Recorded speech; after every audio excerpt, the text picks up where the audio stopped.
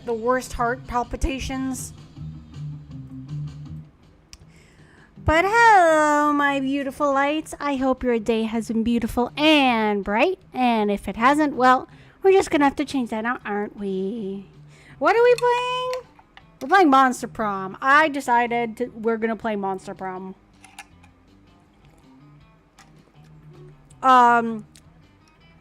So if you would like to join, feel free.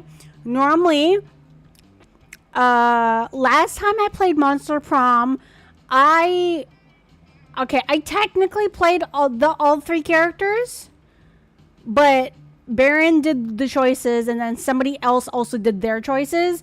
So it was more of like me making them making the choices and me just physically doing it. Cause I don't know how the online one plays, to be honest. I'm gonna be honest.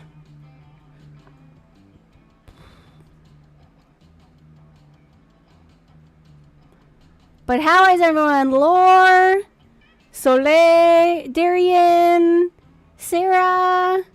So good to see everyone. What's Monster Prom? So basically Monster Prom is... It's a stat raising game where essentially you pick your protagonist and then you try and choose somebody that you want to like woo. And I swear to God, Link, we have just started the stream. If you're gonna be like that, I'm sorry. He's been testing my patience all day today.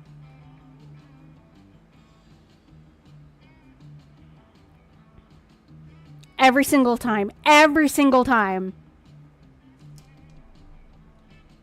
Without fail.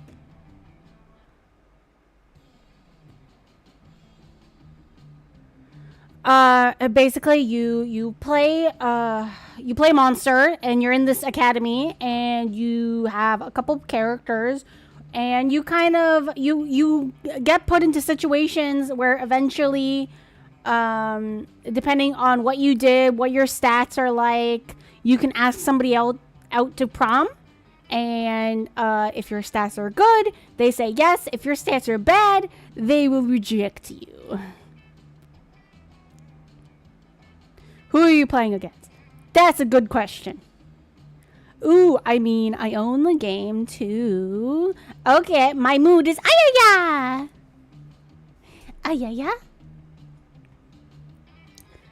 So I have never actually successfully asked somebody to prom, cause your guardian angel is a dumbass. Okay. Now hold on. Let me quickly do settings. Let me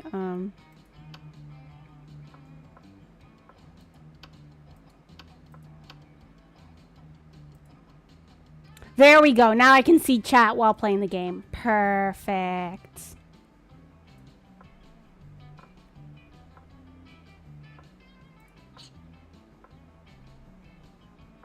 Now let me see. So online play. Let me...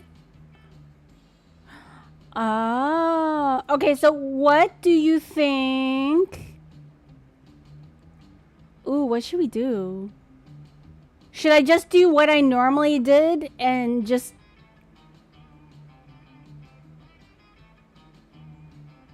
play my route, but then also play whoever else wants to? Or should I try online play? I wonder if there's an achievement for that. I'm gonna play Cookie Run Kingdom. Okay, yeah, you go do that then.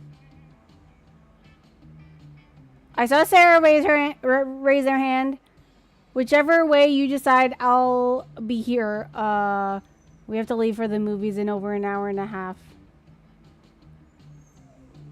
Oh, okay. Oh, that's sad. You're not gonna be here the whole time? Oh, gosh. Okay. So I guess maybe playing regularly then. Okay, so How many of you are there?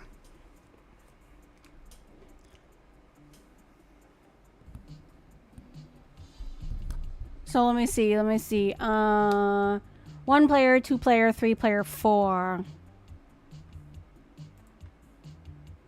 It's 4:30 and it's like 6:55 the movie starts at. Oh, okay. What movie are you watching?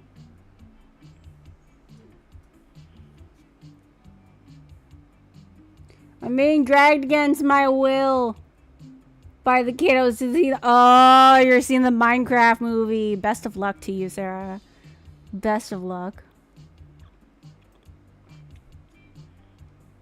So I guess we should do 2 players then, if nobody else volunteers.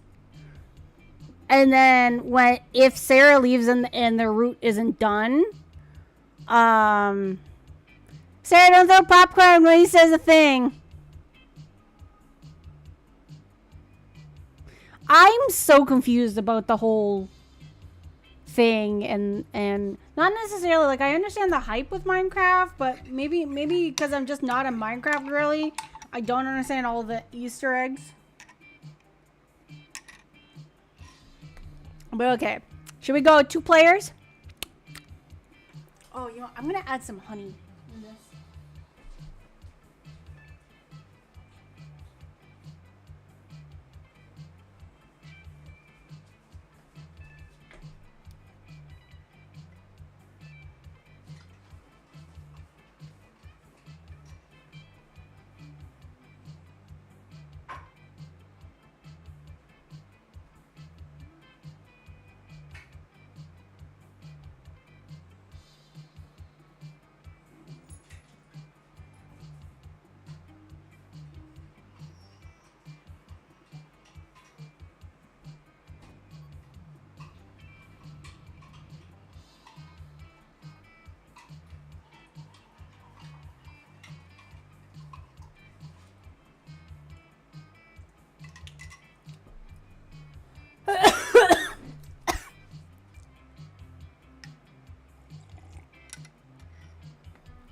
Ah.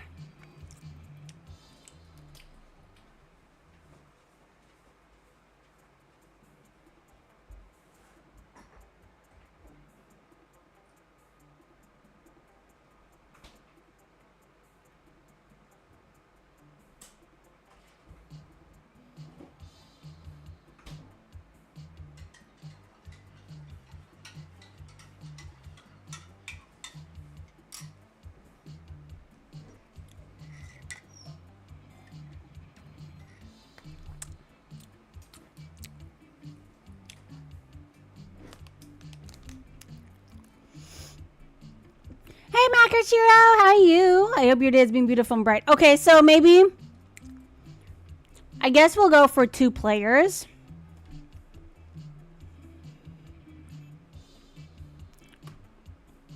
If anyone else wants to jump in, we can always like just end the game.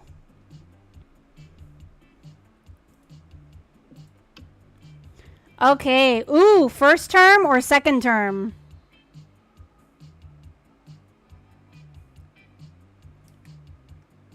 I'm typing in can't while play cookie run. Okay. Okay, since I haven't had a date in the classic, we're gonna go with classic. Let's go short game.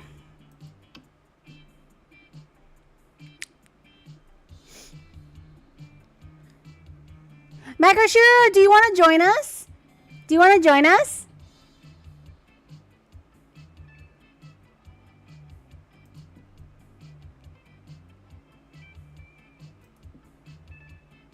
Do I need to buy the game? No. You can just play. I have the game, but I've never played it, so I don't know.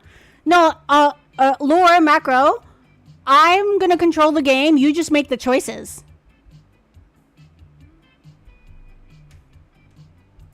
So if you want, I can... Hold on.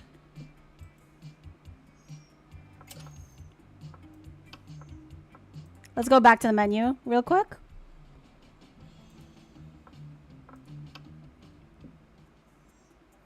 Are we gonna have 4 peeps now? Heck yeah, we restart this time. So are we gonna have 3 players or 4?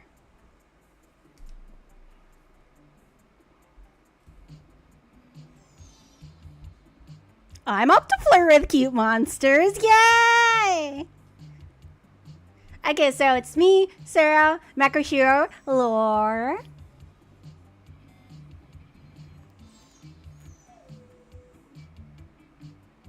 If Darian doesn't want to play, I can. Darian, do you want to play?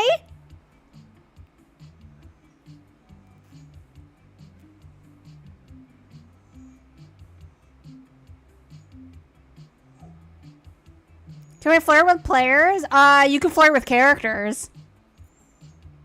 Darian wanted to play Cookie Run Kingdom, but is having space issues. Yeah, I think that's what's going on. Oh my god. Link! Please! Oh my goodness, you're giving me a headache. You're giving me a headache. Okay, so 4 players it is. So we're gonna go first term. It's classic. Let's try a short game. Spooky high school, the sweetest years of our lives. Back then, we were young and unafraid. Sometimes reckless, sometimes brilliant, sometimes just stupid, but always willing to live life to the fullest. We were on a wild journey to discover who we really were. Okay, player 1. I'm going with my classic Frankenstein.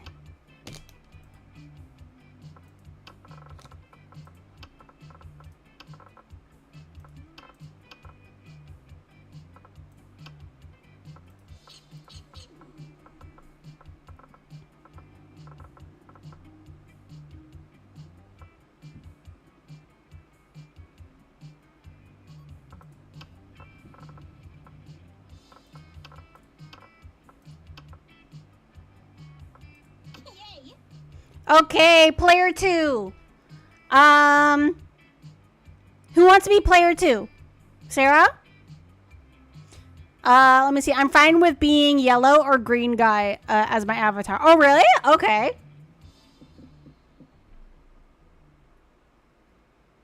I can play whatever character as long as I win.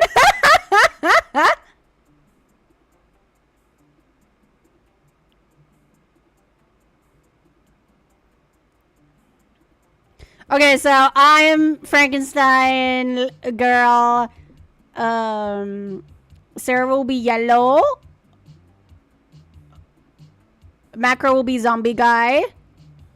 And then Laura will be beautiful fire lady. Okay, so...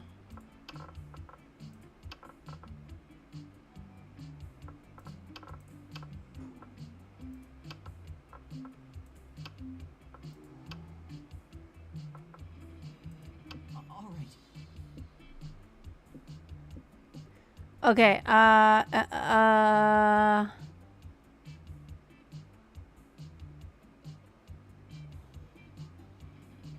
okay, Macro Shiro. Are you going, Darren? Okay, have a good night. Okay, Macro Shiro, what name do you want for your character?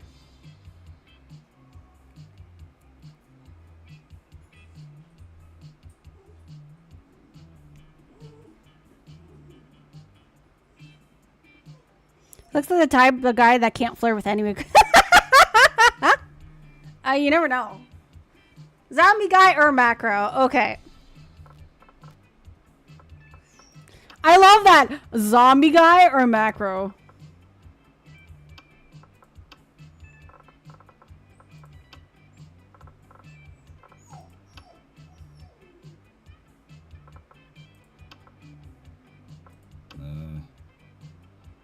And then the last one is Lore. Lore, any specific name?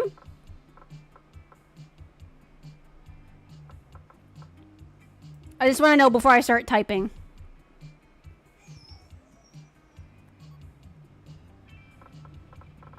Okay.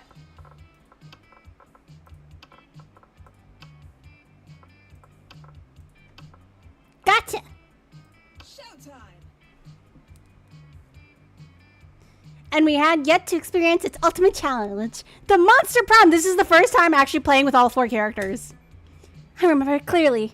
2 weeks left. 2 weeks were left, and as we fantasized about our dream prom dates, we were all scrambling to catch the attention of one of our 6 most charismatic classmates. Huzzah! Miranda Vanderbilt, 19, a sweet mermaid princess who was as cute as she was genocidal. Damien LeVay, 21, a fearless demon with a taste for destruction and a love for fire.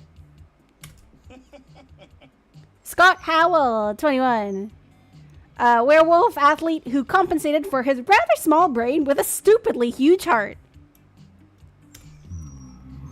Liam D. Lioncourt, a hipster vampire whose standoffish demeanor hid that he was truly a lovable dork. Polly Geist, 22, a party ghost with an insatiable hunger for all the wrong things. What? And Vera Oberlin, 23, a mean, self-made Gorgon with a merciless sense of business. Wait, who do y'all want? Ooh, okay. Let me see. I originally... Oh, we can't see the Gorgon? Okay, hold on. Sorry, I'm covering her.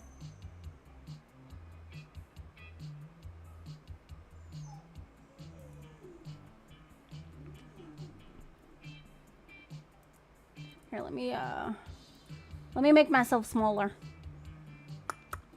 There we go. I'm so tiny!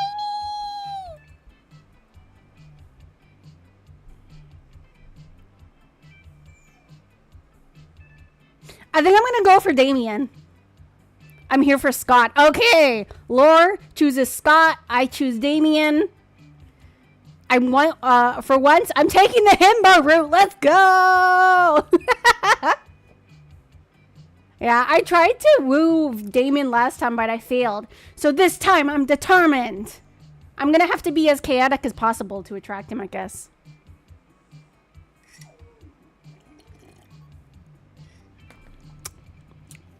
Ghost Lady sounds like the type of person who would be up to any stupid crap, any of my stupid crap. Oh, Polly, yeah. Nah, she does the stupid crap. She's either drunk or high whenever she comes to school, and... Polly's pretty great, yeah. I don't mind poking at genocidal mermaid or hipster vamp. Either way.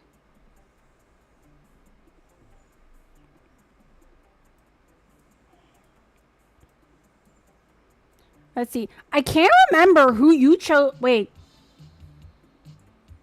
Oh, no, wait. No, sorry. No,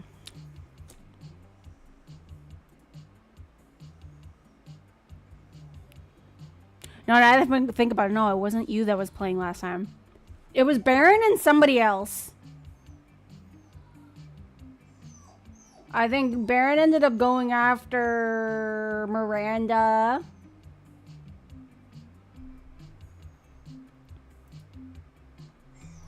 And the other person ended up going after Polly.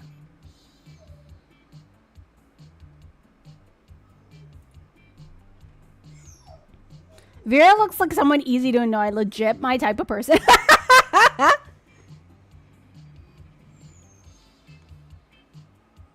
Well, hey, you know what, Sarah? You can always think about it. And think about your answers, or just go with the flow and, like, you know, because I'm doing whatever you choose.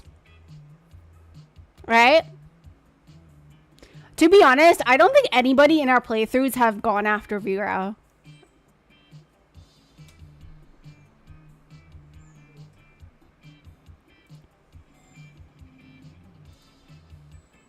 Yeah, I don't think anybody has gone after Vera yet.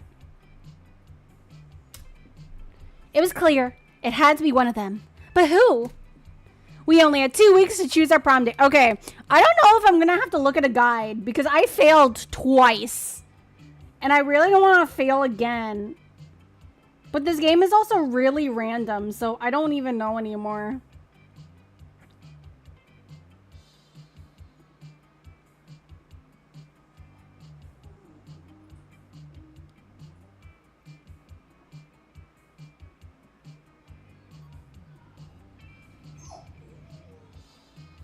Like, I'm trying to think. Vera is the hardest requirement-wise to romance, I'm pretty sure, but makes sense. Oh, that's true. That's true. Like, I don't know. Should I do a guide? Should I cheat or not? Should I just go with the flow?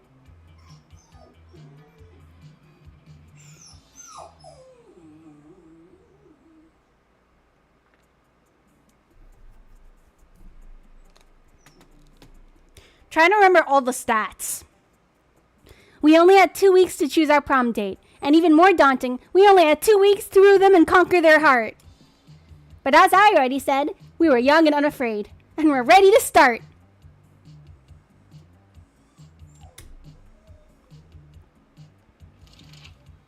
Welcome to Monster Prom's stupidest pop quiz ever! All minds are rotten, but they are rotten in so many different ways. Worry no more. We're now using our PhD in bullshit to diagnose what kind of deviant sicko you are. Monster Prom's stupidest pop quiz ever, TM, will throw a bunch of absurd questions at you and turn your answers into your character stats. This way, each of you will start by having stats that better reflect your true selves. Let's start! If you had to have sex with an animal, which animal would it be? Oh boy! Okay, let's see. The answer is that, a purebred horse. At least I can keep the semen inside. Oh my god. Oh my god, I can't remember. I didn't remember all these pop quiz answers. Shit. It's worth a lot. Who said there was no silver lining to Beastie? No one can make me F an animal. If I F an animal, it'll be of my own free will. As a matter of fact, I already F'd an animal, so the joke's on you. Oh my god. Jeebus. A dolphin. They're the only other animal that F's just for pleasure. Wait, really? So at least we can both do our best to have a good time. F buddies for life. God. The little pink dolphin too. I can't.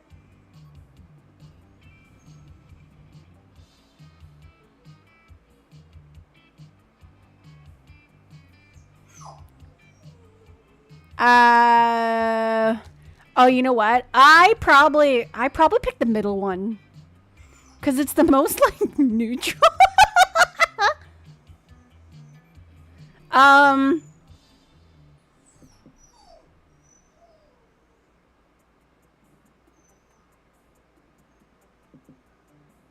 Frig.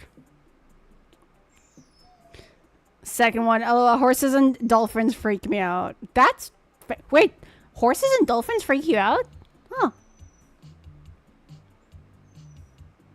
I have 51 hours in the game, but I've not played in it since 2023. Same! Wait, I don't think I have 51 hours, but I haven't played it since 2023. That's why I decided to pick it up.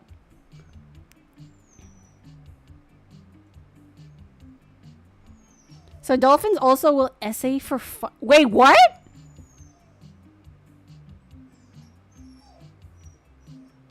Wait, what? What do you mean? Aren't dolphins gentle creatures?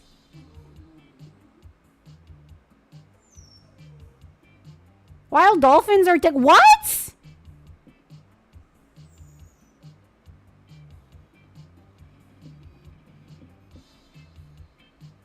I thought dolphins were gentle creatures. Oh my, I was going to pick a dolphin.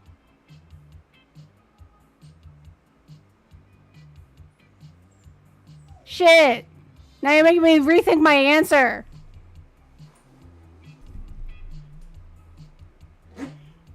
Nah, dolphins are horrible. Nah, dolphins are the worst. What? Have I been fooled this whole time? Otters suck too.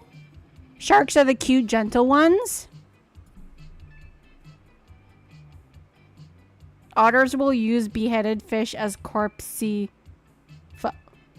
Oh! No. Otters and dolph? What?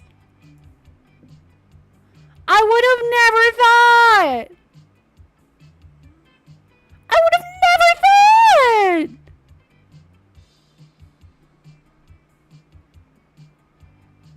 Shit.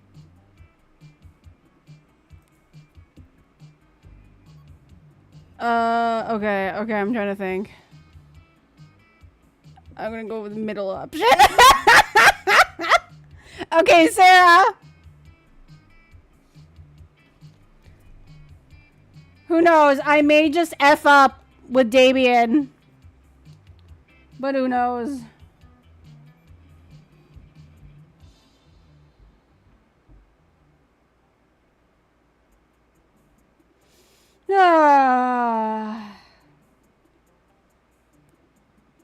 Middle option for me, like I said, dolphin. Okay. Mackerel!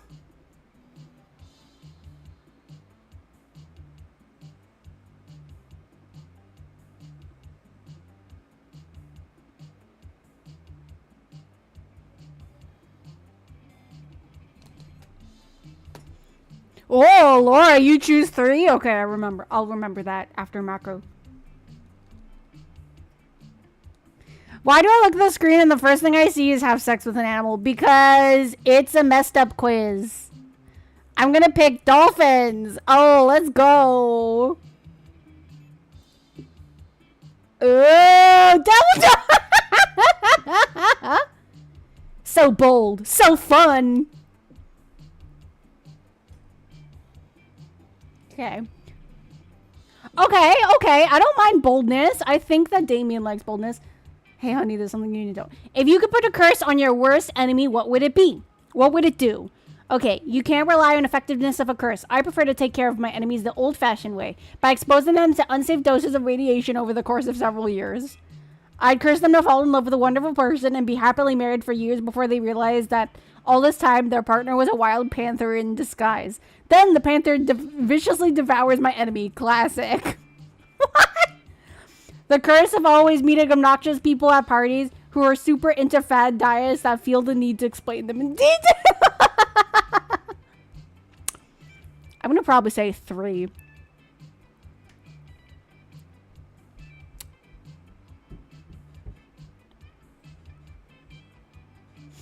Like 1. I mean,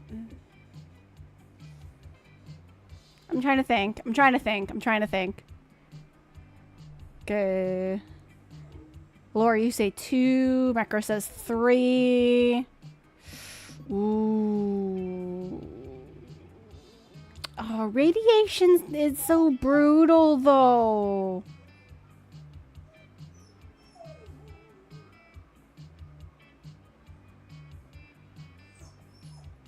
Okay, I'm gonna let Link upstairs because he is being a little bit of a prick. You wanna go upstairs? Here. Go.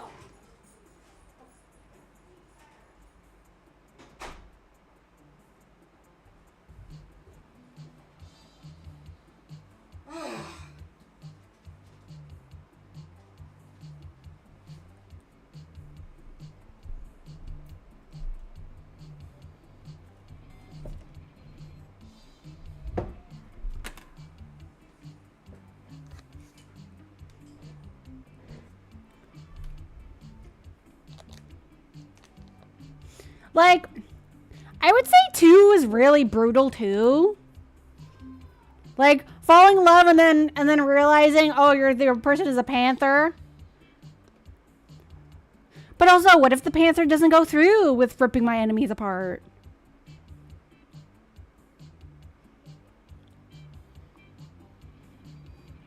What's the point of a curse if it's gonna kill them? The point is that the cursed one suffers. Really? 2, because I like to rip their heart out twice. First emotional, then for real?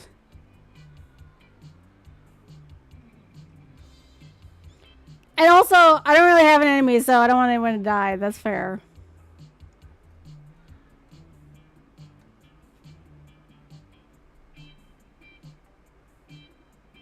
The perfect curse is leaving them to never know if it's going to be a fart or shart.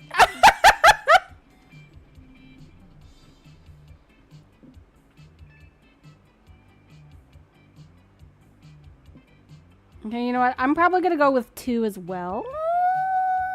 I'm sorry. So, Sarah, what do you think?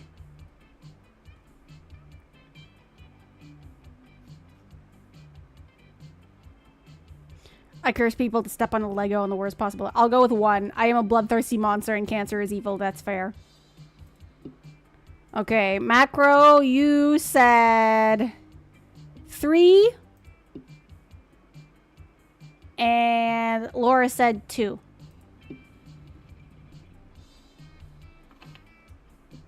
Which criteria would you use to name your children?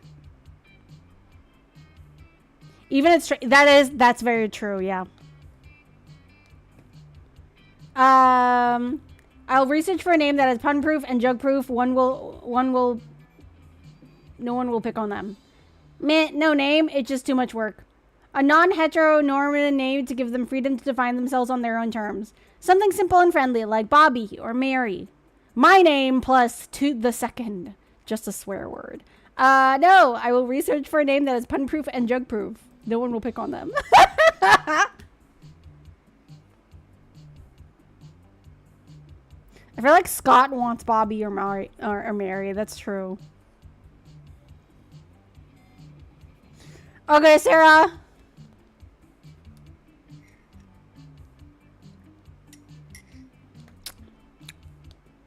Non-heteronormative. Okay. Macro, your turn. I choose you. Hello. Hi, Possum. I hope your day has been beautiful and bright. Meh, no name? Okay. And then Lore, you wanted something simple and friendly like Bobby or Mary? Dun, dun, dun, dun, dun. Today we are playing Monster Prom. Yep, okay. Woohoo! I should have picked the swear word.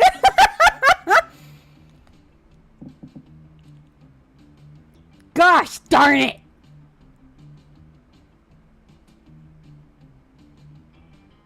I think me and Damien's dynamic are too much extremes.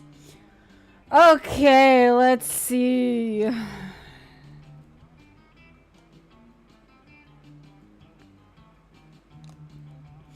Oh God, I don't remember.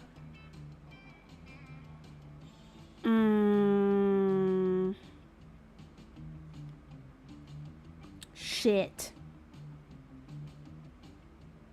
Okay, so smarts, boldness, creativity, charm, fun, and money. Maybe I'll go to the gym.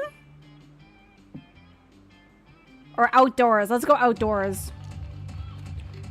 That day during recess, you start a half-hour rave that goes full crazy.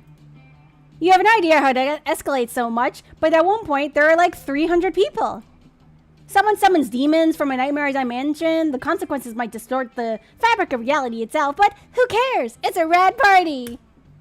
You gain 2 fun. Without warning, Vera pulls you aside and hisses in your ear. Oh my God, the stalker's back. You follow her pointed finger and see a guy dressed in a white toga and winged sandals facing away from you. He looks like a creep. He's been following me around everywhere. He thinks I don't notice him checking me out in that mirrored shield he has, but I totally do.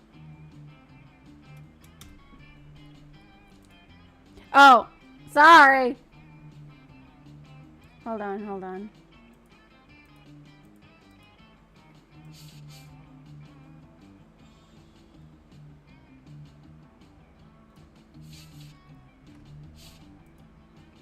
Oh yeah, so whenever you want to see your stats, just tell me. And because I can always do this and it'll show everybody's stats. Because I know the stats are important to wooing the character of your choice. And yeah. I'm pretty sure that Damien likes fun and boldness, but I could be wrong. You're blocking my stats. I'm sorry! Hold on, you know what?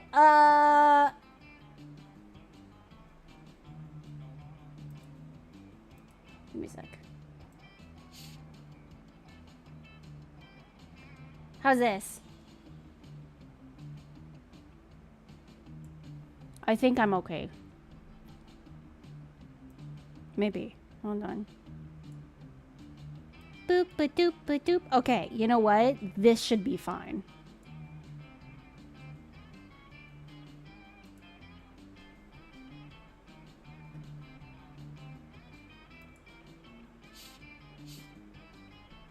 Yeah, I think Damien needs bold as primary, and fun seems like it makes sense. Yeah, I do remember that bold is definitely his stat of choice.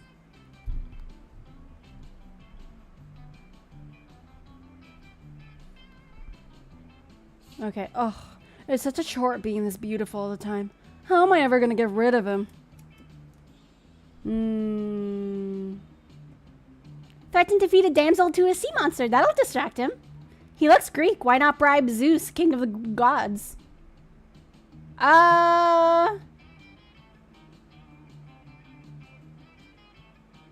Threaten to feed a damsel to a sea monster. That'll distract him. Ah, yes. Finally, a use for all these damsels my henchmen have been capturing. Kidnapping. And also, this sea monster I found shopping online. Vera mutters a few words into her collar, and minutes later, a high-pitched cry for help can be heard outside. Followed by the gnashing of a sea monster's teeth and the screams of students. Sounds like Vera dropped the sea monster in the pool. Again. The creep in the toga immediately springs into action, shouting, "I'll save you, my lady," as he sprints outside. He won't, you know. I won't buy half-assed sea monsters. What a sleazebag, though, honestly. You spent the rest of their period with Vera and pick up some good tips for buying the right sea monsters. You gain 2 smarts and 1 boldness. Okay, you know what? That could have been worse.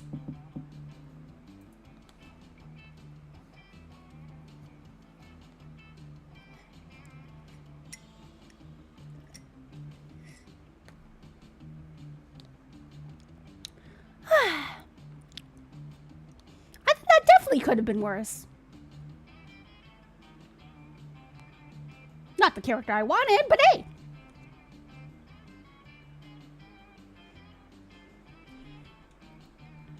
I just created a textbook with my stats. Same. Aw, you wrote down your stats? I think Polly needs those too, but I'm unsure. That wouldn't surprise me. Polly seems like the type of character where fun is like her main stat. Auditorium for me, I think. Okay. Auditorium, you go! Oh my god, look at you with your prince getup and mustache. That day, while rehearsing for the class play, it's as though the muses themselves have descended to give you a figuratively blowjob. Your performance is intense and inspiring. It will be remembered for generations, which is pretty rad by high school plays standards. You gain 2 creativity. But Liam isn't paying attention to any of that. He corners you afterwards to lecture you on moment-gram filters. What? No one seems to understand about filters is that they're not about making the pictures better. They're about making pictures browner and harder to see. That's why I use my own proprietary filter for almost all my photos. Infinite Top. It's also probably why I have only 6 moment-gram followers, but we must all make sacrifices for our art. In any case, I have to go. There's a dead rat in the parking lot. I simply must document. Soon as Liam's gone, Miranda peeks out of an air conditioning vent. Goodness, the situation is even more dire than I thought. If Operation Make Liam Popular again is to succeed, we must get started immediately. What's that? Why, yes, of course you're part of my operation. I unwillingly force people into my service all the time. Oh, you want to know why it's called Operation Make Liam Popular again? Well, he's been alive for like centuries, right? I'm sure he must have been popular at some point. I'll check the history books later. There's no time now. Phase 1 is getting Liam more Momentgram followers. I took the liberty of having my royal spies discover the password to his account, so we can give it a total makeover. Oh, what to do? Use his account to post a bunch of porn and bomb recipes.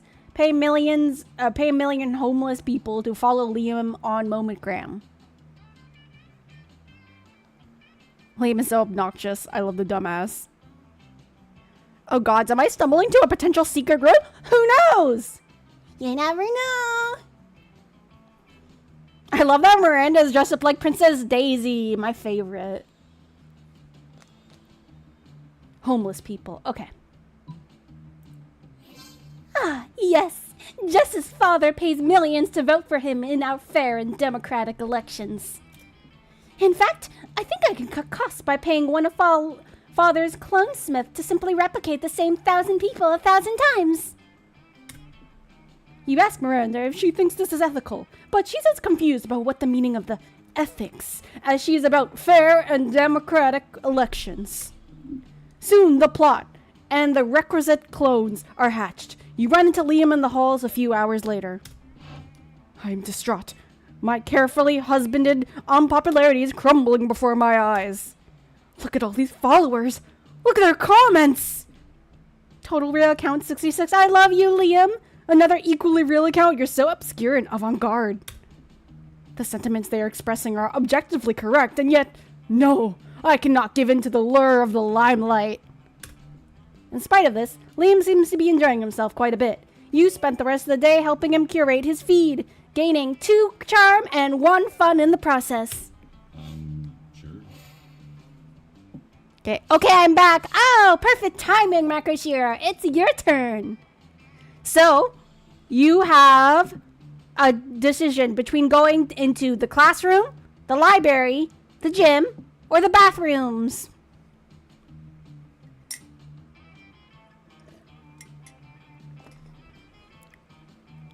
Ba bum bum ba da da dun dun da da da da. Da na na na. Do do. Let's go to class. That day, you listen to your elders and learn valuable lessons. Sometimes, after all the monsters' nonsense and the dating gimmicks, you forget that attending class is supposed to be the primary activity at this high school. You gain 2 smarts. Later, you see that Polly is even more excited than usual, and you decide to see what's going on. Hey. You know, I've been doing a lot of soul searching recently. Get it? And I think I finally figured it out. Who I really am, I mean. My soul emoji. The emoji that speaks truth of my soul. I think a lot of people would say I'm like the winking ghost emoji or the pilot emoji, but those are just who I am on the outside, you know.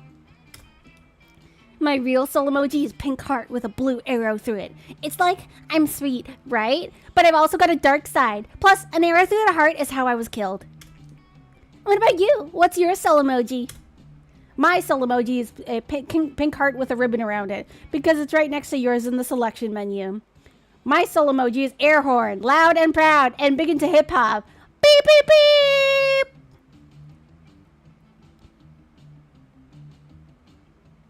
Air horn, baby! Awesome, boo! Air horn? That's a great choice. Man, I love when I'm listening to a sick pop song and all of a sudden the air horn, air horn, air horn. It really keeps the party going. We should hang out more. If you're anything like an air horn, I bet you never get annoying. Yeah, you're air horn funny, which is a good thing. You gain 2 fun and 1 charm. Let's do this. Laura says, "The gym." That day, an epic dodgeball match takes place. everything seems lost, but you deliver inspirational speech that fuels your team spirit, leading to a spectacular comeback. You're clearly a natural-born leader. You gain 2 charm. There you are, swiping through potential monster match dates when you spot Scott pacing and muttering to himself in distress. You can't bear to see someone so adorable in so much pain, so you might as well try and ease it however you can. Oh, hi there, Lore. Do you think I'm adorable? Yes, in fact, you were literally just thinking about that. Anyway, the other day I was out in the forest trying to find a quiet place and a large branch to do some pull-ups before the big sports game, when suddenly I was approached by all these talking forest animals.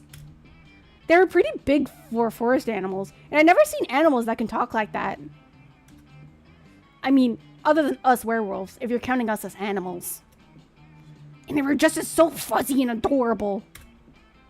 But they said they were impressed by my pull-ups and my muscles, and that I was even more adorable. So the nice little forest animals with giant heads made me their king. Which was really, really flattering. I just don't know anything about ruling. I'm not sure if I'm good enough to be a king. Aw, poor Scott. It's up to you to help him rally.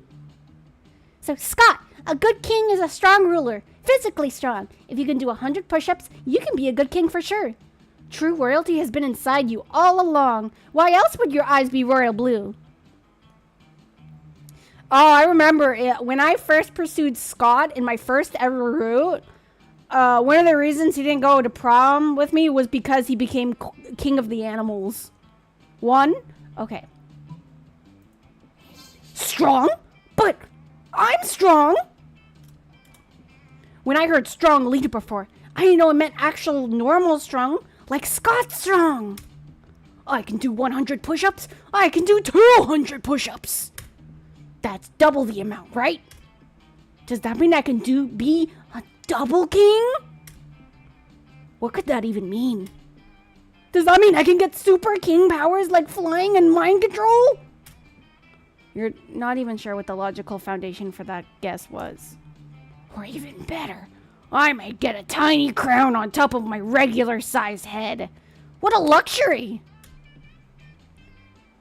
Blessed be the day you come to understand Scott's train of thoughts. Well, daydreaming about my king powers and tiny crowns before doing the 200 push-ups is a bit arrogant of me. I can always ask the furries later.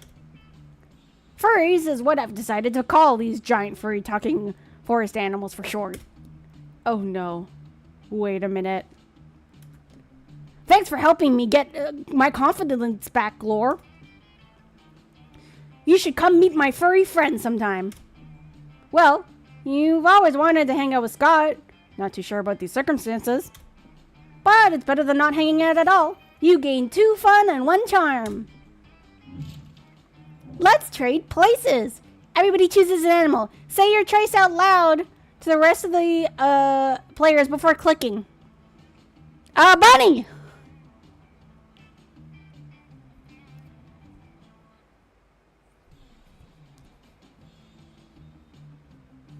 Capybara.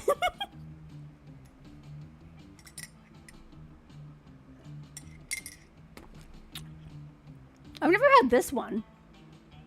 Dun, dun, dun. Now I wonder if like an actual like animal will pop up. Let's see.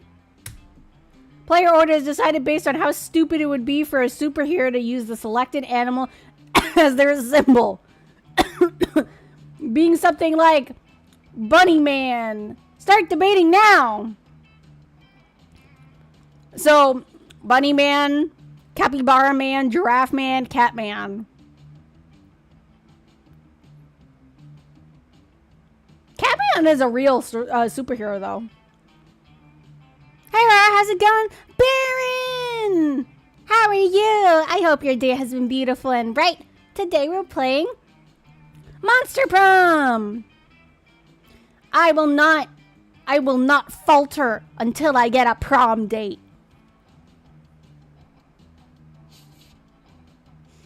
We do have multiple cat-based superheroes. Unsure on the others.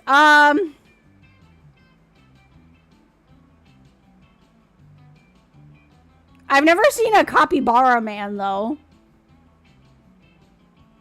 Capybara seems like the worst superhero. Yeah. So, capybara. Giraffe. Bunny. And Catman. All right. Okay, where are you gonna sit?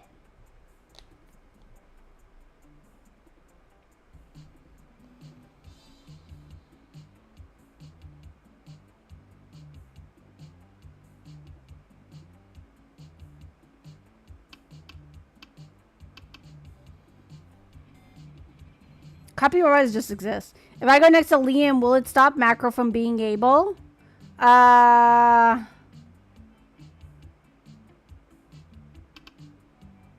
a good question.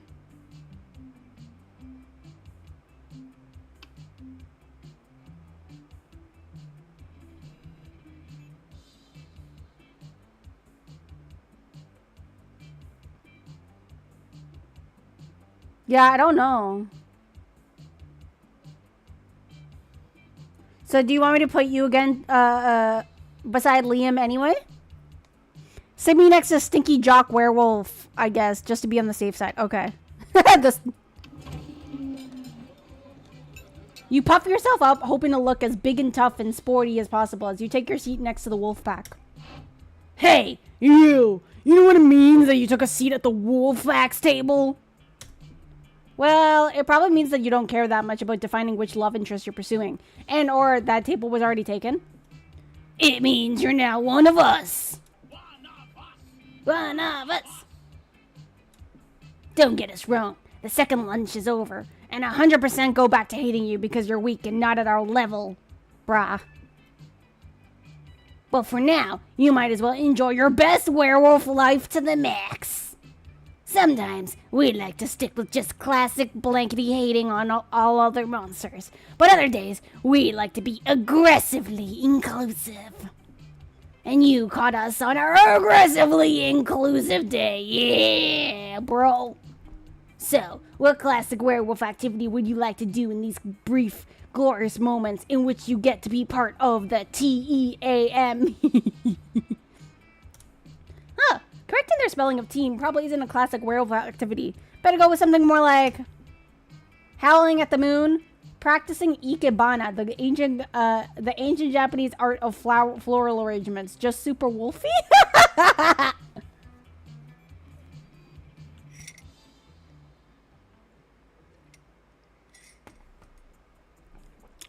Oh god, I need to choose the bottom just to see what. Just to see. So, Ikebana. Even if it fails, I don't give a fuck any chaos. Okay. Hell yeah! It's like you're in our minds already.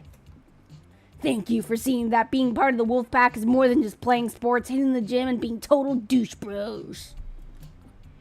Don't get us wrong. Those are still the 3 essential pillars of Wolfpack life. We're just also super into Ikebana. What? You and the Wolfpack slam dunk the rest of your respective lunch into the trash can and head outside to do some serious fucking flower picking and subsequent arranging. Bro, look at this arrangement. Mixing an Exalia with a Dahlia is dope. Whoa, dude. Daisies and daffodils? Extreme! Yeah, and don't forget putting your tie at 70 degrees, bro. Don't be an Ikebana noob! Man, you guys with these sick bouquets, we're gonna be drowning these in pansies and peonies and pussy. Honestly, this is really wholesome. Well, leave it to the Wolfpack to somehow turn floral arrangements into crude sexual remarks.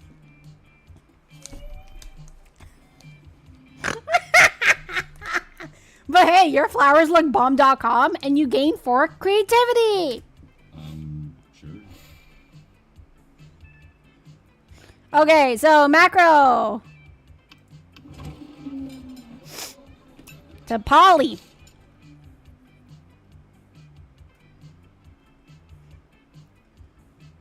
Yeah, the middle table. Since I'm pretty sure the one thing is on the secret path to affection for it matters. One of us. He's such a broski. A random person sit with me and already yell one of us. Let's go to the stadium and support the team. 400 IQ move! It just seems so out there. I had to see. Genius. I was mid-sip when yeah.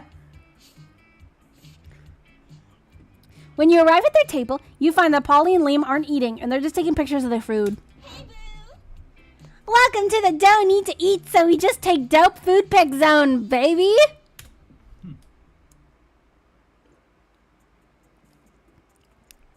We believe that food, like heavy construction machinery, should be seen and not tasted. Yeah, I mean, have you ever tasted heavy construction machinery? Have you? I don't know, maybe. My weekends are usually kind of a blur, like last Saturday. There will be plenty of time to chronicle your sexploits later, Polly. Right now, we need to focus on those food pics.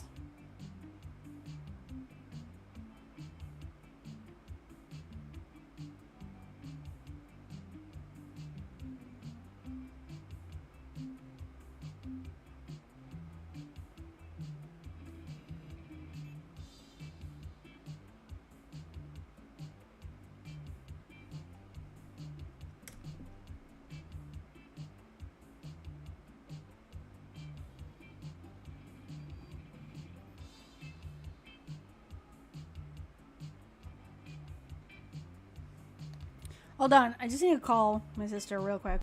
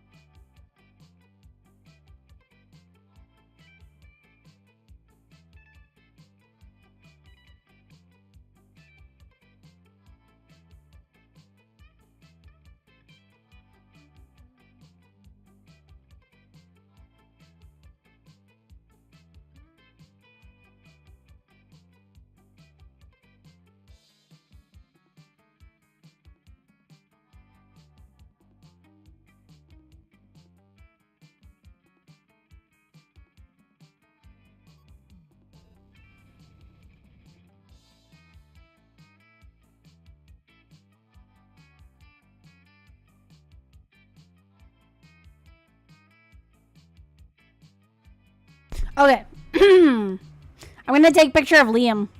All in for the meta. Let me see. A food pic, but instead of a food pic, it's just a bottle of whiskey with ketchup on it. A food pic of Liam taking a food pic. So meta. All in for that meta art. Okay, so you're gonna take a food pic of Liam taking a food pic? All in for the meta art. Okay.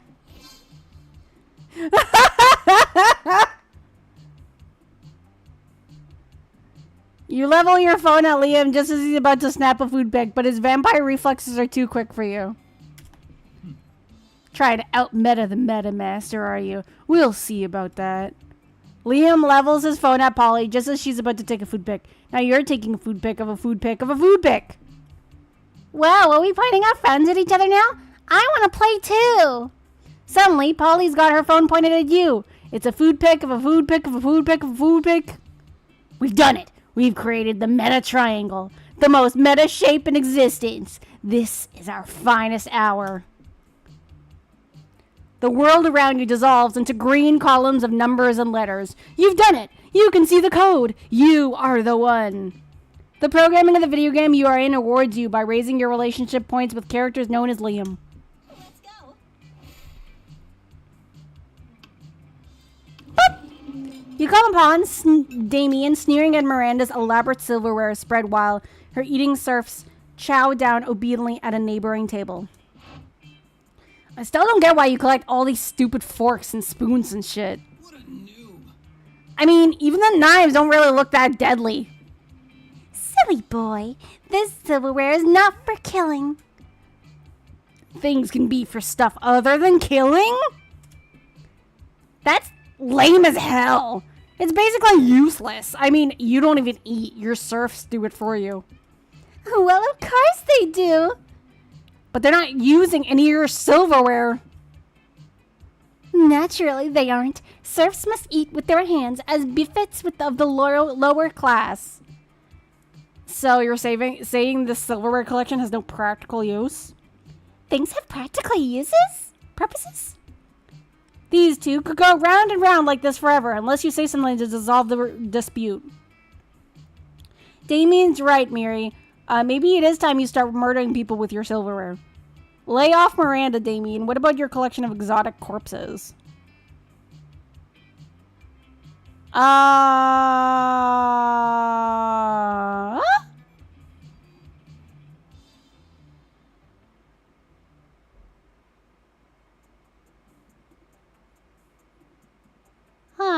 Okay. Let's go with Damien's right. I mean, I was just giving her shit, but I'm in favor of any plan that gets more people murdered. Oh, how barbaric. Are you sure that's the right thing to do? Yep, 100%. Absolutely. Well, all right then. Yum Yum, Daisy, take the sharpest of these silvered wares in your filthy peasant hands and go a-murdering, would you? I was kind of hoping you would do the murdering yourself. If we're living in an age where a lady can't outsource her senseless murders to her servants, I don't know what the world is coming to. Fair enough. As long as the murders get done, I guess I don't care. Miranda even outsources some silverware murder to you and Damien as a team. It really brings you closer to each other. Let's do this. Oh my god, what'd I do? Okay, and then Scott. As you approach the table, you see Vera delicately lifting a forkful of how do you say that word? Quinoa to her mouth. She brings lunch from home. When? Food! Fork! 6! 8! Who do we delegate? Eating! Eating! Yay! Eating! Ugh, Scott. What on earth are you doing? I'm cheerleading you to help you to be the best eater in the whole school. What caused this obsession with cheerleading me through mundane activities that require no cheerleading? Everything requires cheerleading, silly. That's why we have cheerleaders for our cheerleaders. But I can see my cheerleading's not working. You haven't eaten anything yet. That's because you keep startling me with your damn cheerleading. I can't eat when I'm startled. No, that can't be it. I must not be cheerleading hard enough. Hey, friend, maybe you can help me. Let's see, you shouldn't be cheering for Vera to eat the food. You should be cheering for the food to be eaten by Vera in the walk-in freezer. The problem is obviously we aren't dressed up as a giant salad.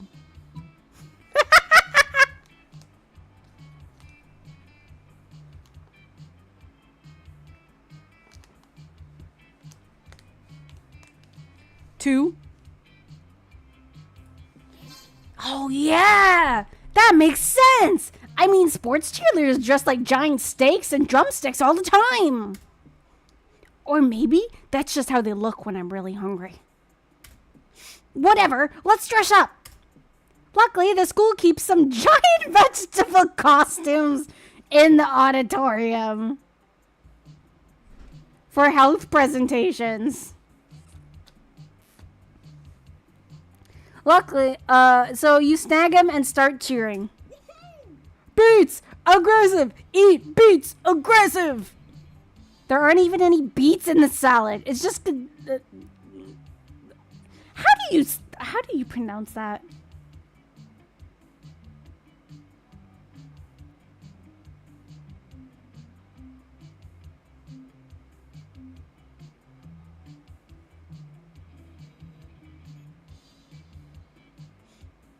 Quinoa.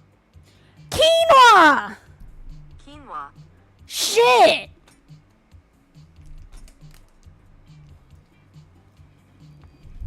I hate quinoa. It tastes like nothing. It has an okay texture. Do you have Skippity Toilet Riz with the level 10 Gyat to do? Oh my god.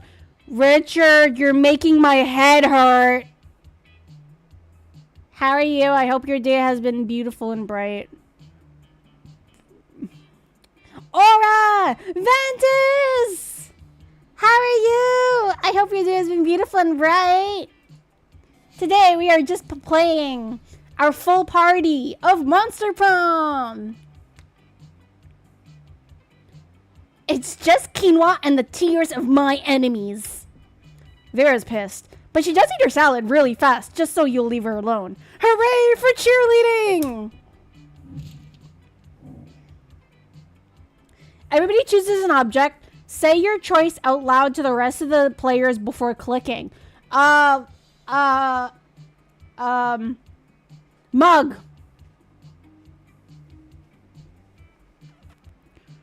I have, because a mug is right beside me. Guys, I woke up, I'm back. Welcome back, Darian. I'm doing okay, thank you. Ooh, who you going to prom with? I'm going to try and go to prom with Damien. Damien the Demon. I got W Riz. Chair, Rubik's Cube. I'm playing with one right now. Acrylic paint markers. Okay.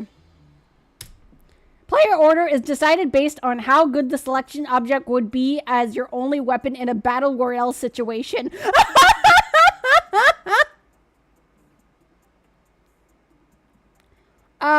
Ooh. Okay, it all depends if my mug is hot. Like, if my mug has, like, hot tea in it.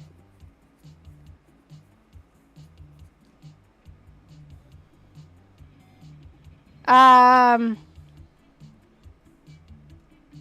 yeah, chair wins. So, Laura, you go first. Rubik's Cube is a terrible weapon. I say I win. Paint markers, terrible. Unless you pop them in the eye. So would we say the mug is second place?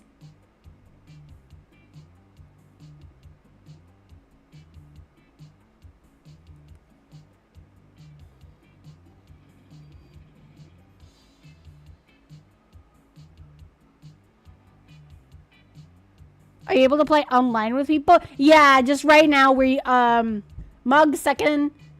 Paint markers, and third would be, ooh, Damien's hot. Yeah.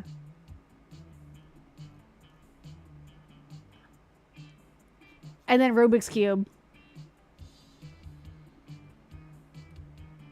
Yeah, and it all depends if my mug is full. Like, if I have hot coffee or hot tea, that's a burn.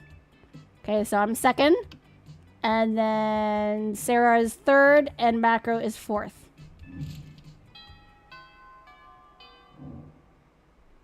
Let's do this.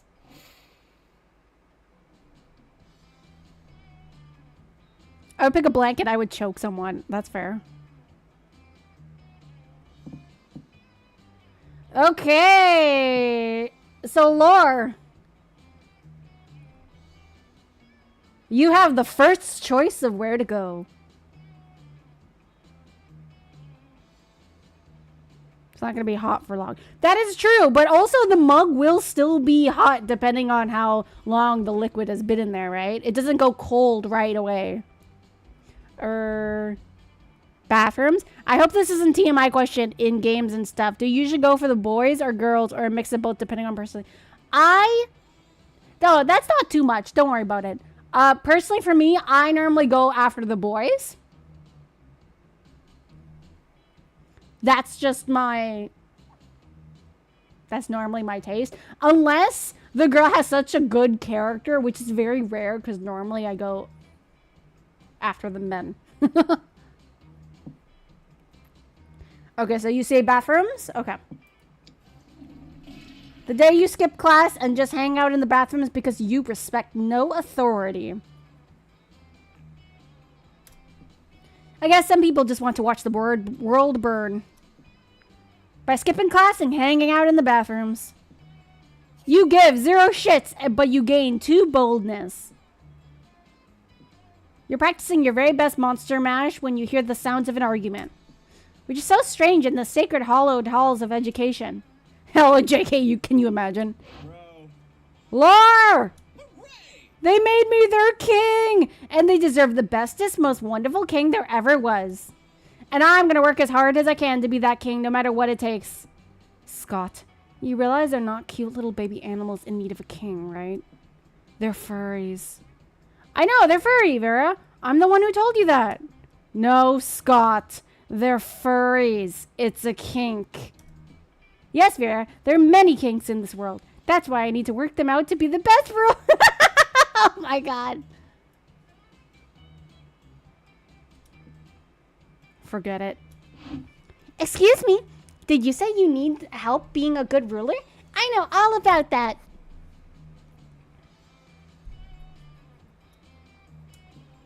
Being a king is easy. As Daddy always says, only live peasants can stage a rebellion. Or this poster on my wall, I give them a lot of paper cuts. That's fair. I'm way too tired, but I'm bored. I'm gonna play. Oh, okay. You're leaving again. Okay. Have fun! Oh, Miranda, I'm not really sure. Fear is your most important weapon. Your second most important weapon is actual weapons. Torture soup spoons, razor teacups, a knife on fire. You know, the usual. I don't know, Miranda. I appreciate the advice, but I don't think that's the kind of king I want to be. Nonsense. I'll go get the butter knife shuriken right now. It just seems so unnecessary. There must be a better, kinder way to rule. Right, Lore? I want them to have a happy time under Scott the First. They've been so nice to me. They've written me beautiful songs, which are about my adventures, but most of them are the sort of things I definitely have not done. And they made amazing drawings of me, which are very generous of their proportions. I just think they deserve the best leader. Normal rulers make their subjects pay taxes, but what if you pay taxes to them? Flag time! You can't rule a kingdom with no flag. Without a flag, it would be just a bunch of flagless people. Totally fair. I just wanted to make sure I didn't make any assumptions on that. Oh, no, that's fair. But yeah, my preference is male. So I normally go for male characters first, more than anything.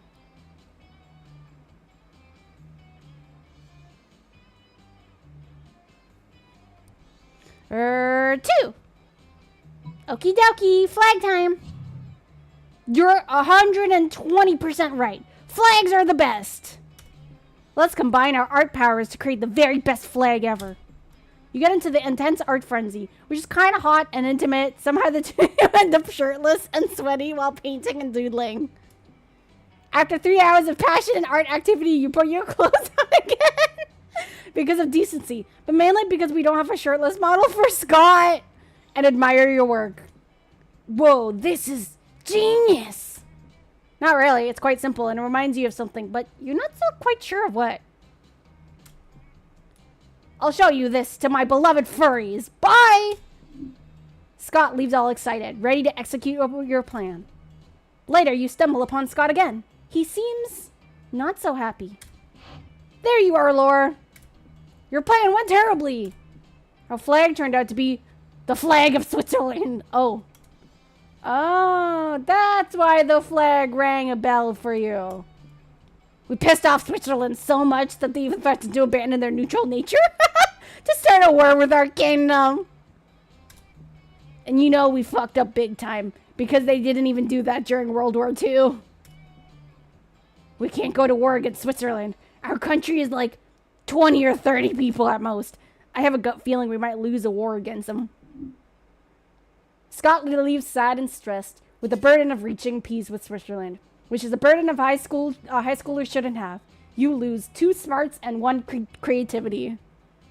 Not Switzerland. No, it's okay, Laura. It happens. It's harder than you think to succeed. That's true. Let's go. Hmm.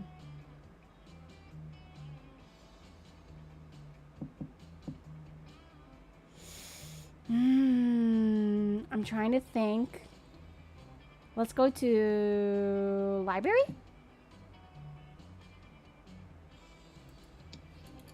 That day, you spent some time on the library's PCs, mining some Bitcoin. This is supposed to have something to do with solving algorithms and the rise of cryptocurrency. But you guess that nobody actually has any fucking clue how it really works. Anyway, you gain 2 blip coins, which is an equal to $200,000, which is unfortunately an equal to 2 monster dollars. So, plus 2 money. You see Miranda, Vera, and Polly gathered around a table covered in books. Could they be studying? No way!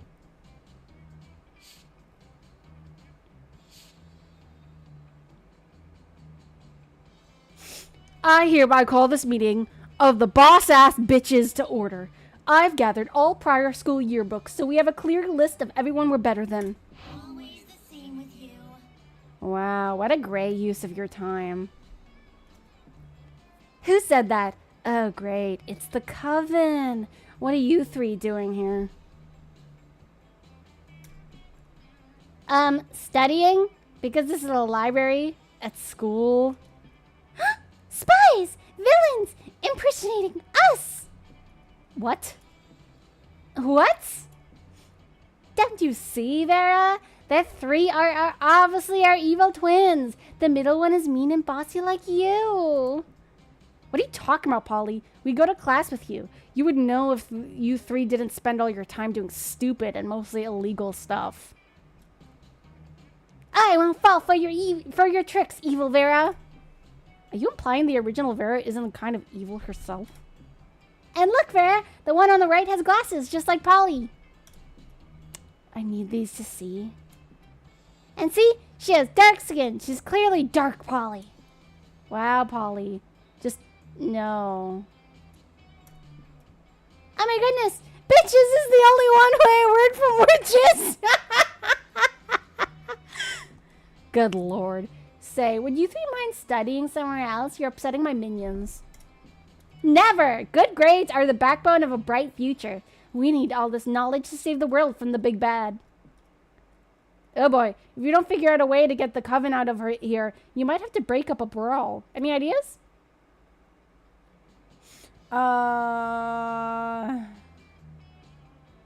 Whip out your rooster. Witches hate rooster. Where did they get the rooster from? Chop all the study tables with a big axe? Why does this sound like the most Damien thing?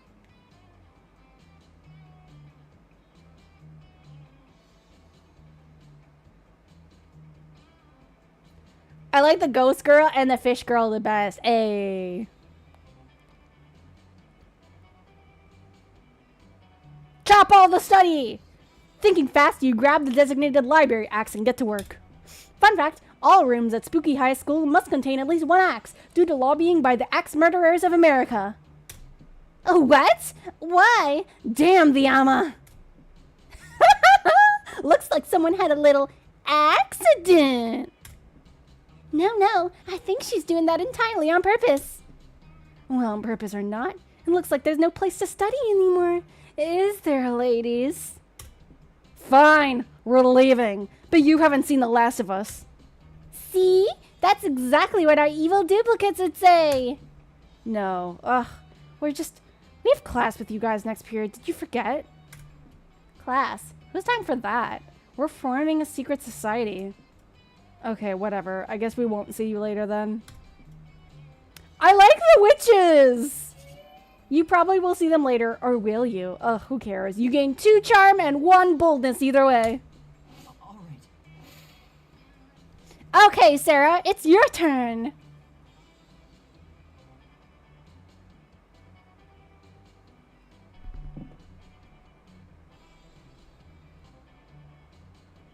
Yeah, since most answers are good or bad depending on your stats, this is true. Jim. Gotcha. That day, an epic dodgeball match takes place. The match is so intense and both teams are so into it that you decide to raise the stakes by betting part of your charm against part of the other team leader's charm. That commitment amazes your whole team and their spirit is fueled by determination. Finally, you win and take 2 charm from the other team's leader. She's now a bit less fabulous. Afterwards, Miranda beckons to you from a darkened corner. Psst, co-conspirator, over here. Phase 1 of Operation Make Liam Popular Again was an overwhelming success. Liam is internet popular. Now, we just need to make him real life popular. And what better way than by making him Prom King? Unfortunately, when I asked him to run for Prom King, he said, and I quote, "Never, never, never. Not in 100 years. And that's not an exaggeration, because I've been alive for hundreds of years, and I've never run for Prom King. So there you go, Prom King." Which was clearly his cryptic way of saying he wants us to make him Prom King. My first thought was to murder the current Prom King after establishing Liam as his rightful heir, but I couldn't find any bloodline charts to work from. So I suppose we must engage in this democratic election the school is holding. Now, how can we secure a win for Liam when he's opposed to running for making any effort to win? I'll dress up as Liam and give the best campaign speech anyone has ever given. Pay 1 million people to vote for Liam for Prom King. She is as smart as a fish. The Mermaid Princess. Damn right cosplaying, Liam. That's a great idea. You look just like him. You squeeze into some skinny jeans, some suspenders, a lot of purple paint, and a sense of smug superiority, and gather a crowd in the auditorium. "Ladies and gentle monsters," you say, "for too long our school has been ruled by prom kings who care about things. Caring about things make you weak, because what if you care about the wrong things? I, Liam de Lioncourt, will never be wrong, because I don't care about anything. I don't care about my dumb clothes, or my stupid man bun, or any of you.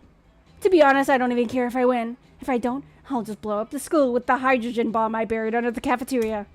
You walk off the stage to thunderous, terrified applause. You don't know whether it was a speech or the threat of extinction, but Liam wins by a landslide. Drats and curses! Rumors say I'll be elected prom king in spite of my sincerest wishes. How horrible to have the love of the entire student body showered upon me. The cold blackness in my soul, which has long sheltered me from my true emotions. Gah! It's thawing! This is terrible, and I am in no way enjoying it. Sure you aren't. Still, I should probably pick out a tuxedo, so as not to appear ungracious. You're happy to help Liam out pick out a tuxedo. You even help measure his body. You gain 2 fun and 1 creativity. Sure. He had my vote. No, I'm the only one that failed this route. I'm gonna die alone. No, I failed too. I didn't run into Damien.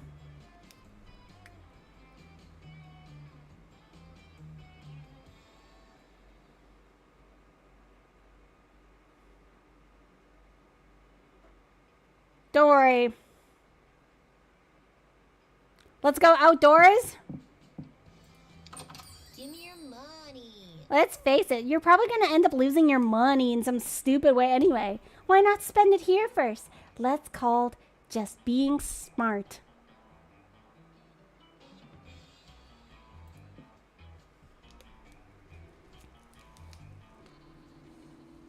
Let's see.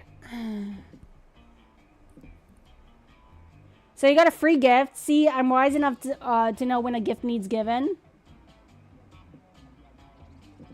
Let's see. A fake badass tattoo. Tampon used by the former prom queen. A sexy fake Latin accent. The gift that keeps on giving. A Russian novel with an insightful approach to universal matters such as love and death. Some impractical yet kind of funny glasses. And a motivational poster.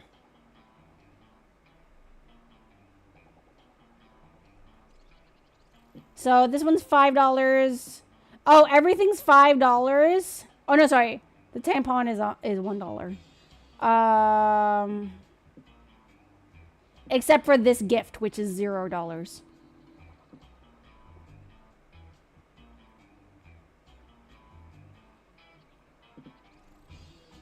I'm going with the used tampon.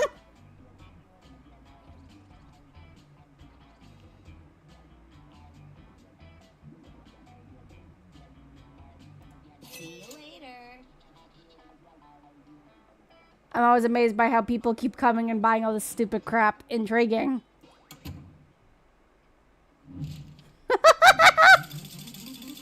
Something happened to Sarah. All right. You're hanging out with some of your absolute best buds. Or at least people who seem to tolerate you for now. Miranda, Vera, Scott, Lore, and Aura. Suddenly, an interdimensional rift opens. Good God, this had better not be. Fear not, my loves, for it is I, the prince. I remember. It is I, the interdimensional prince, here to save you. Oh, hi again, buddy. Not him. He's always so damn delusional. I certainly like my suitors to court me with a great passion, of course. But ideally, I prefer it done without attempting to kidnap me, which I have a feeling he's about to do. Kidnap you? No, no, my sweet strawberry daiquiris. I'm here to save you. Save us from what, you lunatic? Perv, you bought a used tampon just because. Oh, God, I got an achievement!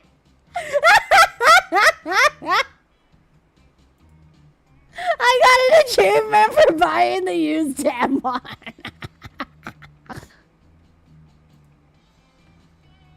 Why your humdrum existence in this useless place of learning where no learning is done? From your repetitive adventures and mundane love-related tasks, I'm here to take you somewhere entirely new, full of unlimited choices. Soldiers, do your rescuing! From out of your interdimensional rift pours an army of soldiers who surround Miranda, Vera, and Scott. For their own protection? Looks like you're going to need to re-rescue them from their unwanted rescue. Fighting this many soldiers could be tricky, but luckily, you're an expert at the most powerful soldier fighting technique of all. The Dirty Double Dragon Dance. Less luckily, your partner, Pablo, was killed after using the dance to save you from a three-headed cougar. During Double Dragon 2, Pablo and Sarah are back. And you can't perform it alone. If you could, it wouldn't be called the Double Dragon Dance. Time to grab one of your other friends to perform this blood and daring dance with you. But which one will be up to the challenge? Okay, in that moment, you realize a shocking truth. Pablo survived the cougar attack, but was badly disfigured. He went through many, many rounds of plastic surgery and is now known as Lore! Aura is so incredible at the Dirty Double Dragon Dance that she won Monsters Have Monster Talent with it. And her partner also died in a freak cougar accident, so you're perfect for each other.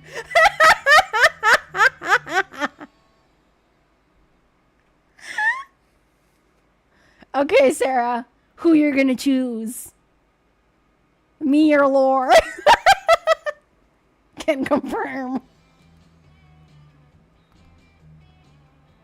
Oh God, no. Gotta love these random ass situations. Bum ba da da ba na na. Bum ba da da. Oh gods.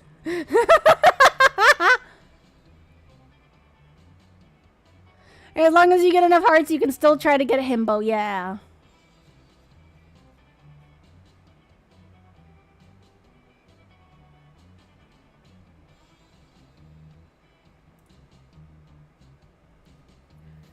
Let's see, I don't want to choose, but I'm curious on what the story is going to be, do with lore. But the other is like, they both sound interesting.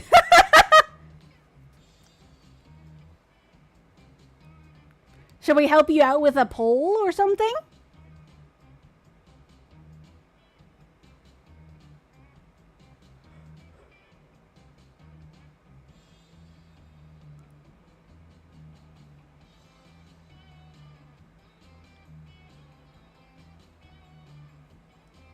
I did an RNG even odds, so wait, what?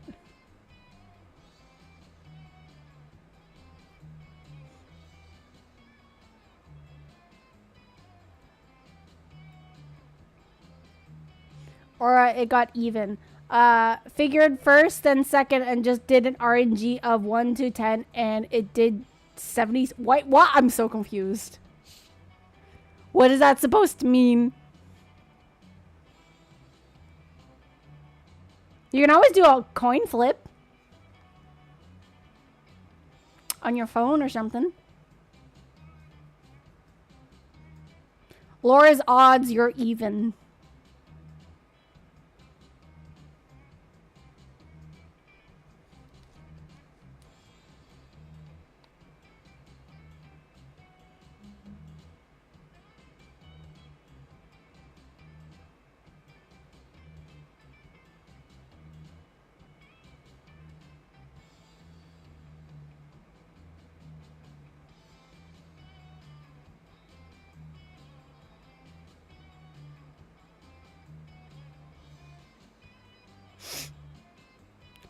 Zin's choice order of 1 to 2, so or it is. Oh, okay.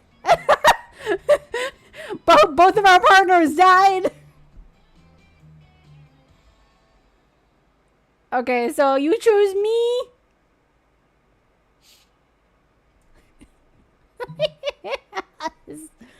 They should have put the sprite on the screen though of like the friends. That would have been pretty funny. Okay. Let's go. So bold! The soldiers glare menacingly, surrounding your other 3 friends more closely. You and Aura link hands together and begin the dirty double dragon dance. Let's go! You do the worm, and you do throw axles, you twerk, and you twirl! Before too long, all the soldiers have been killed by dance! How dare you defeat all my soldiers with that incredible, incredible dance! Come to think of it, maybe I'll marry Sarah or Aura. You're both very, very talented and attractive. I wish you luck in getting through this repetitive game of life. Oh, huzzah! Saved at last. That was a close one. Aw, he's gone already? I'll miss him. He's so strong. I bet he could have been great on sports teams. I'll marry the prince. Seriously, Scott. He's such a creep. But he was trying to rescue us. I know, buddy. Come on, let's all go celebrate our freedom from freedom. Yes, thank you ever so much for saving us from being saved, Sarah and Aura. That dance was the awesomest. You'll have to teach it to me sometime. Then you'll all hear some kind of voice coming from nowhere, and the voice says, Double Dragon 3. Sarah and Aura get double dates in theaters next March. Wow, that was like a movie trailer thing? Are we really characters in a movie? Does that mean I'm the way underpaid female lead? Huzzah! A narrative voiceover? Pfft, that's flaccid. Sloppy writing. What's this? A Charlie Kaufman movie? I'm out. Oh, and you both gained 3 boldness. Let's go! Just what I needed. Everybody chooses an occupation. Say your choice out loud to the rest of their players before clicking. Artist! Or video game dev.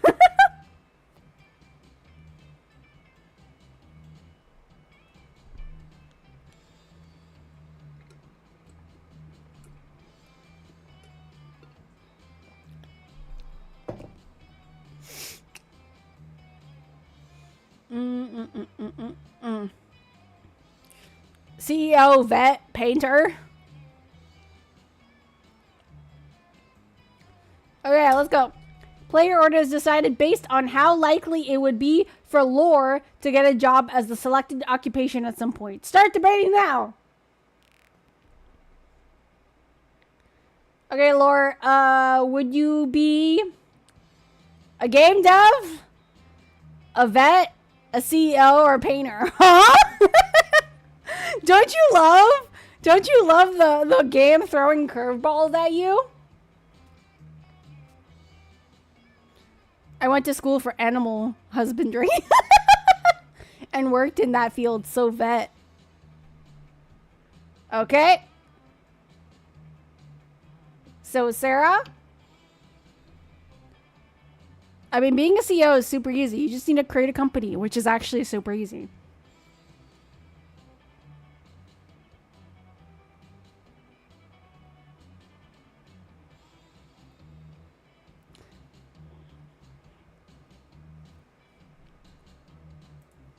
Bum, bum, bum, bum, bum, bum, bum, bum, bum.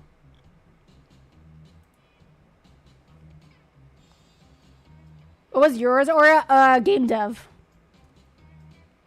Game developer.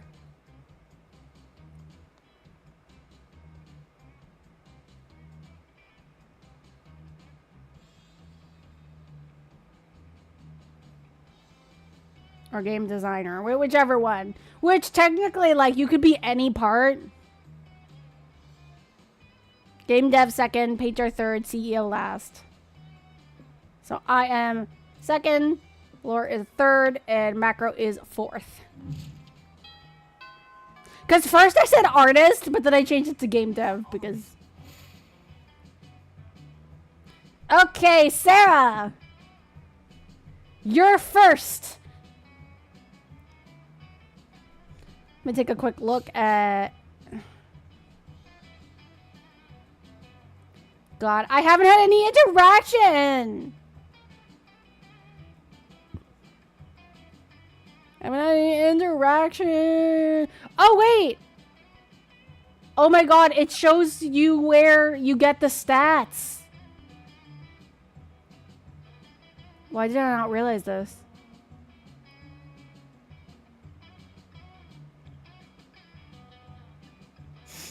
Gem again, I guess?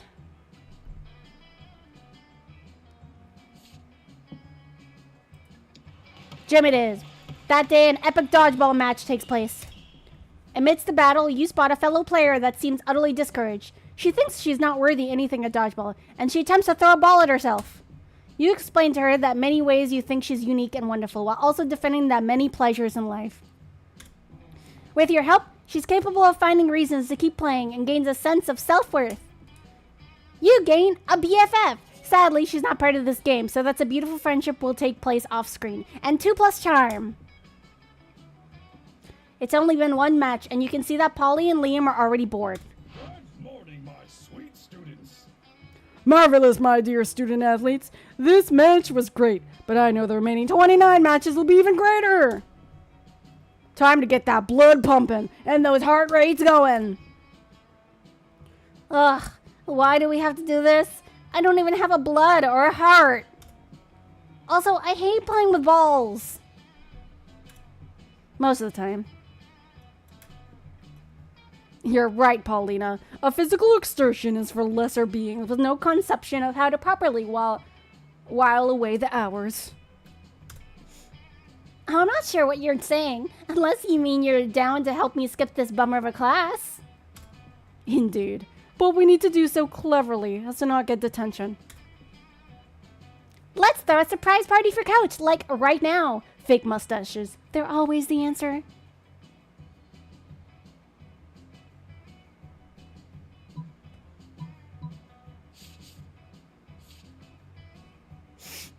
I'm sad. I haven't had a chance to like talk to Damien mustaches. Are you serious? Is this some kind of avant-garde showcase of outdated cliches or what? Shut up, Liam! There is no time. Operation Fake Mustaches start now. You wear the fake mustaches, and it's not long before Coach realizes something is amiss. Hey, there's something weird going on here. You three aren't students here. You can't fool me. Mustaches are for adult people. Why are you three adult people trying to evade my gym class? Thinking fast, Liam says, we're three prestigious lawyers, here to tell you that 3 of your students will be missing the rest of the class. Yeah, Polly adds. They're on trial for being, too sporty. No way. Being too sporty is not a crime. Tell those kids we're rooting for them here. You leave the gym and celebrate how fake mustaches never lose. You gain 2 boldness and 1 smarts. Let's go. To the bathrooms! The day you skip class and just hang out in the bathrooms because you respect no authority. While in the bathroom, you tell yourself in the mirror that you're so bold you would kill a tiny big-eyed turtle with your bare hands. That monstrous act would instantly give you 500 boldness. But come on, you're talking to yourself in the mirror. What's the merit in that? You know what? You can keep 2 boldness anyway. Ah, thank you, Jack Jelly Jammer, for the 5 biddies. I hope your day has been beautiful and bright. Or for saying that to yourself out loud. Am I, like, accidentally seducing Vera or something? You see Vera at the mirror attempting to tame her hair with a cattle prod. Ugh, I'm having the absolute worst hair day. In biology, my snakes murdered the gremlin sitting next to me, which totally messed up my bun, and I didn't even want to murder him yet. You know, having my scalp covered in live, venomous snakes can be a real pain in the neck sometimes. Literally, sometimes they bite my neck. My hair care routine is more diplomatic than cosmetic. I have to broker a peace treaty every morning just so my hair won't have a part in it. I know I'm gorgeous and rich and better than basically everyone, but my life is literally worse, and it's all because of my vicious reptilian hair.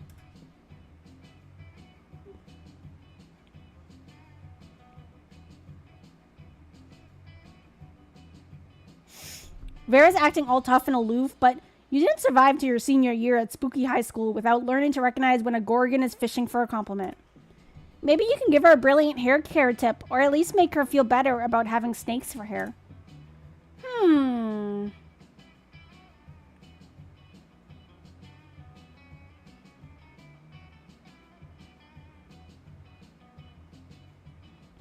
If you're having trouble taming your hair, I've got a flute that might do the trick. Why don't I come over to your place and charm them sometime?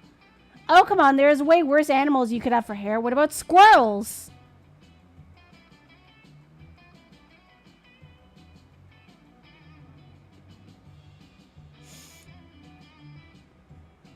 Which, if that's the case, I'm probably going to fail. Because if I fail to seduce the other ones, I'm going to fail seducing Vera.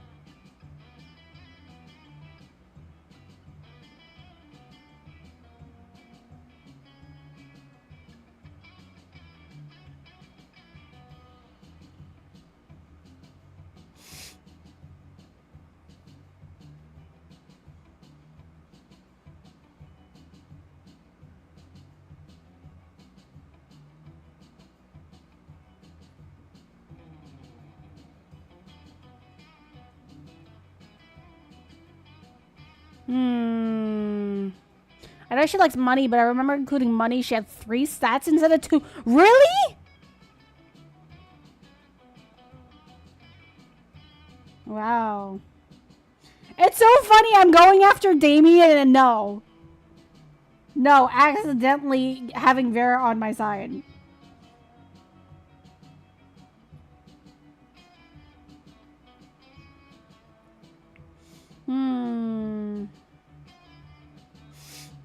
I'm trying to think of...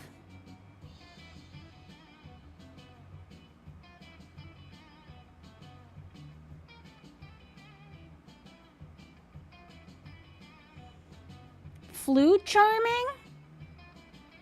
Let's see. So if your charm is higher from what the text indicates, then whatever stat it is for squirrels, then the top one will be good. If the charm is lower than whatever squirrels, I don't know what the charm one is, though. Like, I have 7 charm.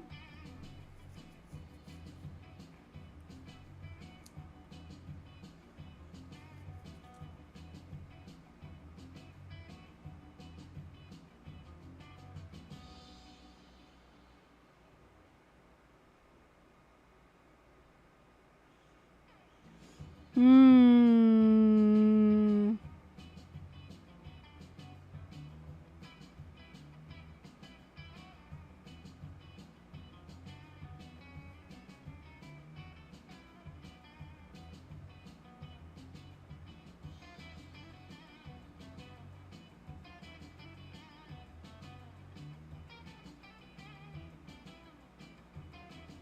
Hmm. Trying to think.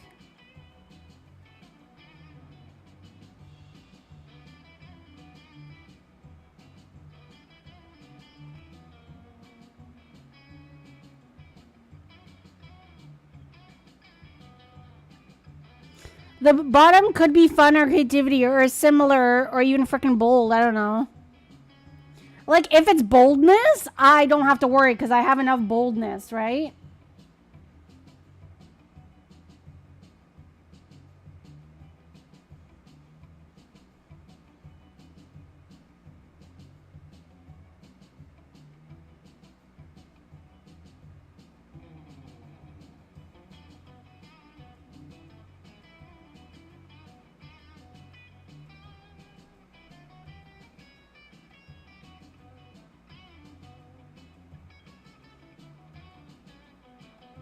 Mm-hmm.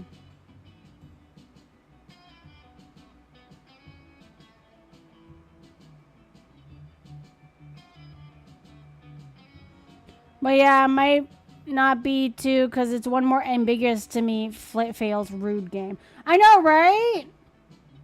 Jeez.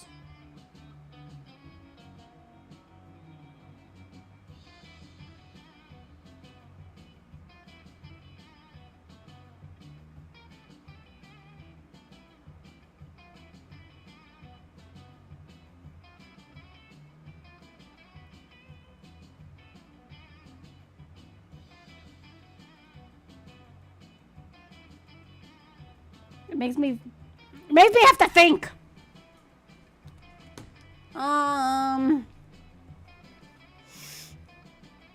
Okay, maybe the flute.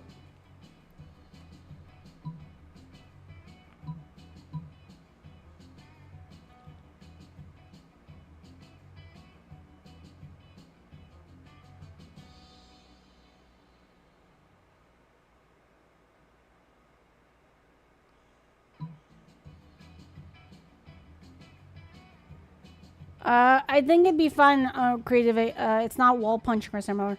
Your charm is relatively high. Oh, it is? Okay, then let's do flute. You know, that's not the worst idea I've ever heard. You can come over and try to work your magic. And if it doesn't work, my snakes can just kill you. They're usually a lot calmer after they do murder. So, see you after school? An invite to Vera's house?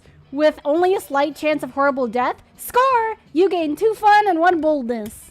Let's do this.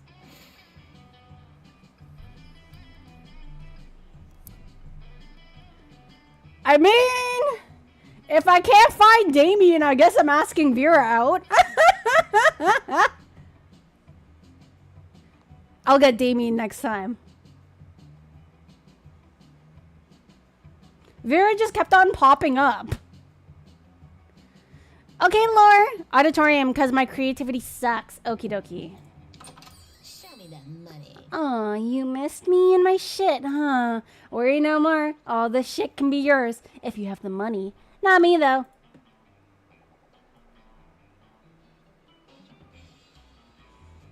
Okay, so you have $5 in cash.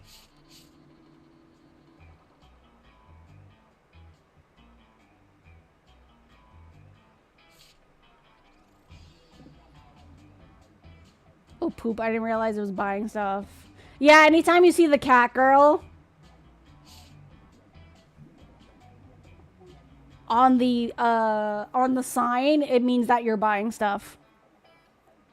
Or what would Scott want? Bob Ross? It's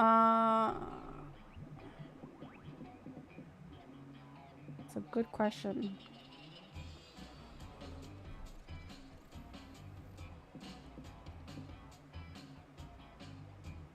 I love how you could just buy cocaine. Regular flavor.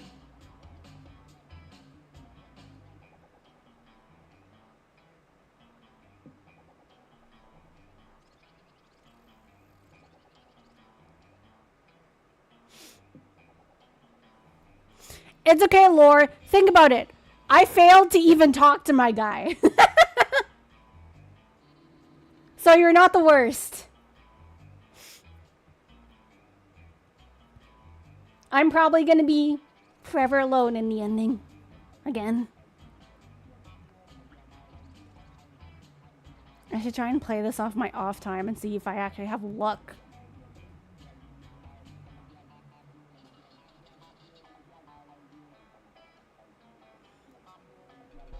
Or what do you think? The box from Dick in a Box song or Bob Ross and Sarah? Well, okay. The gift that keeps on giving is free. Bob Ross is $5.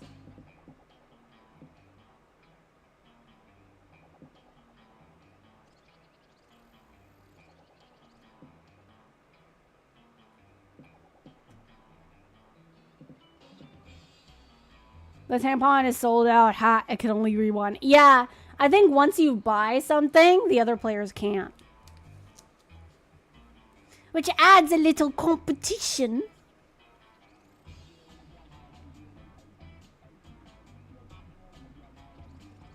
I don't have a dick to put in the box. I'm confused. What do you mean, the dick in the box?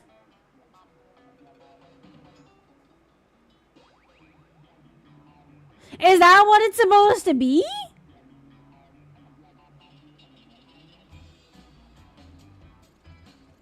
Isn't it just a present box?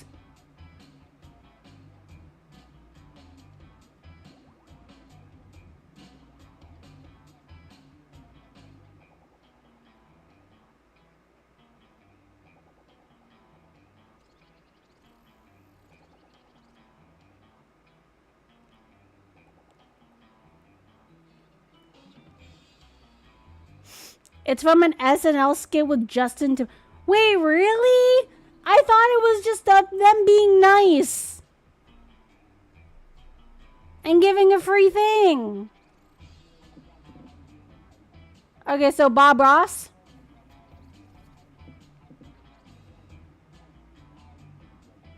No, but... Oh, it's a sex joke! Ah! No refunds.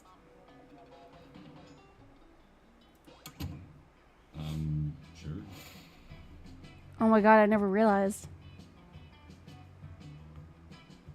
So yeah, any... Oh, I just realized.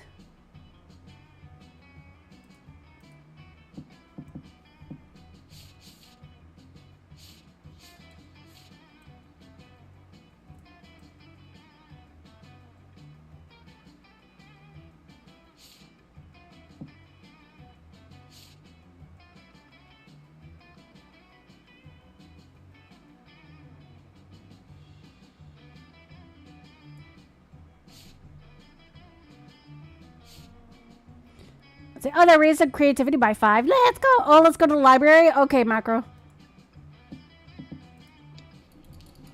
That day, you spent some time on the library's PCs, managing your start kicker. You deceived lots of people with a sensational video and impossible promises. Nice! Oh, I wish I could get that amount of money with my Ko-fi memberships.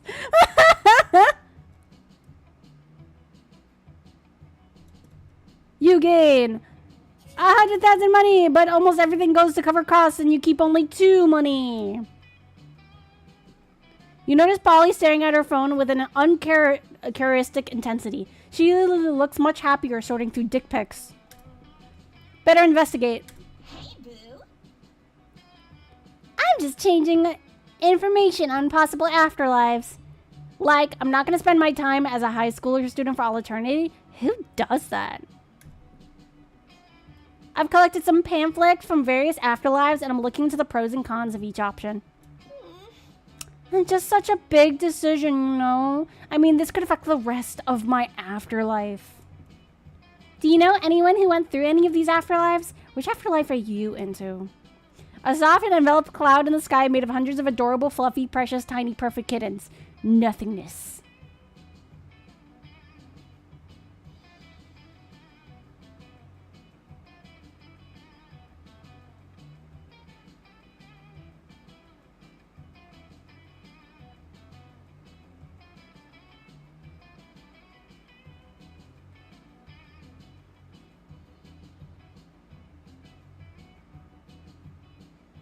First one? Oh my god, yes! The most yes, the maximum yes possible, the yesiest. It's amazing because you know that the biggest complaint about kittens is? That they're perfect, adorable balls of fluffy cuteness, armed with tiny knives on their paws, which they have no problem jabbing into people with absolutely no notice. You know who can't feel the pain of my tiny kitten paw claws? Ghosts, bitches! I can literally roll around on a tiny cloud of kittens that feel nothing except their tiny, fluffy softness. No fear of claws. I'm definitely going to work on my essay for Cloud Kitten World. Maybe something along the lines of why I deserve to snuggle cats because of that one time I pity fucked a weird panther. Maybe I can get you to write my letter of recommendation, Macro? Fingers and tiny furry paws crossed that I can get in. And hope to see you there one day. Did Polly just say she hopes that you die? Well, if it's to reunite with her, I guess that's probably fine. Are you just dying to take her to Monster Prom? You gain that terrible joke to use again later when recounting the story, as well as 2 creativity and 1 charm.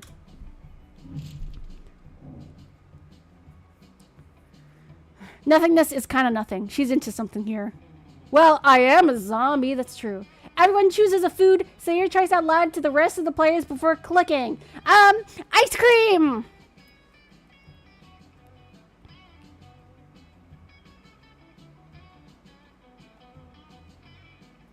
Oh, you know, I should check my sweet potatoes, actually. Hold on.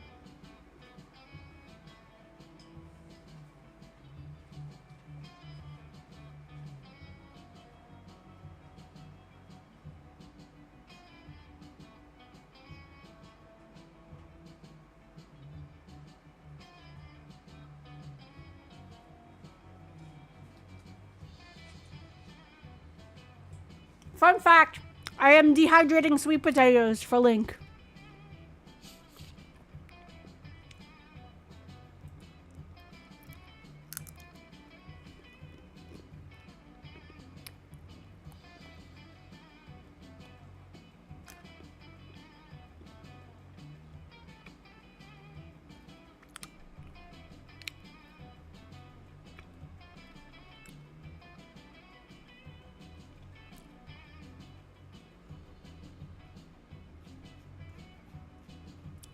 Did you leave us for the movies without telling us? Sorry, not yet. Oh, okay. I was worried there because we're almost at prom. Sushi. Okay. Player order is dedicated based on how powerful an energy drink whose key ingredient as the selected food would be. Start debating now. Okay, so I said ice cream.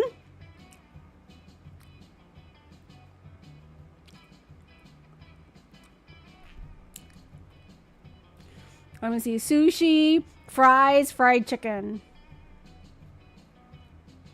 Ice cream is the first 100%. Okay.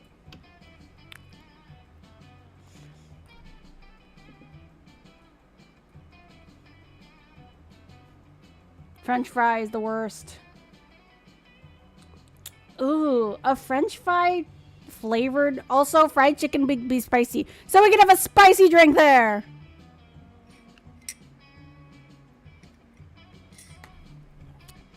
So first is ice cream. And then what? Fried chicken?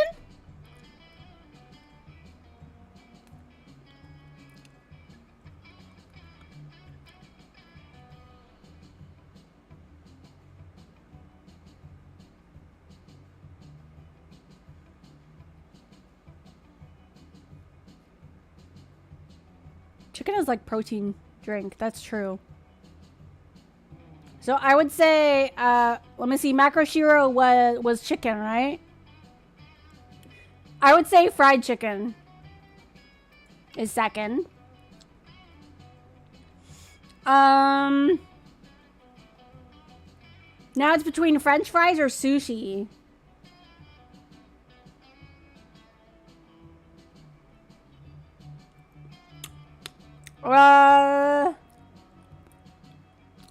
For my last, it's fine. Okay.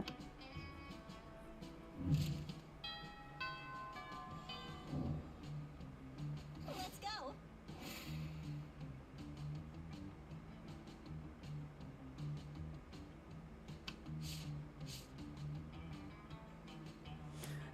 Might as well go to Vera. Who knows? I'm probably gonna I'm probably not. You arrive at your chosen table to find Vera looking accents at Miranda's lunch. A single very suspicious looking apple. Miranda, honey, your apple seems to be pulsing with unhealthy purple light. Oh, I'm sure it's just your imagination. It also has a skull on it and smells like lighter fluid. I don't think it's for eating. Of course it's for eating. It's a perfectly standard poison apple. You know, the sorts that puts princess to sleep for 100 years. You literally just admitted it's poison. I know. And I always said I wouldn't be that kind of princess who eats a poison apple. But how else will I find a prince to wake me up with true love's kiss and live happily ever after with me?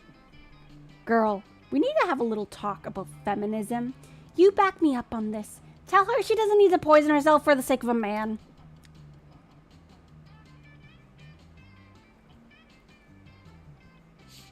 You don't need to eat that apple. Princes should be eating poison apples so that you'll kiss them.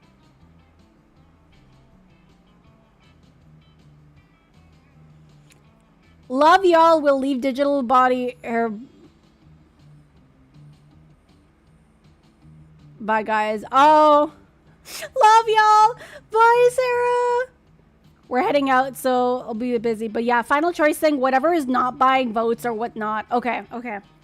Gotcha. I'll do my best to get that date with your vampire.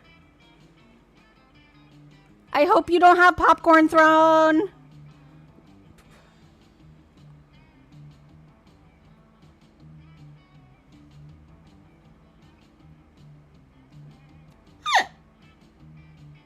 Oh my gosh.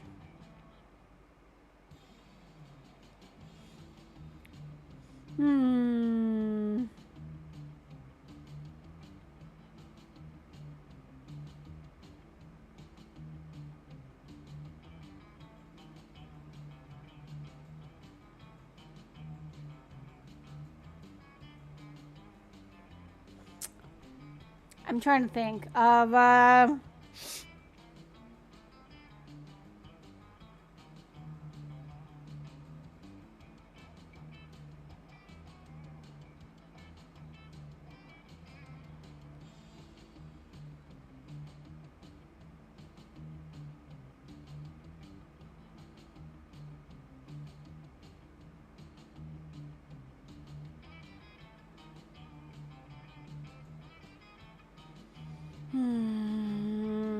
I'm trying to think. I feel like maybe one. I'm feeling one. One feels boldish, yeah. A marvelous idea. If the princes are asleep, I shall be able to assess them fully before making a selection. Come to think of it, I suppose this is why princes prefer sleeping damsels to begin with. God, royal marriages. The whole thing's like a fucking meat market. In my kingdom, it's more of a fish market.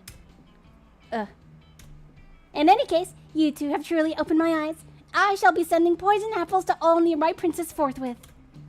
Miranda gets to work poisoning all her suitors. Vera is very impressed with your enlightened opinions on gender and poison. Sure.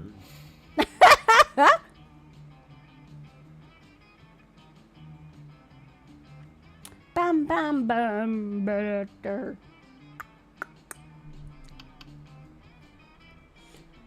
Okay, Macro. Oh, look, the witch is there.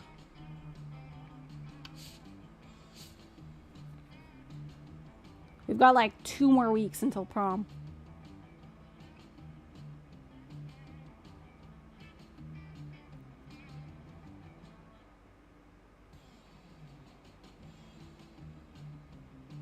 Maybe in the next game maybe we can maybe after this one we can try second term.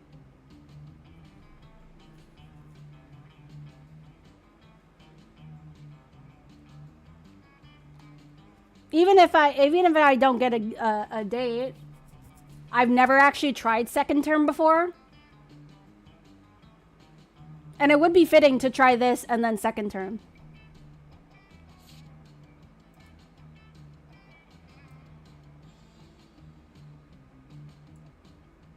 Macro! Hope will never die.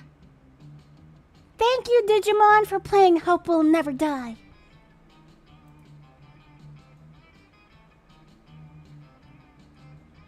I'm here. Snow! I did right. Wait, you did? Hold on. Well, I'm going with Ghost Lady and my broski vampire. Oh, you know what? Okay. I had to go to Twitch chat to see it for some reason. It didn't go on the other thing. But Snow, how are you? I hope your day has been beautiful and bright. Oh my gosh. Okay, so you're going with Polly. Okay. Hi, Snow. How are you? I hope your day has been beautiful and bright. And same with you, Digimon. I hope your day has been beautiful and bright. Today, we are playing Monster Prom, where we are trying to seduce our monster classmates. I was originally trying to seduce a demon, but then I think I started accidentally seducing a really pretty Gorgon lady.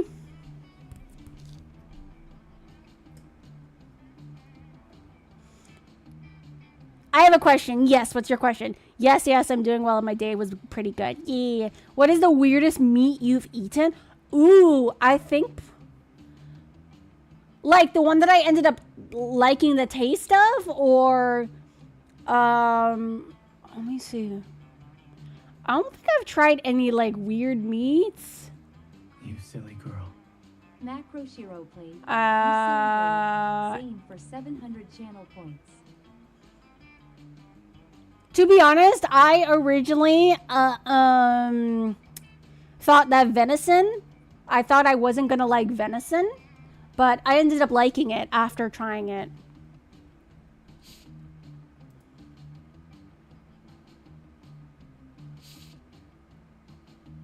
Hold on, let me give you a quick shout out.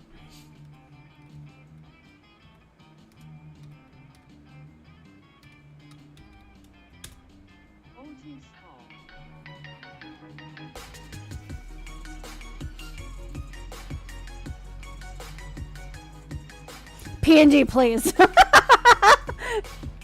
So yeah, the four of us are essentially, we're way back in high school over here. And so this is a stat raising game where you're put into a lot of weird situations. And essentially you eventually choose what monster you want to go to prom with.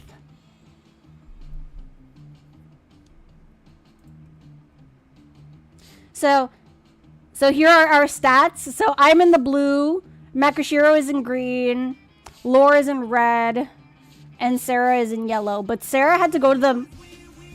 Never what? In my mind, never what? Step into the building. Hands go up. Thank you for all I do is win, win, win. Thank you. Oh, you're welcome.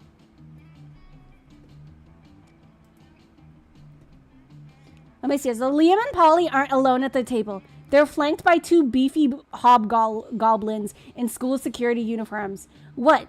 Do these two have bodyguards now? What they do? What did they do? They aren't bodyguards. They're food guards. Oh, God. Principal Giant Spider found out we weren't eating during lunch, so he assigned guards to us.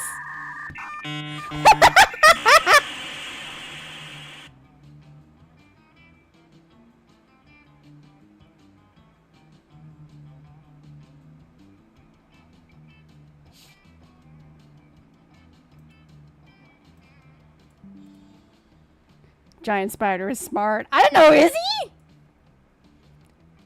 So he assigned guards to us because he thinks we have an eating disorder. Oh god. And we do have an eating disorder. It's called being dead. I mean... Except it's not an eating disorder. It's an identity and a lifestyle. Death style! Whatever. The point is that they won't let us leave until we've eaten our food. Which will never be. And I have a meeting of the Smug Superiority Club to conduct next period. I can't be late. If you could just figure out a way around these food guards for us, I'd be super grateful. Like in a sexy way. Polly. Well, you can't say no to that. Time to enact your fiendish clever plan. Dump all of Polly's food onto Liam's plate. Dump all of Liam's food into Polly's plate. Ayo! It's your choice, Macro! Tis your choice. First one. Dump all of Polly's food into Liam's plate. With all the deftness and raw sexuality of Indiana Jones, you empty Polly's food into Liam's plate and his lap. Ah! Stop that! There's too much food! I can't even artfully arrange it for a decent food pick! Meanwhile, I seem to have eaten 100% of the food on my plate. No problem. Nothing to see here. Luckily for you and Polly, the hobgoblins are complete idiots with no object permanence. They instantly believe Polly's lie. You traitors! I thought we were in this together. You thought? That was your first mistake. I say hi all the time, so I never think. Polly! You and Polly ditch the cafeteria and then ditch school and then do so many drugs you end up in a ditch. So responsible. Oh god, the chaos. What the fuck is this game? Isn't she a ghost? She is. Yeah. She's a ghost that can do drugs. Okay, I win the game! I don't even care about prom! I did it. I win.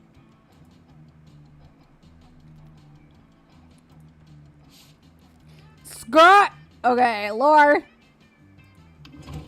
You find Scott and Damien shoveling hot dogs and mashed potatoes in their mouths while Coach cheers them on. Why is Coach at the table? Always believe in yourself. Go, boys, go! Munch your way to victory. Ah, there's no truer sport than an eating contest. These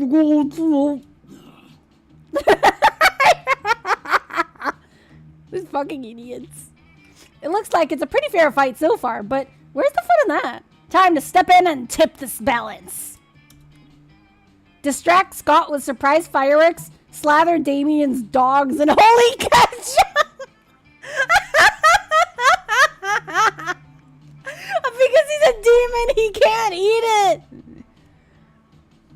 Lore, what is your choice? Coach is hunky. Why is the coach kinda hot? You guys dig the coach?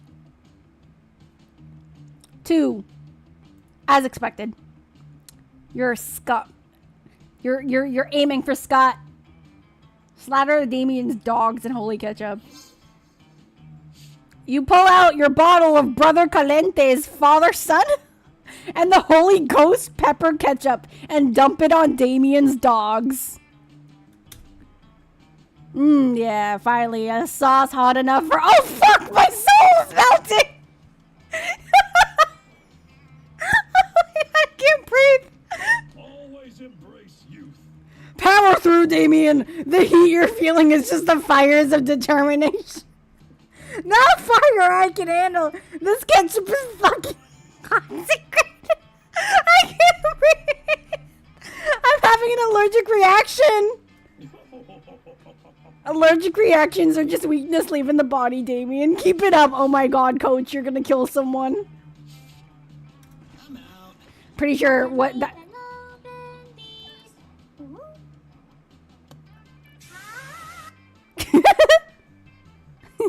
fucking kill him!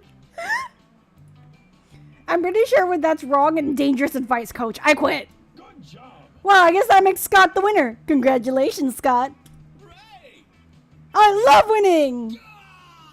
Hooray. Now, will someone take me to the nurse? I will. I will. Hooray, I love helping.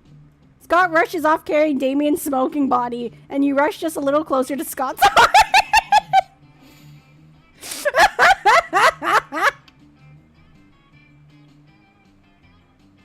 Okay, I guess Sarah will go to the witches. Because they can't really go to others. Okay. Which it is. You approach your chosen table to find it already mostly taken up by the coven. They're cuddled around some kind of glowing artifact. But we only get one wish, not three. So it's important for all of us to agree before we release the genie. Hope, you've already expressed your wish for a secret hideout with a mini fridge and foosball table. Faith has argued just as fiercely for world peace. We must save the world. But as the leader, I think the most sensible option is a mystic sword that'll instantly slay this season's big bad. And Hope and Faith immediately object to Joy calling herself the leader. And the three soon devolve into shouting match. Amidst the commotion, you can't help but notice that the wishing lamp is totally unguarded.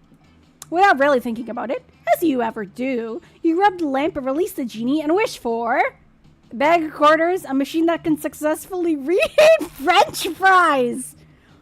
Oh gosh. Should we get a bag full of quarters for Sarah? Since it's money. Since Sarah's not here. That was kind of gay. Do too. A machine that can successfully reheat French fries. Because Sarah said that as long as it doesn't cost money, we can make any of the choices. I think that Sarah would go for 2. Okay. 2 it is. Wish granted! Oh, I got an achievement. Outcast. You always choose the Outcast table with the extra characters. Ayo! Wish granted. Booms the genie, and you find yourself the proud owner of a brand new Fry Lord French fry reheating super system. Are you kidding me? We didn't brave the fire lakes of Lower Wrath and the two-headed snake of Serpentine and the accountants of Babylon just so you could have hot fries. But the coven quickly changed their tunes when they taste the hot fries fresh out of your Fry Lord. They're so crisp, neither rubbery nor soggy. This is powerful sorcery indeed. We were so focused on defeating the big bad that we forgot about an even greater evil. Suboptimal fry consistency. Thank you. Thank you for teaching us the error of our ways. You reheat everybody's cafeteria fries for them, and you all have a fry party. For your contributions to fry conservation, you gain 4 fun.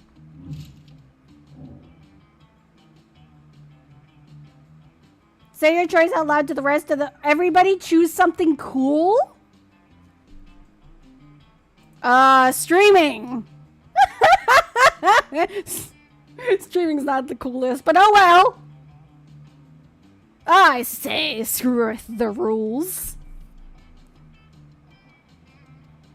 I missed the question. Everybody chooses something cool. Say your choice out loud to the rest of the players before clicking. Hold on, you know what I just realized? Hold on, there we go.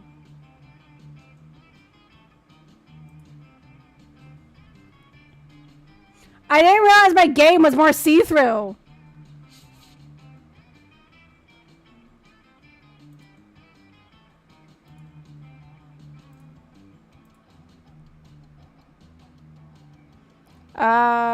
Human sacrifices are cool. Dancing naked in the square. First edition Charizard card. Player order is dedicated based on how awesome it would be if Japan built vending machines that sold the selected thing. I'm gonna say Macro Shiro first edition Charizard card. Because it's the only thing that makes sense. Unless we plan human sacrificing.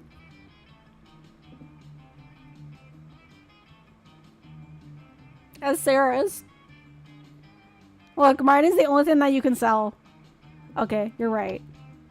I think they might actually sell those cards somewhere at vending machines. True.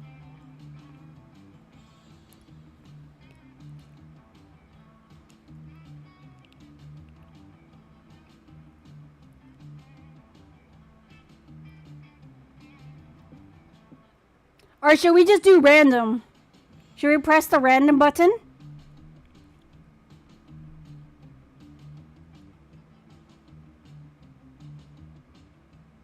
Not the first edition. That random works for me. Okay.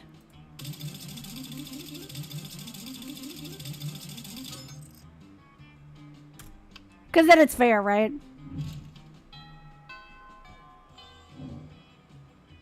Let's go. Oh god, okay. You know what? I'm gonna go to the gym. The day an epic dodgeball match takes place. At one point, you're about to be eliminated by a player from the other team. But successfully, you convince him not to throw the ball at you with a heartfelt speech about the importance of everyone's lives. The player bursts into tears and you take advantage of the moment of weakness, throwing a ball at him. You lose 5 mercy, a stat that might be useful in Monster Prom sequel but isn't now, and you gain 2 charm. Soon after, you hurry away to join Vera for an after-school rendezvous. She arranged to a romantic evening at the stock exchange. There you are. I'm so happy you joined me here that I have momentarily forgotten my hatred for all beings. You, what? You thought we were going to dinner? No, silly. How am I supposed to make a profit at dinner?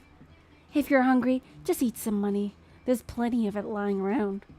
Look, I invited you here because I want to share something really special with you. You see all these people here? These sociopaths screaming at each other in $10,000 suits? This is my family. Well, not literally. I never met my birth parents. It's more like a room full of my worst enemies. But what's family after all but a room full of your enemies? Anyway, enough chit-chat.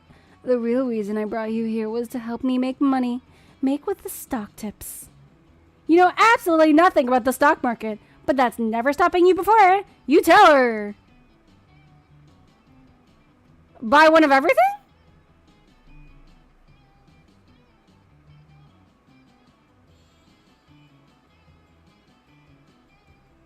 You have 17 boldness? Yeah.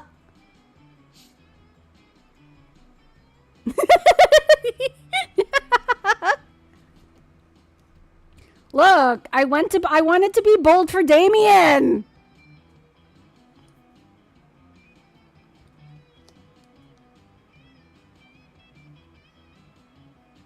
One is clearly money, that's true. I don't think she's gonna like the sell it all.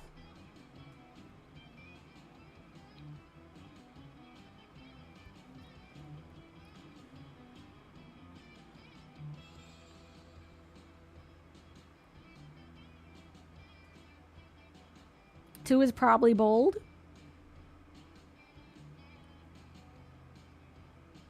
Since I'm basically on the Vera roof, I have no way of getting to Damien. I might as well just go through it, right?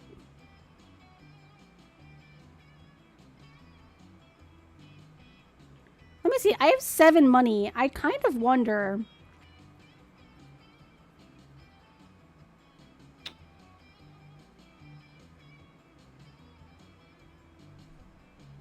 If I should buy one of everything.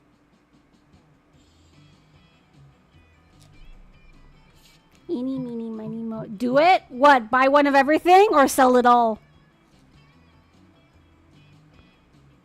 I'm a witch teacher. I'm teaching my friend's older sister about magic. Ooh. Yes? What do you mean yes, Macroshiro? Buy. I buy this, I buy that. Let's go. One of everything? How could you be so brilliant? If I buy one of every stock, no matter which one goes up, I'll have a share of it. My profits are assured. Wait, what are you doing over there? Tearing off that stockbroker's suspenders. Are you? My god, you're even cleverer than I thought. You didn't mean I should buy one of every stock. You meant I should buy one of everything. And you didn't even buy it. You meant steal. You, sir, Your pants. Give them to me. Don't argue with me. I have snakes for hair. You and Vera dash around the room, stealing suit jackets, gold watches, silk underwear, and very nice potted plant. I've never felt more alive. Did you know that 90% of paper money contains traces of cocaine? There was more than money in that money salad you guys just ate. You gained 2 creativity and 1 money. I got an achievement. True to yourself. Okay, Lore. I'm scared of her. She is... Wow. I did not expect... She's interesting. Sounds about right.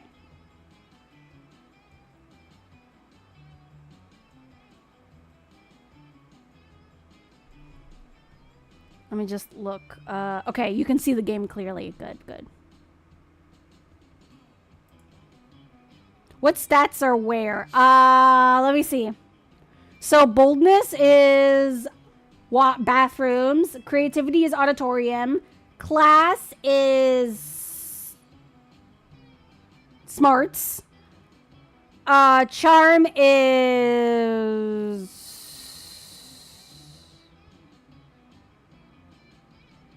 Hold on. Oh, charm is gym. Library is money. And outdoors is fun.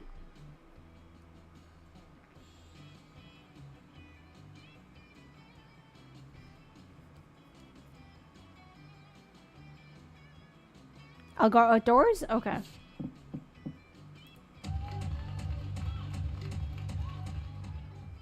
That day during recess, you start a half-hour rave that goes full crazy. You spot Juan, the small magical Latino cat, who seems a bit sad. He explains to you that he's worried people are so used to calling him Juan, the small magical Latino cat, that now everyone defines him only by his size, magicality, ethnicity, and species. He's more than that. You correct him. You don't see him in such simplistic terms and convenient definitions. It's just that there are about 23 other Juans in the school, so adding all that to his name is quite necessary. You tell him you'll never forget about him and the crazy adventures you both lived together in Monster Prom's prequel, Monster Middle School. You have a great time remembering those crazy stories. You gain 2 fun. You notice Scott sitting thoughtfully by a half-dug hole. It's not like him to leave a hole half-dug. You ask what's up. Cool. It's not about what's up, it's about what's down, and how down it is. I mean, I'm giving 110% to these holes, but it's like Coach always says. 110% is only 50% of 220%. I mean, look at this. I can barely fit in this hole, and there's only one of it. Can you please help me figure out a way to dig more holes, more and better holes? This is why God invented dynamite. Meet my friends, the mole people. They're great at digging, and they definitely don't secretly run the government.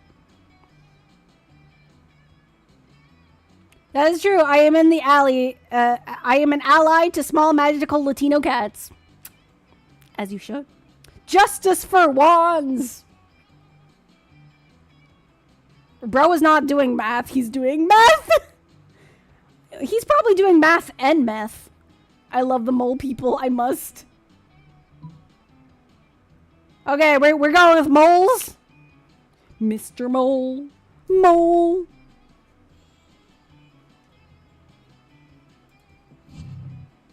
You blow a whistle made of mysterious bone-like substance, and the mole people appear from beneath your feet. You're about to introduce Scott to your friends when... Hey! Hey! Hey! Hey! What are these animals doing in my yard? This is my yard. Mine! I peed on it, so it's mine!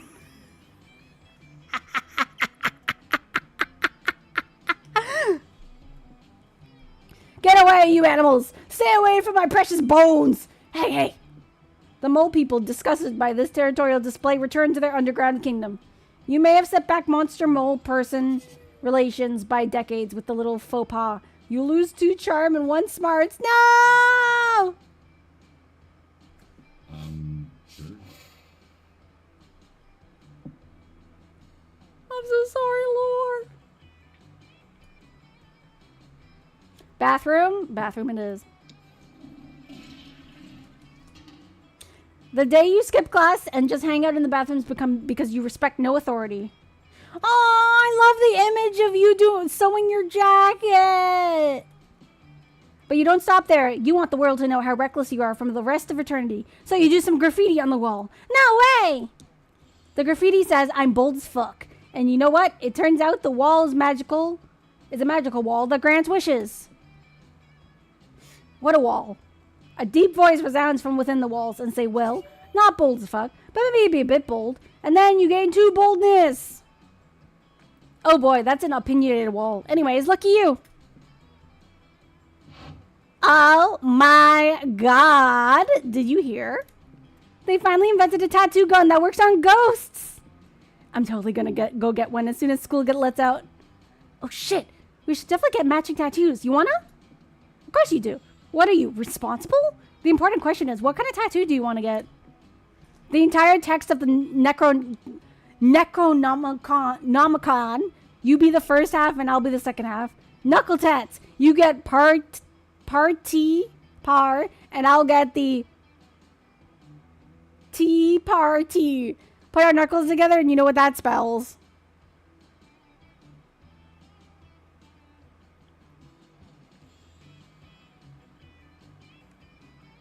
Okay, Macroshiro. What's your decision? Necronomicon. That's a tongue twister. Let's go for the Necronomicon. Whoa. Ever heard of a little thing called cultural appropriation? The Necronomicon is our book. You have no right tattooing it anywhere on your dumb flesh. No. Shh. I don't care if your great-granddad was a necromancer or if you're a zombie or a Frankenstein. Frankenstein isn't a monster, just a human doctor, but you guess it's not the best time to correct her. The Necronomicon is for ghosts and skeletons only, okay? God, I can't believe we're in the 2020s and we're still having this conversation. And to think, I almost got a tattoo with you. Devastated, you drown your sorrows by getting dang tattooed on your chest. It's not a good look. You lose 2 charm and 1 fun. I'm a zombie!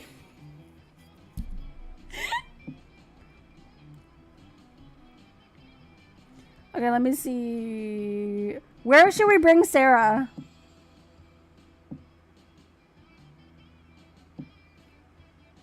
Wow. See, this game just likes to pull the blanket over your eyes. But that's the reason why it's fun and frustrating. Both start with the letter F. Funstrating.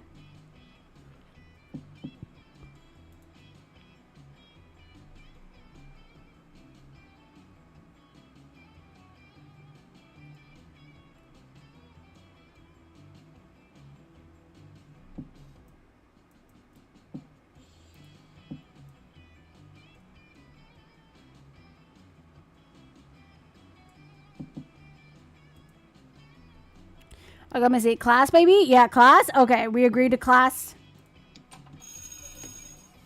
That day, you learn a lot about spells that are all as cool as they're seemingly useless. A spell to renew stickers' stickiness. A spell to turn chocolate and vanilla ice cream into vanilla and chocolate ice cream. What? A spell to gain +2 smarts. You actually used that last spell, and you gain 2 smarts. With that out of the way, you hurry away to your secret meeting with Miranda. How majestic. Well done, co-conspirator. Operation Make Liam Popular Again is a rousing success. And for the record, I did discover that Liam was popular for a 3-month period in the early 16th century, so the name fits. All that remains is for us to wait for prom and celebrate your deception. I knew it was too good to be true. My idiosyncrasies are remarkable, but they aren't marketable. This was all a cruel joke, wasn't it? A bet between 2 popular kids that they could make an outcast loser into prom king. Well, guess what? The circus is over, and this clown is climbing into his tiny car and going home. Along with 12 other tiny clowns, if the metaphor holds, which it doesn't. It was a bad metaphor. Goodbye. No, Liam, I wasn't trying to be mean. I don't have a mean bone in my body. I don't even have bones. You might check that affirmation later. Oh, fish sticks. If we don't do something to fix this, all our hard work and subterfuge will be for naught. But how can we make amends? Surely not with some sort of overwrought romantic gesture defying all logic. You tell Miranda not to worry. You've seen plenty of teen rom-coms. You know how this part goes. You need a grand romantic gesture. Race to the airport to confess your feelings before Liam boards his plane. Pay a million people to spell out, I'm sorry. What is the pink girl? Oh, Miranda? She is a mermaid princess.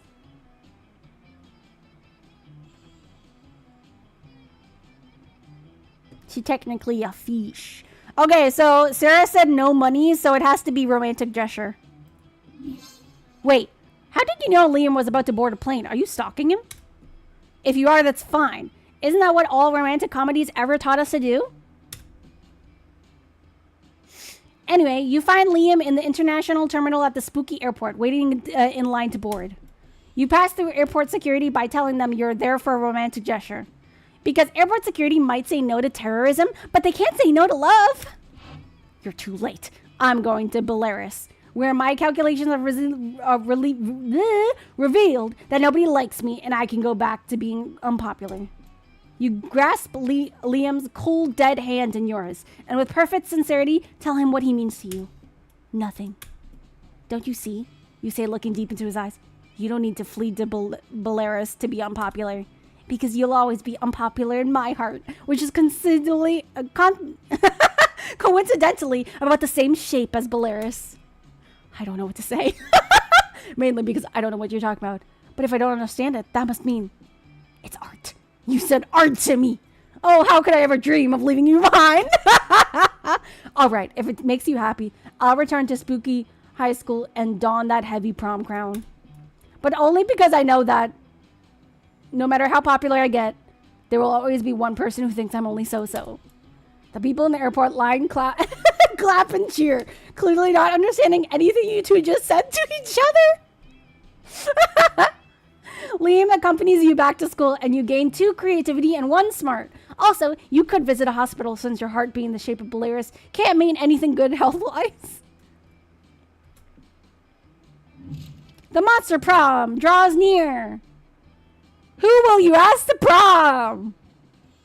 Okay, you know what? I'm gonna go for Vera. Hi. Sure, let's go for it. What's the worst that can happen? Lore! I already know who you're gonna go for. Hey, bro. Oh, look at you standing next to him!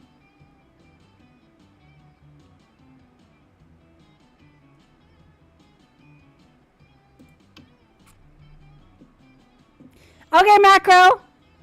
What you gonna do? You gonna ask Polly? Are you gonna go none of them? Ghost Lady! Polly, my beloved. It's Polly time! And Sarah! How ironic. Gonna ask Liam. Let's do this! You finally pluck up your courage and ask your beloved to go to Monster Prom with you. Huh? Prom? I don't know. You're nice and all, but I have a great sense of smell. And somehow this smells like a bad idea. So I should pass, bro. Sorry. No! You knew you should have taken a shower before asking Scott. Failing at Monster Prom broke the essential process of growing up in your life. You became fixated on it and you never became functional adult. Now you're just an old person that sits at parks and talks to strangers about the time you almost got a date at Monster Prom. It's as weird as it and as sad as it sounds. Sure. You finally pluck up the courage and ask your beloved to go to Monster Prom with you. Not a chance in the world, darling. It's not you, it's me. And by that, I mean it's you. Bye. See ya! No way. Clearly this was too much for you. No! You abandoned high school and spent the rest of your life designing a robot for sex purposes! Unfortunately, actually, as soon as your robot lover got your AI, it rejected you? Shit! Don't worry, I'm gonna fail with you. Prom together. Huh. You know what? It can be seen as charity work, which will be wonderful for my resume. It has nothing to do with me finding you somewhat attractive or interesting. Wait, what?! Not bad. So yeah, let's do this. The world is Are you freaking kidding me?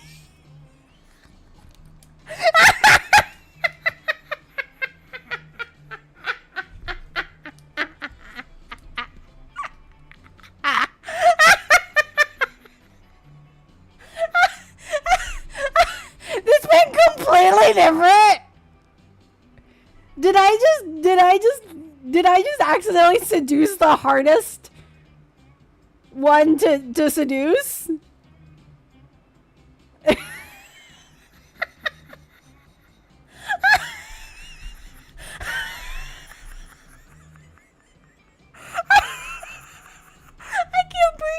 I can't breathe. Holy shit. My stomach hurts. Oh my god. Hold on. The one person I never thought that I would seduce, I ended up seducing.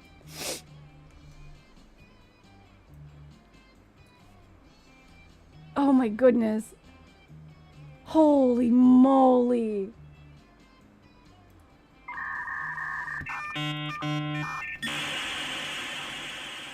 You silly girl. My goodness. I can't. How dare. I didn't. No, seriously. Lori Shell played I- You Silly Girl. Zane for 700 channel points. I did not expect that. Oh my god. This was not on my bingo list, chat. This was not on my bingo list.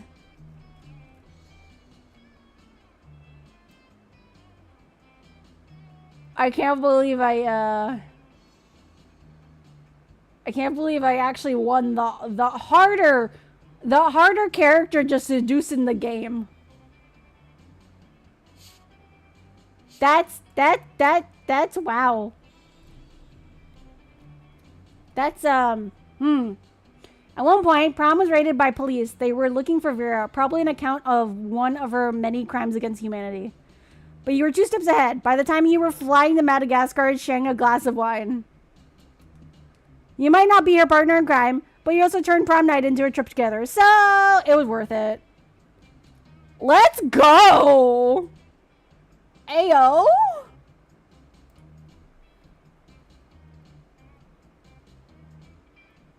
My goodness.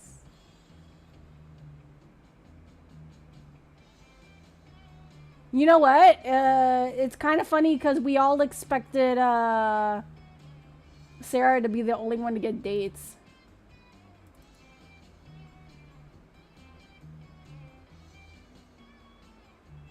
Well.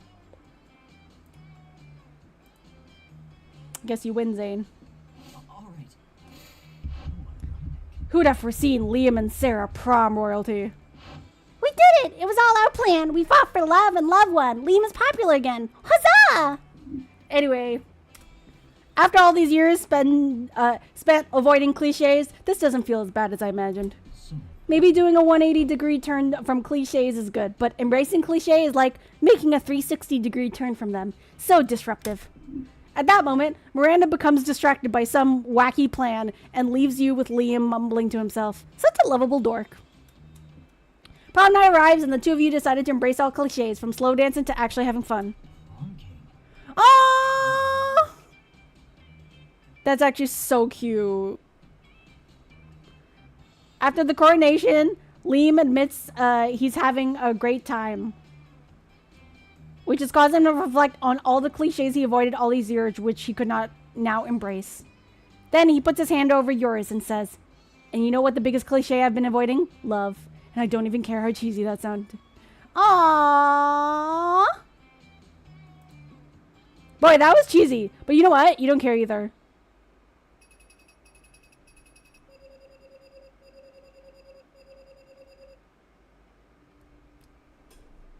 Okay, Aura, most likely to die in a fire and be awesome while doing it. So this run, 1 secret ending, 21 new events, 22 new outcomes. Look! Liam, best at being purple. My goodness. My goodness, chat. That...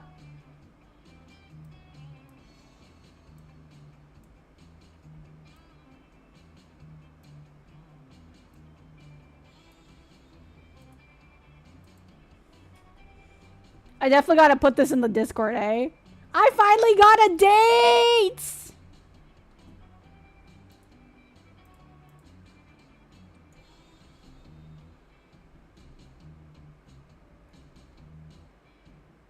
They would be a cute couple. So yeah, look at the amount of endings and events you can get. Look at this. 422 events, 34 endings, and 1,514 outcomes.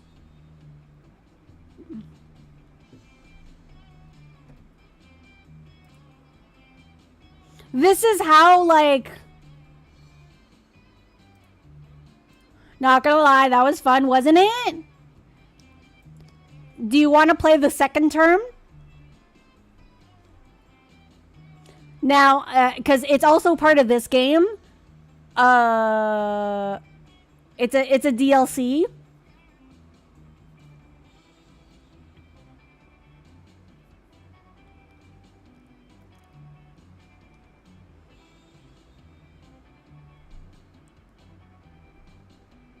I got an hour and a half before I gotta throw myself at bed. Okay, so we can do second term. I'm gonna tell you, I have no idea what second term is gonna bring us because I've never played second term. Because I've always played the classic version until I get a date.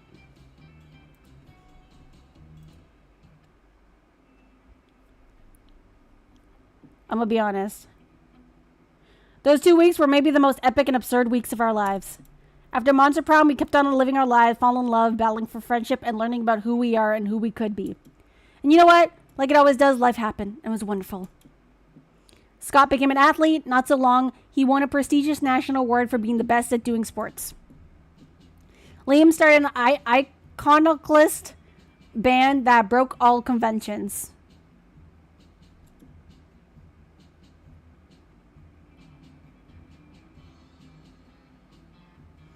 Their latest album has been a hit. It has no songs at all. The album is actually just a banana set on fire. And be sure, Liam doesn't care if you don't get it. Polly's drug cooking skills proved useful, and she became a chemist for the pharmaceutical industry. But in her free time, she still cooks the real shit. Her greatest inventions for so far are watermelon-flavored ecstasy and a thing called LS Dope. For those 2 weeks, the Monster Prom seemed larger than life, and then it was gone, just like that. The battle for Monster Prom might have ended then, but there are plenty battles left in that war called youth. But once again, we were young and afraid, and we were ready to start.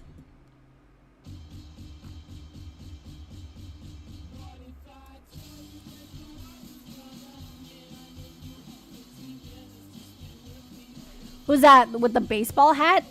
There wasn't one with a baseball hat. Do you mean the one with the shoulder pads? The one with the shoulder pads is part of the werewolf pack.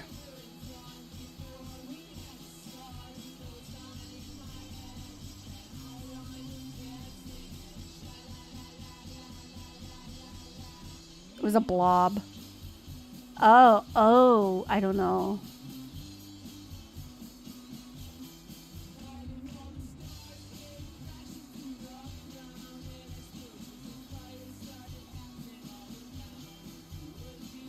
Oh, that one. Yeah, I don't know his name. I seen him around.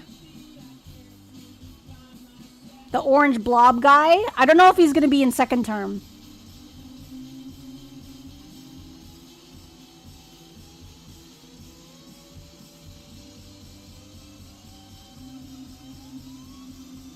I think it's a hidden character. Maybe. With all the amount of choices and endings, I think this is the run that gave me like the most amount of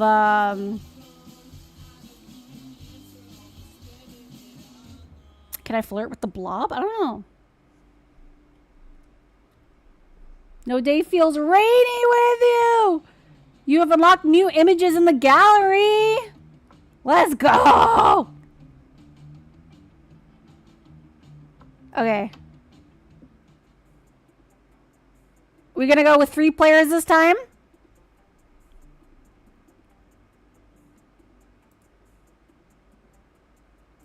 Since Sarah's not here. That was a cute pic. Yeah, I screenshotted it. That was a cute pic. So I didn't get my husband though, but I got a Gorgon wife. That's so funny though. Cause remember Sarah said that she's one of the hardest ones to get in the game? What are the chances? I was expecting rejection. I really was.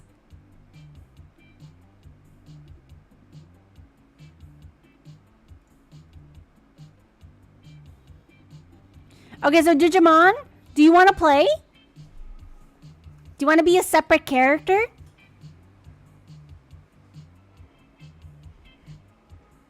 We're gonna go second term now.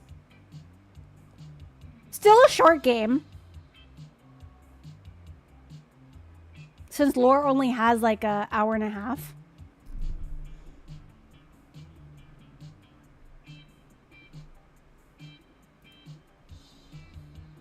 Fish? So, do you want to play with us or no?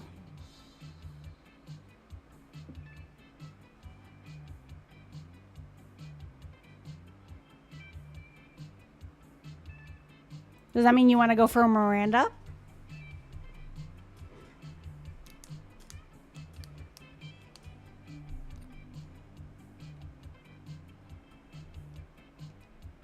I'm going to start the answer of fish to yes and no question. How do you play it on? So basically, you make the answers in chat, and I will pick the choices. So I am, like, I'm running the game and everything. And I will click the choices, but you actually tell me what you want me to pick for you.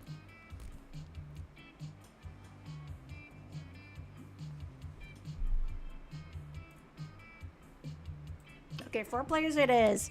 Second term, let's go! Let's go short game. Spooky high school, the sweetest years of our lives. Back then, we were young and unafraid. Sometimes reckless, sometimes brilliant, sometimes just stupid. Let's see. Ooh.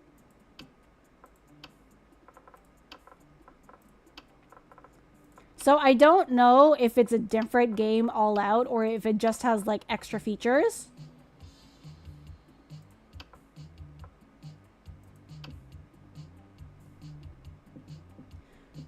Choose player 2. Macroshiro will be second.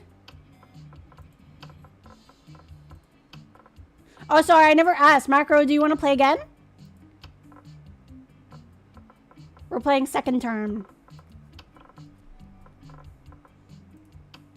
I don't think I have,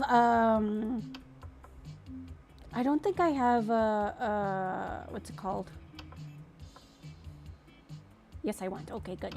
Okay.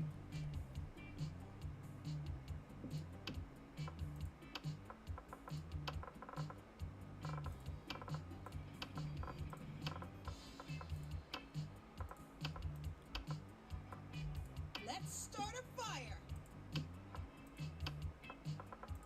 And then, Digimon, is there a certain nickname you want your character to have?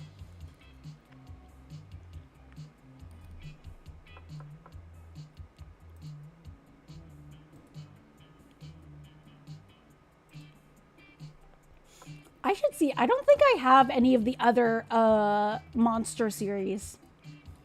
Jax? Okay.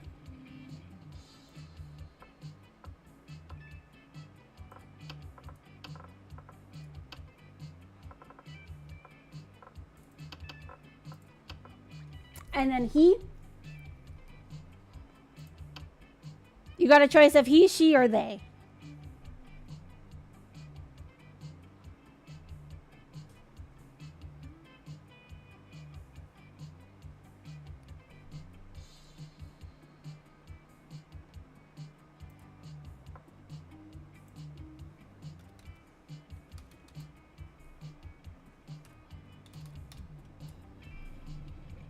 Let me see. Do I have... Yeah, you know what? I only have Monster Prom and First Crush bundle.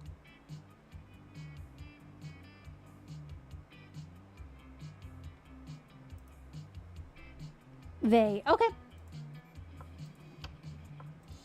I can do this. And we had yet to experience the ultimate challenge, Monster Prom. I remember it clearly. 2 weeks were left. As we fantasized about our dream prom dates, we were all scrambling to catch the attention of one of our 8 most charismatic classmates. Scott Howell. A werewolf athlete who compensated for his rather small brain with a stupidly huge heart. Miranda Vanderbilt. A sweet mermaid princess who was as cute as she was genocidal. Polygeist. A party ghost with an insatiable hunger for all the wrong things. Damien LeVay.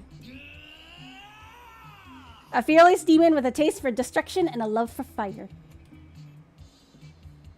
Liam de Lioncourt. A hipster vampire whose standoffish demeanor hid the fact that he was truly a lovable dork. Zoe. Wait! We got two new characters. Chat! We have 2 new characters. Zoe? An eldritch cutie who went from endless deity of the dark realm to ultimate fangirl. Calculester Hewlett Packard. A library computer who had become a sentient robot, ready to experience life to its fullest. And Vera Oberlin. A mean, self-made Gorgon with a merciless sense of business. It was clear. It had to be one of them. But who? Oh my god, Squid Girl. I want to date the squid. If I remember right, Calculester is voiced by Jacksepticeye. Oh my god, right! You're right! I remember when he made a video about that. I'm about to rizz up a robot.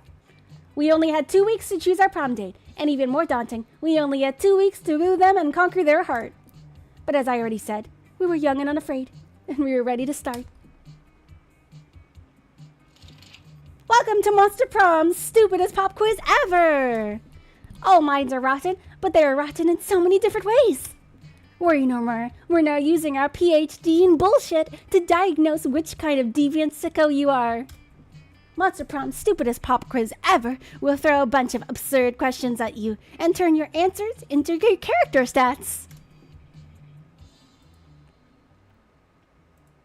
This way, each of you will start by having stats that better reflect your true selves. Let's start. If you could go back in time, what's the one thing you tell your younger self? Let me see. I tell myself not to teach that robot how to fall in love. As romantic as it might have seemed at the moment, it started the robot revolution of 2031. Way worse than the much positive robot sexual revolution of 2043. Why should we assume silly younger me needs advice? I'm growing up to have a fucking time machine, so I must have done something right. I advised myself not to buy a time machine. Worst investment ever. They turned out to be Blockbuster of 2031. I'd say this. Why would I assume my silly number self needs advice?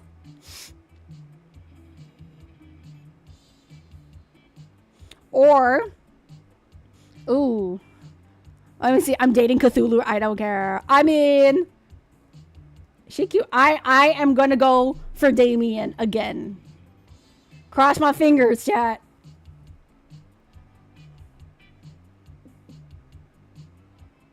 We're heading straight to Woodstock, baby.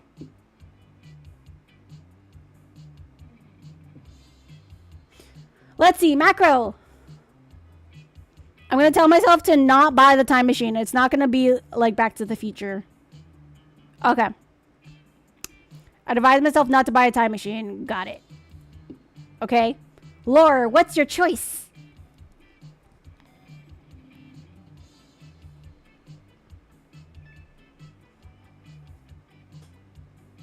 Two for me? Okay.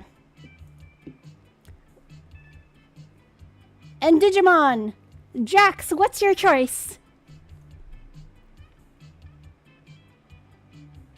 Clearly, I'm a genius. One. Okay. Yoo-hoo! A distant relative you didn't even know has passed. You have to attend their funeral, but you're super booked binge watching the 7th season of The Office. What excuse do you make to avoid the social obligation? Let me see. Just don't go. From now on, every time a family member asks why you didn't attend, just say you know and wink at them. Try to convince your family that you were a flamingo all along and flamingos were not supposed to attend funerals. The trick is to good lying is being subtle and telling half-truths. Tell your family you can't attend because you're super hooked binge watching the 5th season of The Office. Okay, I'm gonna say I'm a flamingo. just because there's an image on it. Oh, I'm gonna be dramatic. Okay, Macro, your turn.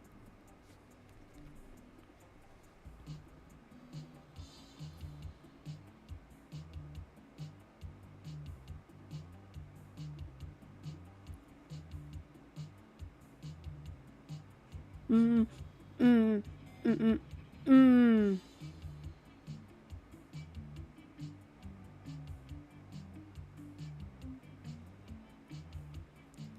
Two for me as well. Okay, I'm gonna go with the first one. Legit, just don't go. Okay. So Laura says 2. And Digimon says 3. Charming, bold, and smart. What's the title of your audio biography? Oh.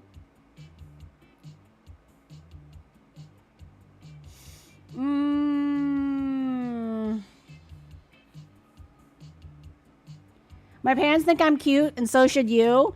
The top 10 drunk texts I don't regret setting. When Garfield met Naruto, the story of how I fell in love with forbidden ships. How to succeed at everything and look fabulous trying. Manual of instructions how to properly experience life. Temporality, the ongoing journey to divine my inner enigma. Ooh.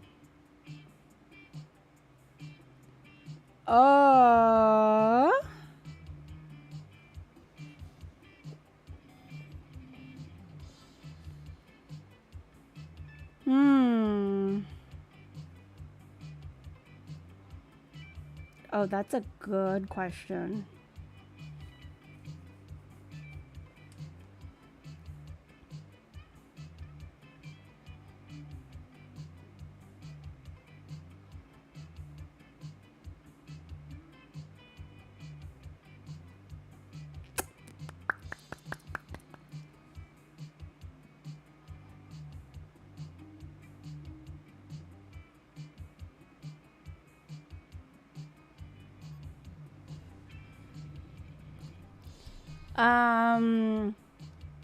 Oh my god, I'm actually having a lot of trouble. Shit.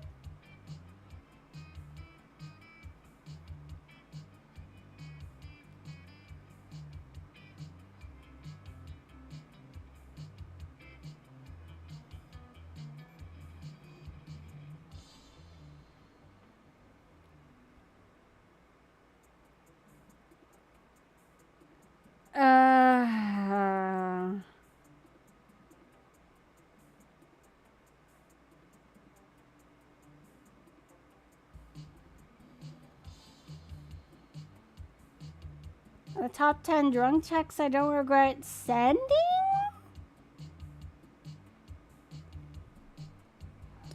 I don't know. I'm trying to think of like the bold ones.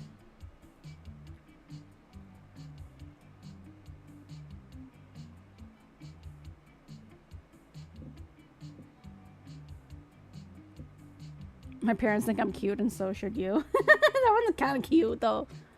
My parents think I'm cute and so should you. I do think that aura is cute though. Ah,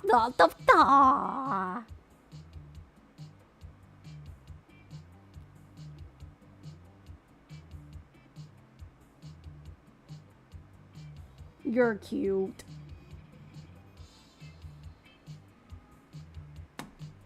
Let me see. Okay. My parents think I'm cute and so should you. Macro, is that also your answer?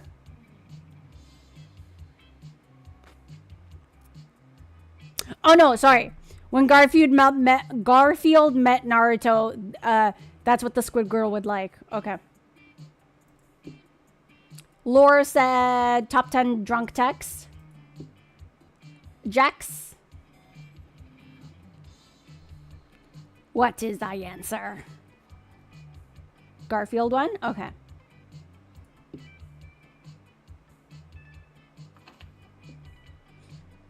Professional meeting where you... Oh, sorry. What would your dream first date? What would be your dream first date? Professional meeting where you charm your date with some astonishing business advice. An art exhibition enough to give you seizures. Sexy decompiling. A sweaty and manly wrestling match. A wild party in international waters. Crimes. Okay. Hey, yo. She do like Garfield. You got it. Okay, I'm gonna say for Damien, I'm gonna do crimes. For Damien, I will do crimes. Is he worth it? Is he worth it, chat?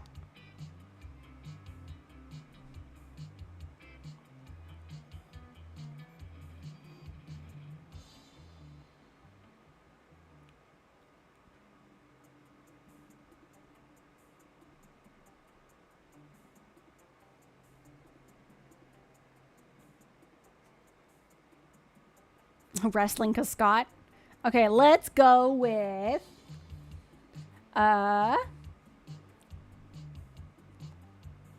wrestling? I don't know if she'd like wrestling though. I don't know what decompiling is. What's decompiling? Decomplying?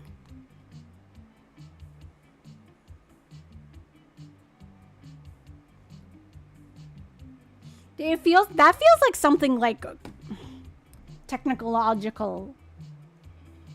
That seems like something like code or machinery.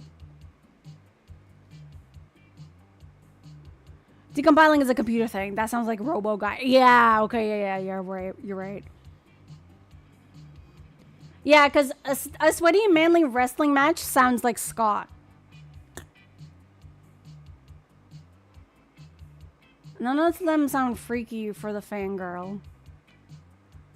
Do you want to say like art exhibition or something? A wild professional meeting? Nah, professional meeting is not the way to a fangirl's heart.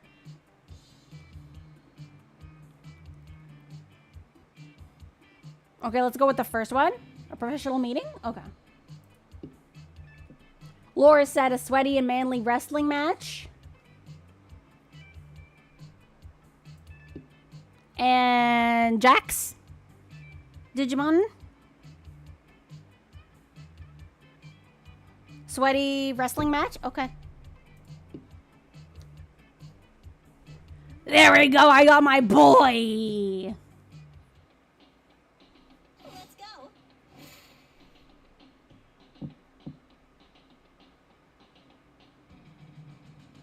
I'm gonna go bathroom.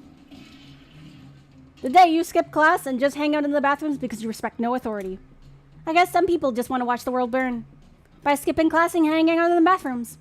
You give 0 shits and you gain 2 boldness. As you enter the bathroom, you notice that there's something a little different about it. Specifically, the different thing is that it's on fire! Oh man, can you believe it? The bathroom just randomly caught fire for no reason. On the wall, you notice graffiti reading Scott is more swole than Damien 5 ever, but surely this is unrelated. Shit, dude. I can't get detention again. I have an urgent appointment with someone, and by that, I mean my fists have an urgent appointment with their face. And if my fists can't make that appointment, Damien cracks his knuckles. Better think of a way to save him. Call Scott and have him pee it out. If there's one thing we know about Scott, is that he loves to pee on things. If you burn down the whole school, no one will be worrying about Oh shit. Uh-oh. That's oh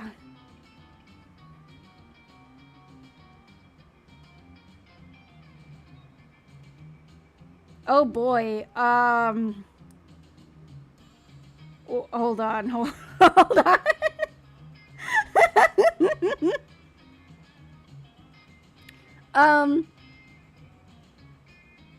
Okay, I feel like the Damien answer would be like to burn the whole school down. Oh god, I can't believe I said that.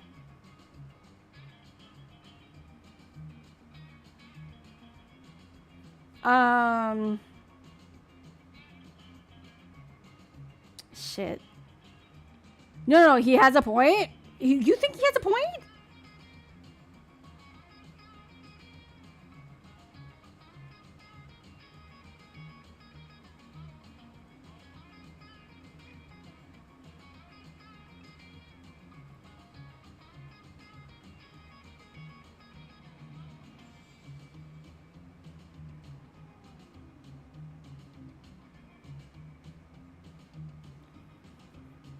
Don't come to school tomorrow. Oh my goodness. Jeez.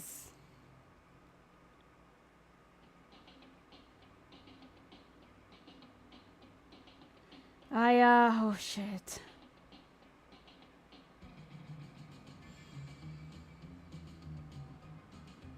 Okay. I'm thinking. I guess burn the whole school? So you're saying I should fight fire with fire? It's so simple!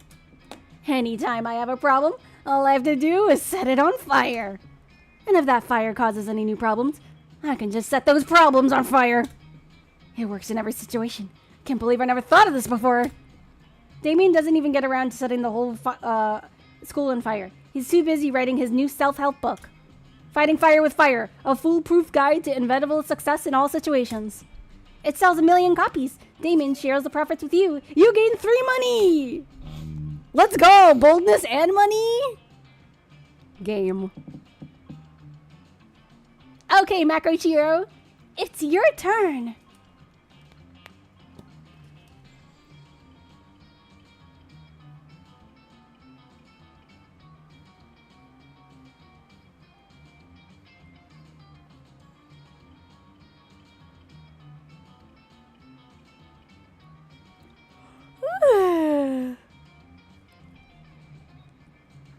You want to know your stats? Okay, hold on. Okay, auditorium.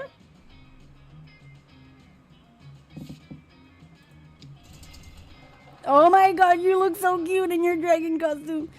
That day, while rehearsing for the class play, it's as though the muses themselves have descended to give you a figuratorial blowjob. Your performance is intense and inspiring. It will be remembered for generations, which is pretty rad by high school play standards. You gain 2 creativity. In the middle of everything, a portal opens up and swallows Vera, Polly, and Liam. You dive in to rescue them and straight into the season finale of the Interdimensional Bachelor. Good lord. Help! I'm in danger of straining my eyes from rolling them so hard. Yes. Oh my god, we're on a game show? Yes, indeed. Tonight, you 3 will answer a series of trivia questions. Whoever gets the most points becomes my... I'm gonna win! I don't even care what the prize is! Your what? Your wife? What a revolting premise. So, you're saying we're supposed to respond to a series of questions and scenarios? Our answers to which will make us more or less likely to achieve a romantic outcome with you? That's extremely problematic. I can't think of anyone who would ever want to play such a tawdry dating game. Everybody stop raising reasonable concerns or I can hear the first question. That's the spirit. Question number 1. Describe your ideal marriage proposal. But before Polly can answer, you buzz in yourself. Now's your chance to give an answer that'll end competition and send the prince packing. Okay, I present you with my grandmother's wedding ring, still attached to my naked grandmother. Or jaw unhinges, bees pour out.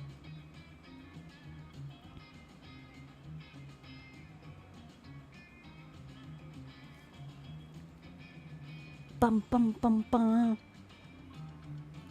See, in this game, no two playthroughs will be the same, as you can tell. Mm, mm, mm, mm, mm, mm, mm, mm.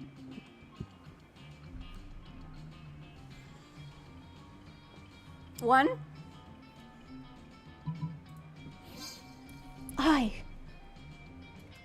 I'm sorry. That's not the answer we were looking for. Does anyone else? Wait, what was wrong with that answer? That was a dope answer. Do you have something against grandmothers? Or, oh my god, do you have something against nakedness? Because my whole answer was just going to be naked, naked, naked. Actually, from you, that would be unacceptable. Oh, so now there's a double standard? Nudity is okay for Polly, but not for grandmothers? Grandmothers have flesh too, you know. Or at least, some of them do. The ones that aren't ghosts or shadow goblins. Can't believe we're on a game show hosted by a gramophobe. Grandmothers are the most retro immediate family members, and we should all be respected. We should all respect that. You know what? Fine. I'm sorry I abducted you all to star in my amazing game show. Go home. The image of your naked grandma has completely crushed my libido anyway. To everyone's relief, the prince sends you all home. This whole situation reminds you to call your grandmother. You don't tell her why. You gain 2 charm and 1 creativity. Let's do this. Let's go! Good job, Macroshiro. Okay, Laura, you're up. I can't believe he's an ageist. How dare he?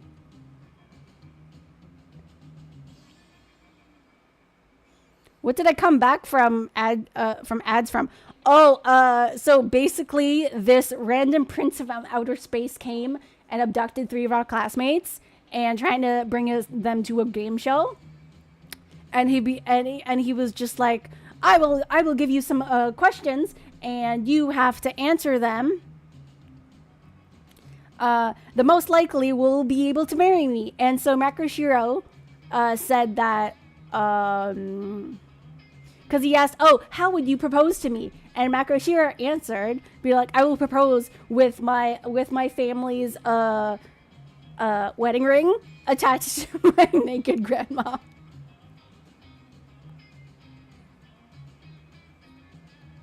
I don't know where to go.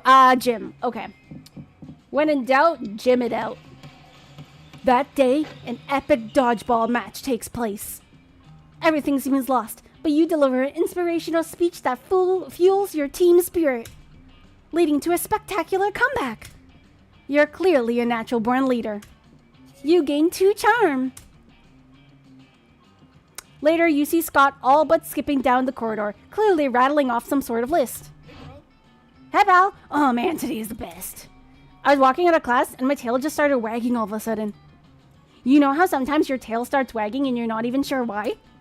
I started wondering what my tail might be so happy about, and I realized it's probably just because I'm a werewolf.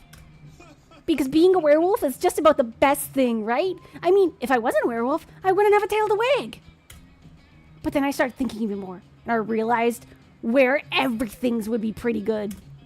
Where dolphins, where pigs, where weasels, where tanks. I wonder what the absolute best were creature would be. Where vending machines, where water fountain, where door, where window, where knob, where floor? Okay, now he's just naming things he can see. You'd better jump in. A where moon or a where werewolf?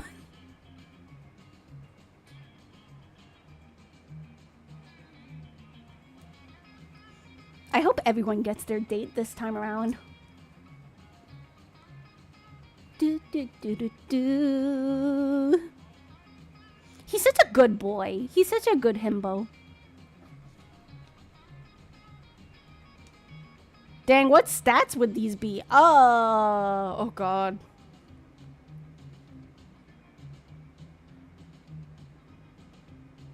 I feel like one would be creativity. I don't know what stat is best for him.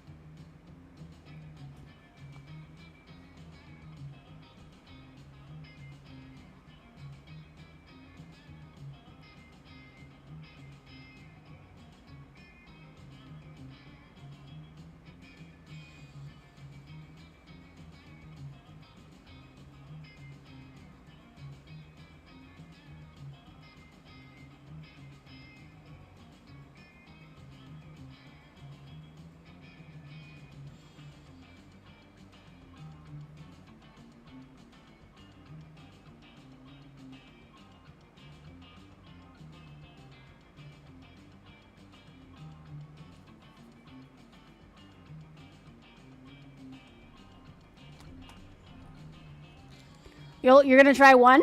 Okay. I'm worried one of them might be creative. Second one sounds creative though. Yeah, I'm gonna try. So you're gonna go for Were Moon?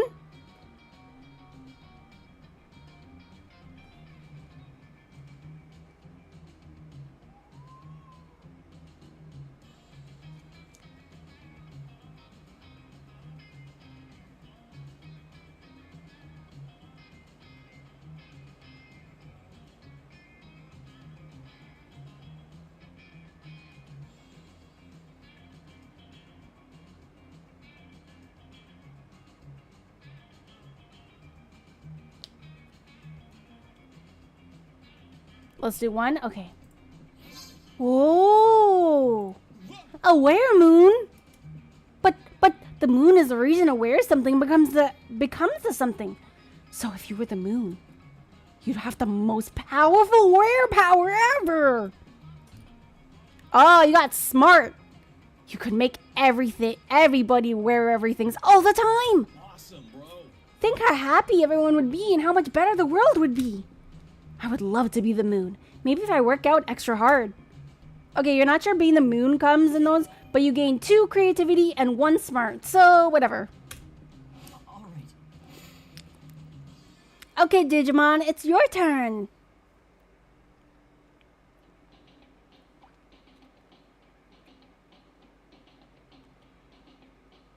I mean, I don't think being creative is a bad thing. Outdoors? Okay. That day, during recess, you start a half-hour rave that goes full crazy. You have no idea how it escalates so much, but at one point there are like 300 people. Someone summons demons from a nightmare night dimension. The consequences might distort the fabric of reality itself, but who cares? It's a rad party. Wow, Digimon with 13 smarts, what the hell? Big brain. You gain 2 fun. You were going to help Zoe with her math homework after, but you noticed her surrounded by a crowd of sinister cloaked figures. She seems pissed about it. Guys, stop it. I don't want any dead goats. I'm at school. You must commence the rituals. We understand you perfectly, Lord Gord. This is a test. We must bring you even more dead goats to satisfy your dark, hunger. What? No, that's the opposite of what I want. And I don't go by Zord anymore. I'm Zoe, okay? Zoe! Can we take a rain check on that study session, Jax? I can't stand to be around these jerks. Zoe brushes past you on her way out. The cultists stare at you with unconcealed awe. Well, okay, it's concealed by their terrifying mask, but still. All hail Zagord. Zagord addressed you by name, and you did not go mad with pleasure? It addressed you almost as if you were an equal. It passed within inches of your frail mortal frame, and what's more, it mentioned rain. Could it be that it was referring to the fabled storm of cerebral palsy fluid, which will one day come to quench all sanity? Brothers, sisters, bow down before Jax, for they are clearly the prophet of Zord. Please, O prophet, guide our worship, for we have noticed of late that our Lord appears dissatisfied with our sacrifices. The blood of many goats once pleased Zord, and yet now we do not understand what has changed. That's pretty obvious. Perhaps, given your special relationship with our incomprehensible master, you could suggest a new sort of sacrifice that would please it? Fuck it. You got nothing better to do. You decide to be a prophet for the day. You tell them that they should really be sacrificing. It's important to learn from your mistakes, so sacrificing another goat, but write we're sorry on the side. Sacrifice your own harmful prejudices. My goodness, damn, the smarts on Jax, though. Noted, she doesn't want a dead goat at school. Careful, Macro. Jax may be stealing your girl. Of course, our own harmful prejudices. Where is the body of those located again?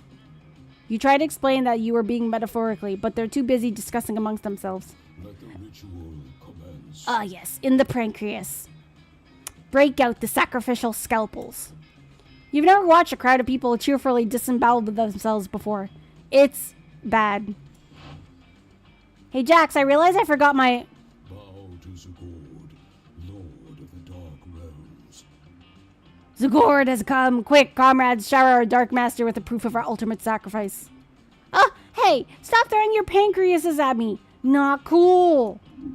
But it's too late. The cultists are all dead now because the cutting out your own pancreas is not a healthy thing to do. Ugh, if I had a nickel for every time a group of my cultists died of misguided organ lost. This is how I want my life to be. This is not how I want my life to be anymore. This is so depressing. I'm gonna go stare into the void until it stops staring back. Fuck. Who's gonna clean up all these dead bodies?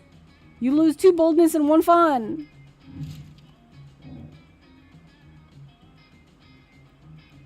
Okay, should we do random? Everybody chooses a brand. Say your choice out loud to the rest of the players before clicking.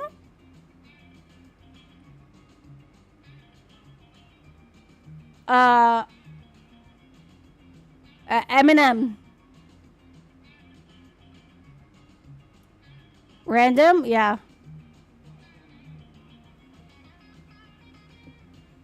Let's just do random.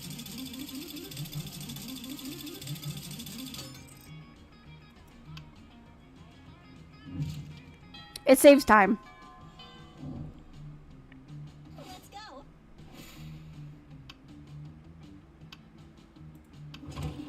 As usual, Miranda sits before her immaculate array of arranged silverware. Damien particularly is examining her biggest knife. So, is... Oh! Damien has some new clothes. So this is the one for killing people, right? Disgraceful. What? Good heavens, no. This is the butter dagger. It would be unseemly to use it on meat. So what then? Am I supposed to use the scrawny-looking knife to kill a dude? No, no, no. If you simply must kill someone mid-meal, it is customary to use the fish knife. This is Merfolk Court silverware, after all. That tiny thing? I might as well wait for my victim to die of old age. That is usual how it's done in my kingdom, yes. That or poison. This is ridiculous. Yo, you there. Which knife would you use to kill a guy? And don't say the fish knife. A spoon. Why you need blades to kill people? Holy shit. That's so much more metal. Why didn't I think of that? I guess when the only tool you have is a knife, every problem looks like a problem you should stab with a knife. Thank you for opening my eyes to the world of silverware-related murder. But which spoon? This is very important. Do you mean the teaspoon? Or the dessert spoon? Or perhaps the caviar spoon? No, no, no, no. None are appropriate. What about this spoon here? The one with the jagged edges on it. Oh, you mean the murder spoon? Of course not. That's for hard-boiled eggs. Damien nods thoughtfully, but pockets the spoon when Miranda's not looking. Looks like this school is about to get a lot messier. Sure. Bum, bum, bum, bum, bum.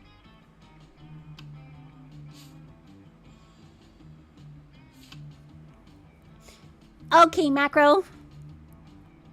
I'm gonna assume you're gonna go for the squid. I need me a murder spoon. Sit with Zoe. Okay. You arrive at Zoe and Vera's table. Excited to? We're not doing anything suspicious. Zoe? And we definitely don't have a fellow student in a cage under this table. You have a fellow student in a cage under the... It's useless, Vera. Macro is too perceptive. We've got to come clean. Yes, the problem is clearly that Macro is too perceptive. But I suppose we have no choice. Look under the table. Zoe and Vera do indeed seem to have a caged fairy under the table. She's filthy, miserable, and covered in glitter. Fairies cry glitter. We took her as a prisoner during the last food war. You know, for leverage. I didn't think anything of it at that time because taking tormenting prisoners is just a thing you do as an elder god. But that was 3 days ago, and she's starting to smell. We've got to figure out something else to do with her. We could let her go. No. I fail to see how that profits me. Yeah, that makes sense. Well, what should we do then? The prisoner is probably stinky because she's lonely. Get her a companion to keep her company. Use vicious psychological manipulation to turn her into a sleeper agent, of course.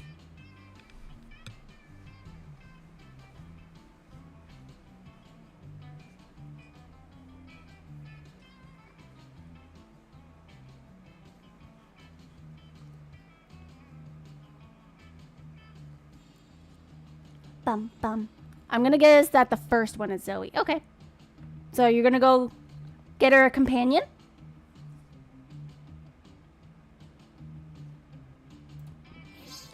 It's like I always used to say when I was a dark manifestation of hatred and madness. Spoiler alert, you rock. Misery loves company. And I love misery. Oh, you want another prisoner, Zoe? A prisoner is a big responsibility, you know. Who's gonna clean up after it? Who's going to feed it? That's the cool part. If my prior experiences as a mistress of extreme pain is anything to go by, they'll feed on each other. That is an interesting cost-cutting measure. Then it's agreed. How I love doing good deeds. And you love letting your hot friend think she's doing a good deed so you can hopefully smooch her later. Everybody wins! Let's do this. Yep. Yay! You got points with her, Macro! Yay! So I'm gonna just put Laura with Scott. That's a no-brainer. When you arrive at Scott and Calculester table, Scott isn't there. He comes back when you sit down, clearly delighted. Oh man, everybody's butt smells great today. It's like a bouquet of butts. A buck. A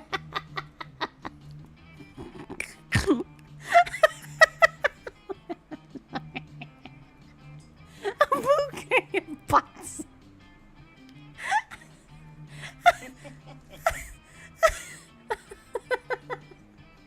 Hey, look at this! Oh, look at this! Laura's here too. Hey, Laura, I bet you also have a butt for me.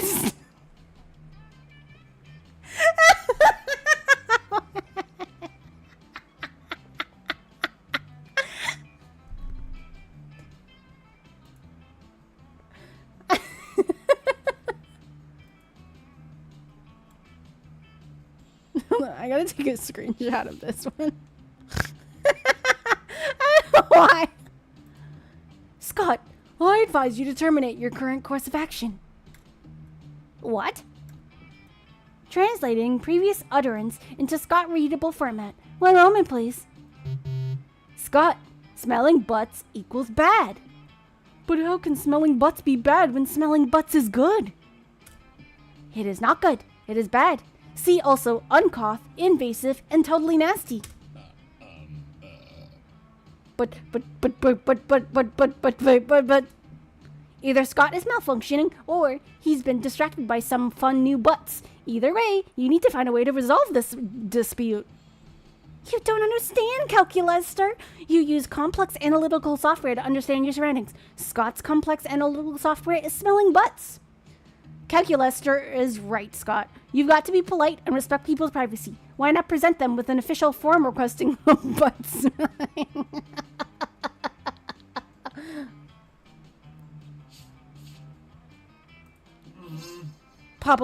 Probability of veracity, unlikely. Live demonstration required. What? Translating. 1 moment, please. Go smell a butt, Scott. That's a good boy. You don't have to tell me twice. Technically, yes, I did. Please report back with all butt-related findings. Awesome, bro. You don't have to tell me 3 times. Here I go. Scott sticks his...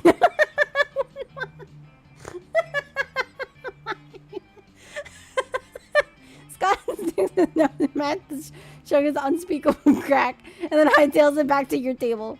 Now, Scott, please share with what you have learned. Well, Matt's math is spent first period in haunted math and skipped second period to devour souls underneath the bleachers.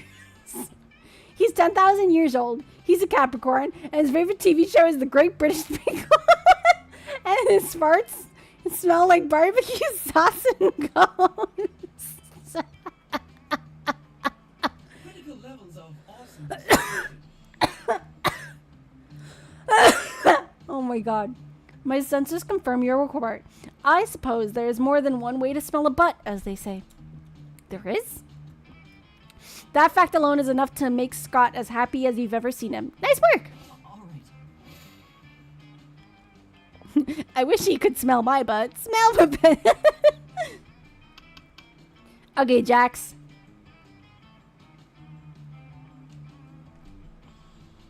Let me see. So you have a decision between buying something at the shop, potentially, or actually, I don't know if you would buy something at the shop with her in lunchtime, or being with Polly and Plotting mischief and decided to play along.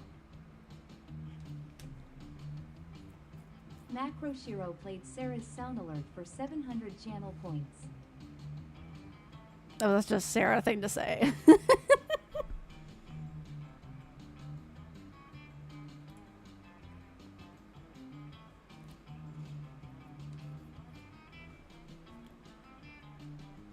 Bum bum bum ba da da da.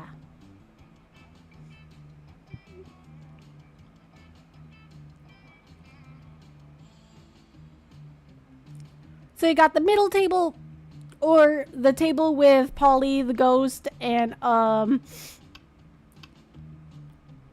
my god, purple guy table. Okay. When you arrive at their table, you find that Polly and Liam aren't eating. They're just taking pictures of their food. Welcome to the Don't Need to Eat, so we just take dope food pick zone, baby. We believe that food, like heavily construction machinery, should be seen and not tasted. Yeah, I mean, have you ever tasted heavy construction machinery? Have you? I don't know, maybe. My weekends are usually kind of blur, like last Saturday. There will be plenty of times to chronicle your sexploits later, Polly. Right now, we need to focus on those food pics. While Liam and Polly were busy bantering, you were busy arranging a dope food pic of your own. And now to complete your masterpiece. A food pic, but instead of food, it's just a bottle of whiskey with ketchup on it. A food pic of Liam taking a food pic. So meta.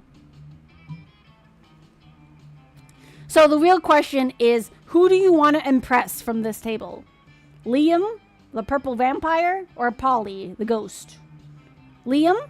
Okay, so for Liam, it would be a food pic of Liam taking a food pic.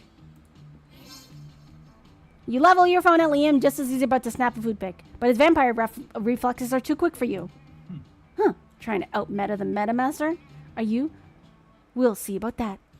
Liam levels his phone at Polly just as she's about to take a food pic. Now you're taking a food pic of a food pic of a food pic. Wow, are we pointing our phones at each other now? I want to play too. Suddenly, Polly's got her phone pointed at you. It's a food pic of a food pic of a food pic of a food pic. We've done it. We've created the meta triangle, the most meta shape in existence. This is our finest hour. The world around you dissolves into green columns of numbers and letters. You've done it. You can see the code. You are the one. The programming of the video games you are in awards you by raising your relationship points with the character known as Liam.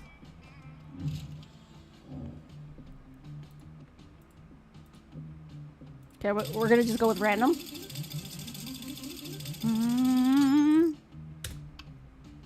Okay. Laura is first. Let's do this.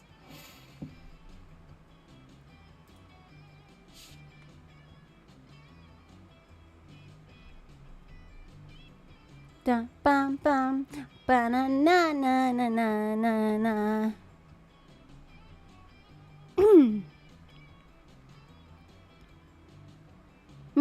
Auditorium. Okie dokie. That day, while rehearsing for the class play, you do a terrific job at acting. You act so hard that some of your classmates in the audience throw roses at you. 7 roses to be exact. Damn, roses aren't a valid currency or a stat in this game. Anyway, you check your converter app to see if this could translate into something a bit more useful. Seems 7 roses equals to 2 creativity points. Sweet, you gain 2 creativity. To be or not to be high as balls? Not even a question. I'm already... Oh my god. I'm already there. To tree or not to tree? Wait, I can't ask questions. I'm a tree. Okay, guys, I'm really digging the Shakespeare fanfic you're doing here. Now, all you need to do is kiss. Kiss who? Just point the way. I'll kiss whoever. How about that? Hello? Excuse me, who are you? I tried. It was okay. That's actually how I died. No, I was being metaphorically. I meant that you should join me and feel the gentle caress of the dark side. Whoa, this play just got spicy. I mean, I'm playing a cult member, so I'm 100% on board with this. And trees provide shape. Perhaps I am already on the dark side? And I'm a plague doctor, so like, doctors are good, but plague is bad. I don't know what to choose. There's at least 50% chance Polly will choose to go with the dark side. That chance, like Polly, is unacceptably high. Put a stop to this madness. Not everything is about good and evil, guys. The real quest has always been to find a shirt for poor topless Dimitri. Hi, I'll tell you what I want, what I really, really want. I'll tell you what I want, what I really, really want.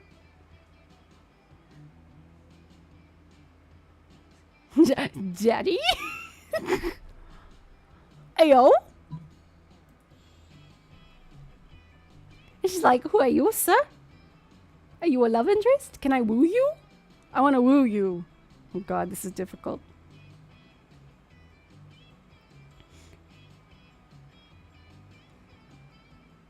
I think Scott Birds is... Oh, I didn't realize the placement of the bird.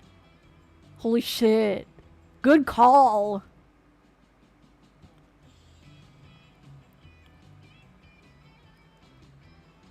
Got it. 1. Okay. So you say what? Number 1 is your final answer, Laura? I just want to double check.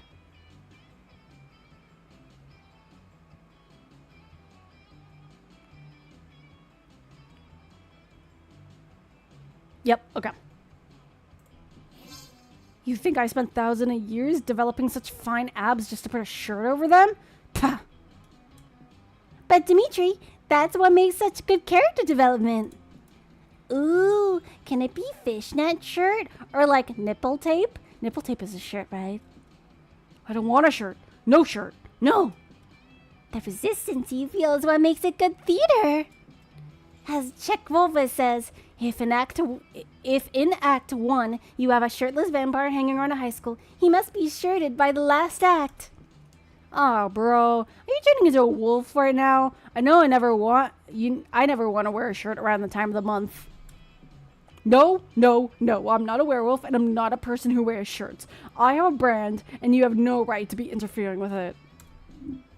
Dimitri stomps shirtlessly out of the room, and you look way more mature by comparison. You gain 2 boldness and 1 smart. All right.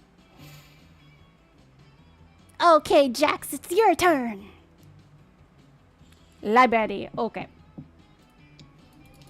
That day, you spent some time on the library PCs, playing some good old online poker.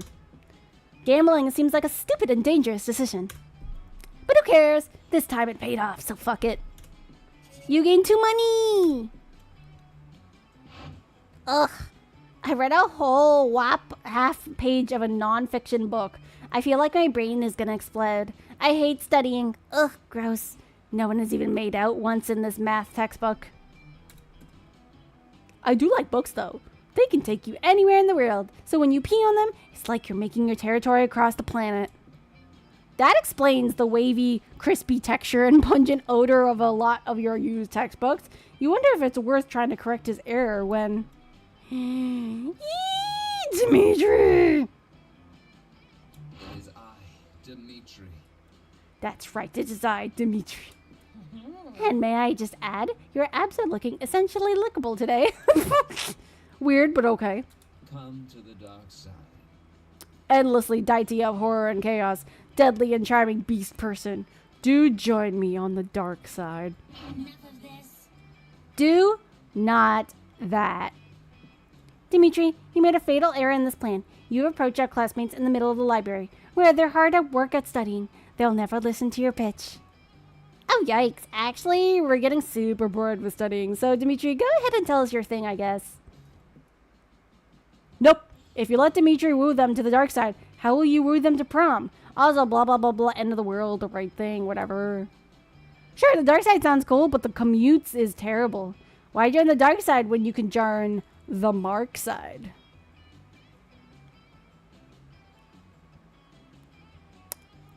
I like her anime short.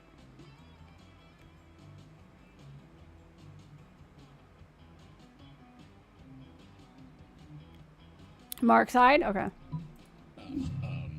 The mark side? What's that? Suddenly, a funny little man with a weak smile and enormous watery eyes appears from nowhere. Hi, I'm Mark. I hear you thinking of joining my side, he says. That's great news. You know what would be even better news? If you also shared a bunch of your cool, fun, personal information with me. What? Who are all your friends? What's their blood type? How do you feel about brands? Would you like to give me access to your location? I'm scared and confused. Awesome, says Mark. They are definitely emotions. Would you like to feel more of them? No. Too bad. Here's some news specifically calibrated to make you feel angry and sad. It might even be true. Not cool. Zoe, make him go away. I can't, Scott. He's even more powerful than the Eldritch energy which sustains me. This is a cursed place now. Boring. Our only hope is to sacrifice Jax to Mark's unquenchable info thirst. Everyone hurriedly straps you to a chair and injects you with truth serum. You tell Mark all your most embarrassing childhood memories. He sells them for 15 different companies. You lose 2 smarts and 1 fun. Let's go.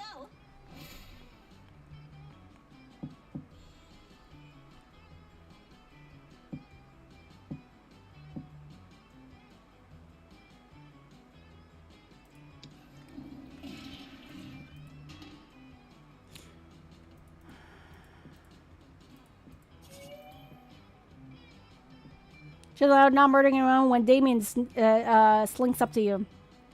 He's holding a large sack with the words, definitely not a corpse, written on it. Noob. Hey, you're not going to believe this, but there's definitely actually a corpse in this bag. You never would have guessed. Now, here's the thing. I'm not saying I'm exactly responsible for making this corpse. At least not without my lawyer present. But let's just say he and I apparently had a very different definition of rock, paper, scissors. Anyway, I'm not interested in going back to jail. So I need you to help me hide this body real quick. It'd be an extremely attractive thing to do. Luckily, hiding dead bodies is kind of your thing. You share your brilliant solution.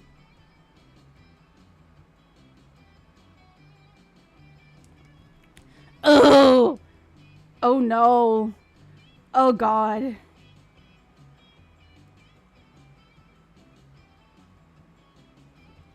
Disguise him as a drinking fountain. No one will know the difference. Just chuck him in my garage. He'll blend perfectly with my collection of vintage dead bodies. Wait, vintage dead bodies?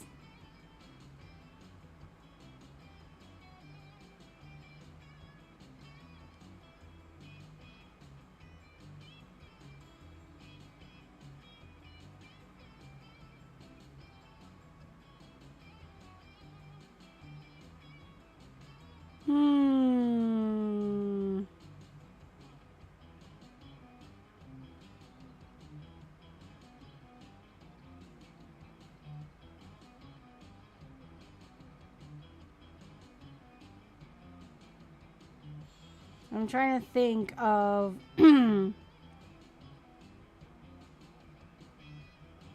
think the vintage dead bodies.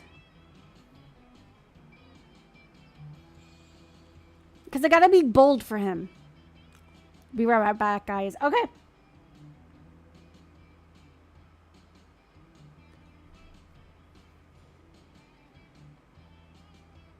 I think I'm gonna just chuck him in my garage. He'll blend perfectly with my collection of vintage dead bodies.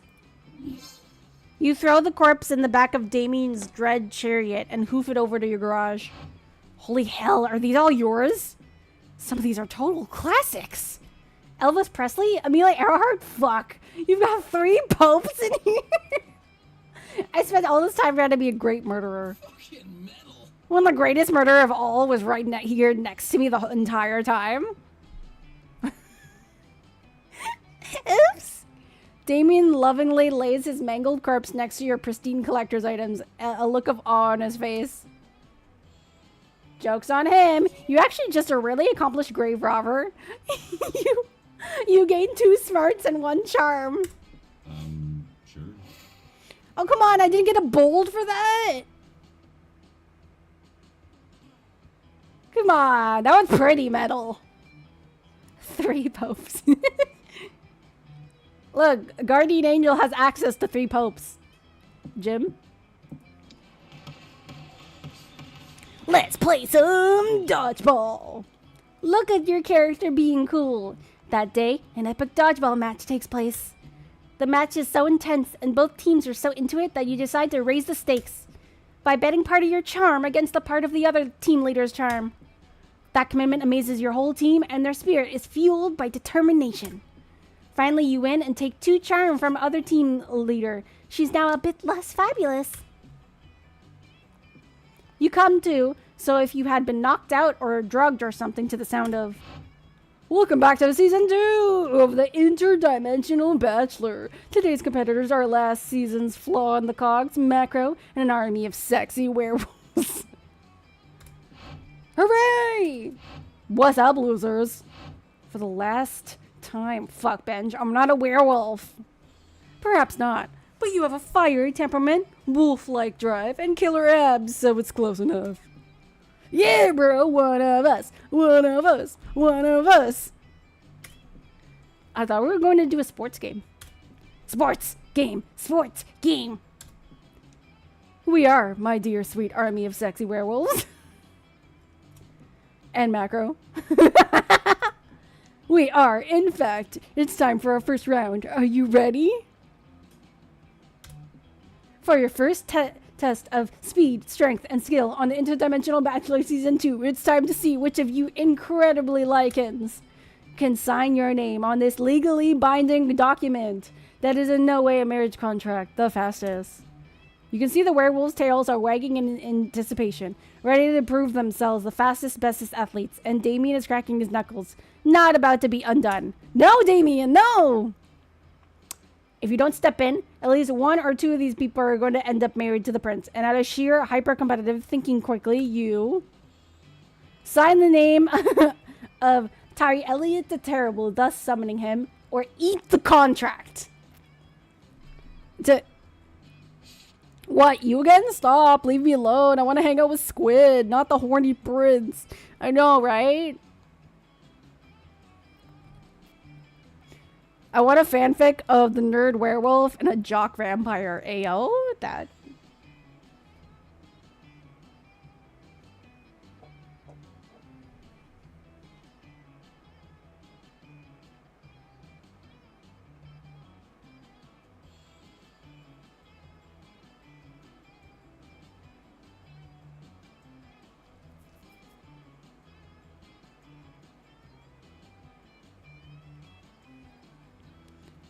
Let's sign the name of Tri Elliot. Let's summon thy. Never did you think you'd be able to outrun a werewolf. Much less 5, plus 1 devil. But in circumstances such as this, with so much at stake, something simply kicks in. What the hell, man? If I'm gonna get shown up by someone, I want it to be a pro athlete, not Macro. Yeah, bro, no fair. Rematch. Of what rematch are you speaking of? All of you turn as one to see the towering figure of Ty Elliot the Terrible, an enormous robot. Well, hello there, my good metal sir. I'm afraid you've wandered onto the set of a hit television program designed to find my spouse. That is, designed to which of these fine athletes the most skilled.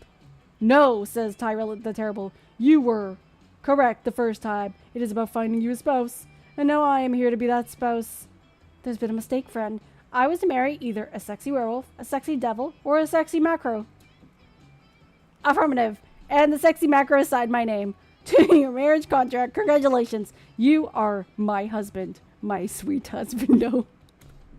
For some reason, the prince looks less than thrilled with his new robot spouse. Sucks for him. Meanwhile, you have an army of sexy werewolves and Damien. Very pleased with you as you lead them back to your own dimension, gaining 2 charm and 1 fun along the way.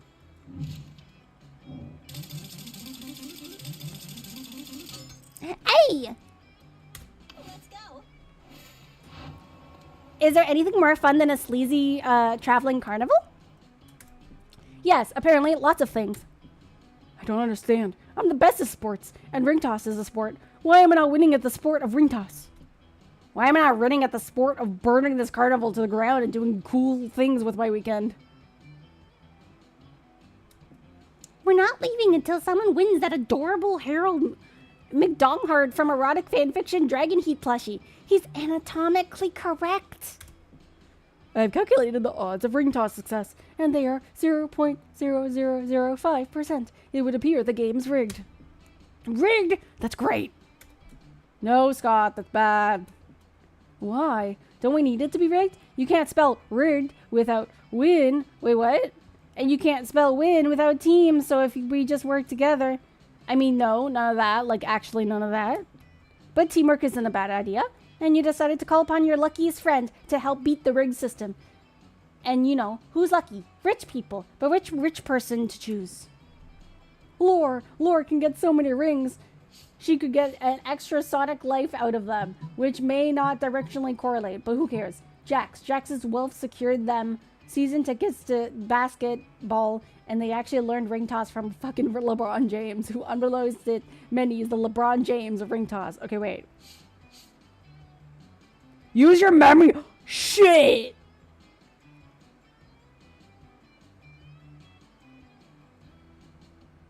What a little shit!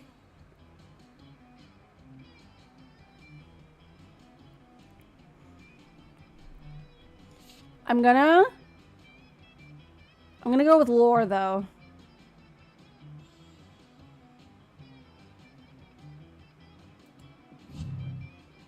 Lore shows up and shows not... Wait. Lore shows up and shows not tells her plans. Oops. Well, by grabbing all of the rings from the booth, unhinging her jaw, and swallowing them all whole. But wait, so now, is there any extra step? Do we reach into his stomach to retrieve the rings for bonus points? Nah, dude, we gotta just rip lore and get these rings back! Calculations indicate that they would be unpleasant for friend lore and bring us no closer to success at tossing rings, as they will now be partially digested. Can you show me my stats? Yeah, sure.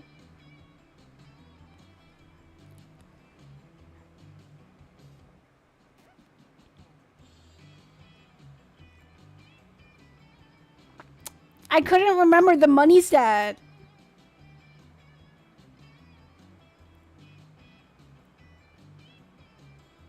Don't rip me, I'm scared. Man, now I'll never get that Harold McDonald plushie. This is no fun.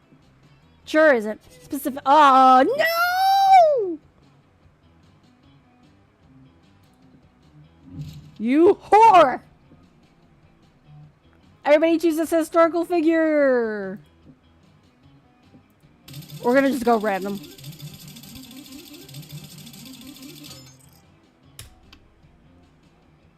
I failed you. It's okay, Laura. You tried your best.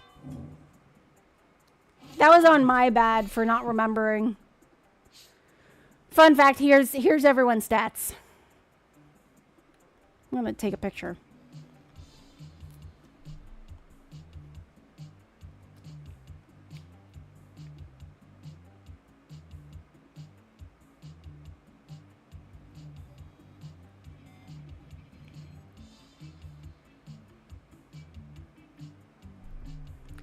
Class? Okay. The day you listen to your elders are more valuable lessons. Sometimes after all the monster nonsense and the dating gimmicks, you forget that the netting class is supposed to be the primary activity at this high school. You gain 2 smarts. Another day of class, another seemingly arbitrary group projects given by Miss the Loch Ness Monster. Upgrade Calculaster? What is every other group doing for this assignment? He's our only robo classmate. Ooh, I'm not gonna lie. I love Vera's outfit on this one. Yeah, besides, Calculaster is absolutely perfect as he is. Error. Factually incorrect. I have multiple bugs. Having bugs doesn't make you any less perfect. Swarms of flesh-eating beetles often follow in my dreadful wake, and I'm still crazy hot. I too sometimes become crazy hot. It is called overeating, and it is yet another problem with my physical form. Just let me improve your self-esteem, mechanical mortal. I mean, hooray, body positivity! Look, I get where you're coming from, Zoe. And Calculus are as great as he is, but our grades won't be unless we buckle down. Buckling down is what you're best at, other than guessing which classmates would like what response. But now isn't the time for that.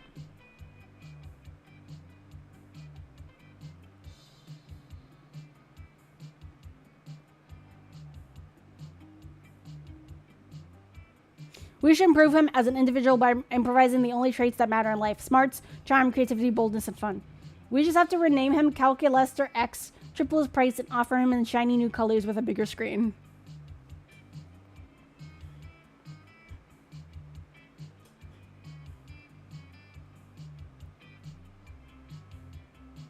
Two?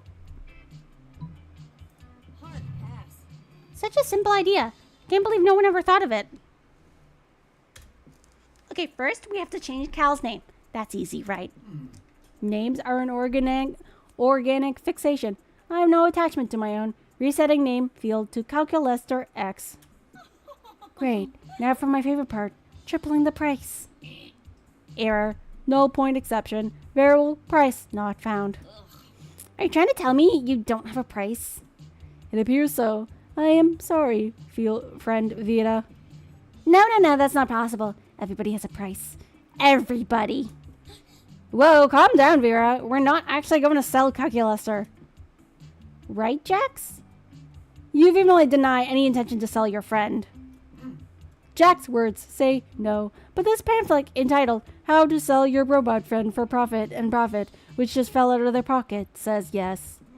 Jax? How could you? I don't want to sell Calculester either, but the fact that he has no price has destroyed my entire worldview. For about 2 minutes, I'm okay now. My cynicism is unbeatable. You, though, Jax, are unbeatable, as my gang of henchmen will soon prove. Shame on you. They say every cloud is a silver lining, but that saying is about clouds. And what's happening right now is that you're getting beaten with shovels. Very different. You lose 2 fun and 1 boldness. I will sell him for $20.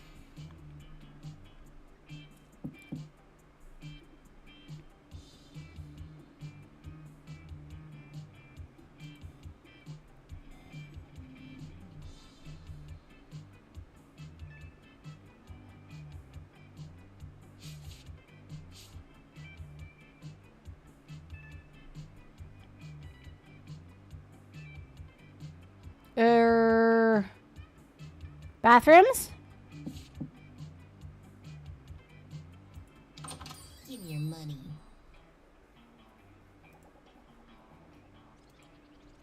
Hey, last night I read this article on how money causes pocket cancer in the long run. You don't want to get pocket cancer. Quick, give me the dangerous money you have in your still healthy pockets.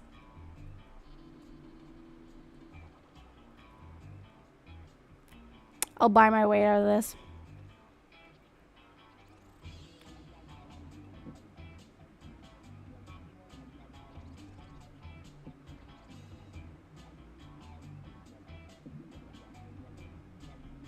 It's gift time!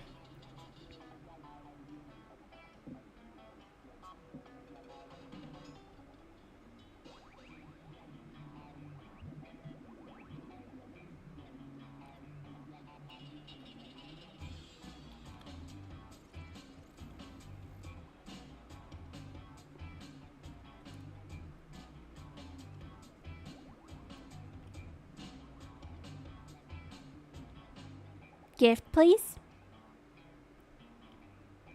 What gift do you want?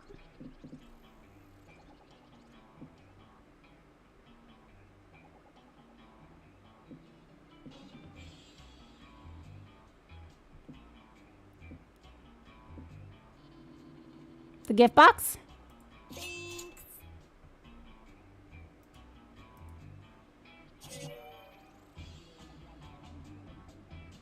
Oh! Holy shit! Lore. You got 43 money. But you also lost your charm and fun.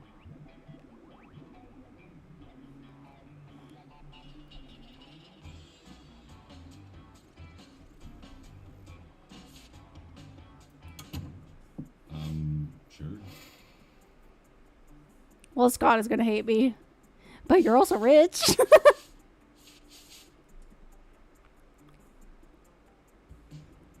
Okay, Macro. Auditorium. That day, while rehearsing for class play, you're stuck in the by lightning of inspiration. You tell everyone to call you Bai, also known as one of the 7 most douchiest moves in the world. But the nickname of the so awesome, incentive, and appropriate that people decide to go with it. Quite the feat. You gain 2 creativity. We, the devs, dare you to actually come up with a nickname for yourself and ask the other players to call you by that name until the end of this run.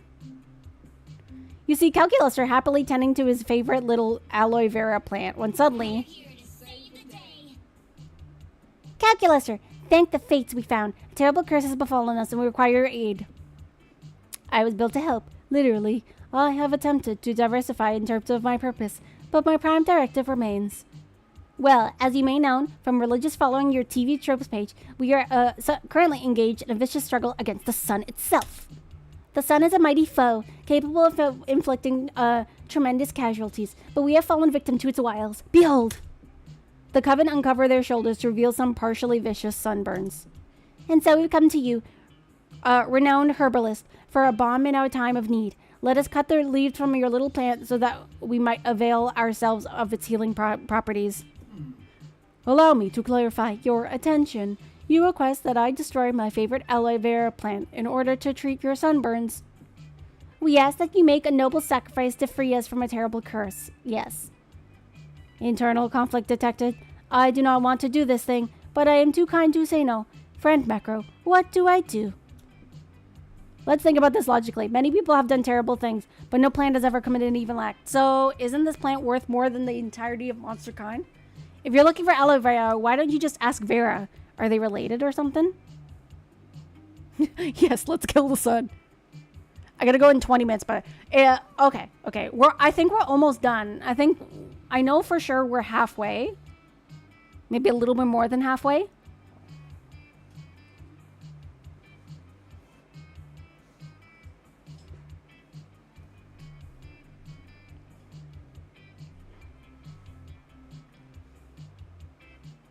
Two? Wait.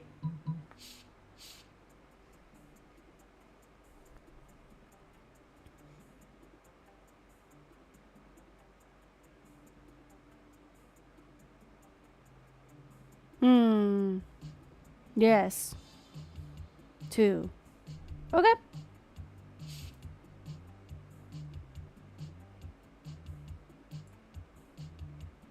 If you're looking for aloe vera, why don't you just ask Vera? Vera. Aloe vera? It makes perfect sense. Ordinarily, we avoid that financially adept Gorgon, but in this case, we're truly desperate. Desperate, you say? Desperate enough to pay cash? For what?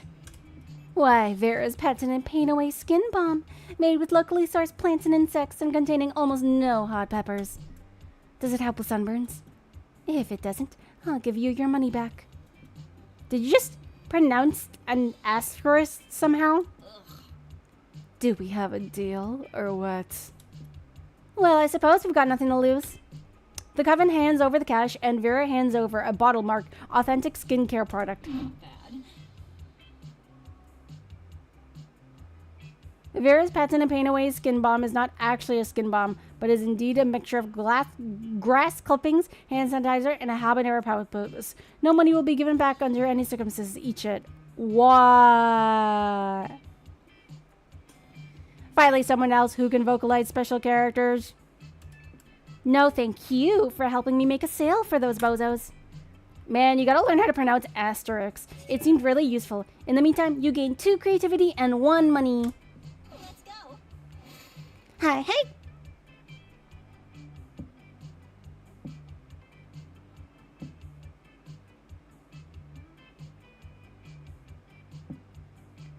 Let's go outdoors. Dun, dun, dun, dun. It's Juan, the small magical Latino cat.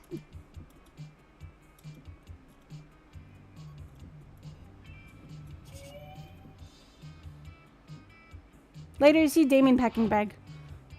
I'm going away for the weekend. To detention. I have fucking detention again.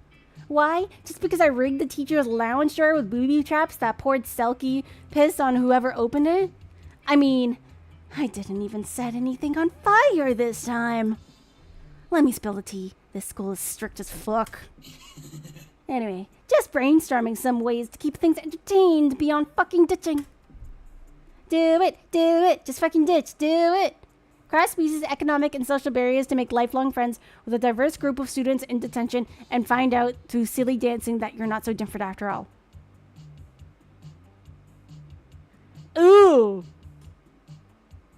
Ooh. Hold on.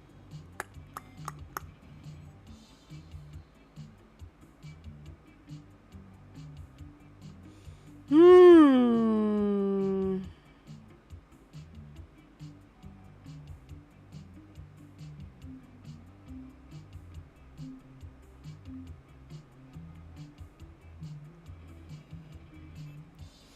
Mm.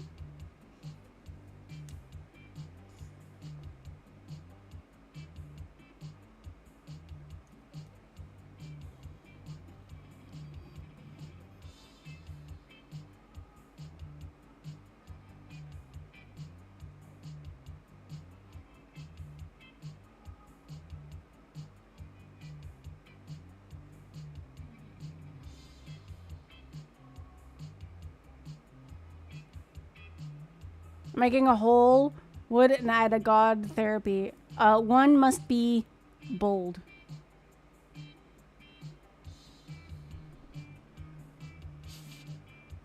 Ditch.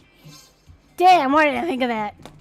I mean, I just did, but I didn't consider it as a serious option. If I skip detention, what are they gonna do? Give me detention? I can do anything. Make a bonfire at a desk, jerk off into the potions, Fucking metal. and I'll just skip detention forever and wreak as much havoc as I want. Fuck yeah, havoc. Well, you may have created a monster, but at least he's your monster. You gain 2 smarts and 1 boldness.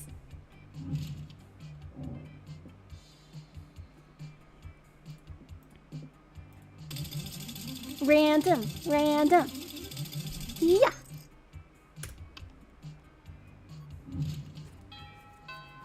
Okay, we're more than halfway, folks. Sure. Who the hell is this? Who's this? Squid Girl. When you get to Damien and Zoe's table, you find yourself in the middle of a pretty tense situation. Dahlia and Damien are sitting right next to each other, chewing their lunches way too hard and furiously ignoring each other. Zoe is staring excitedly at the two of them, phone out, ready to film. OMG! Is this it? The final showdown between Stormy Blue Nightmare Dahlia and Spicy Red Baby Damien? Is today the day the Aquanos finally claimed the 8th circle of hell? Alright guys, I've got my phone camera ready and rolling. You can start the bloodbath whenever you're ready.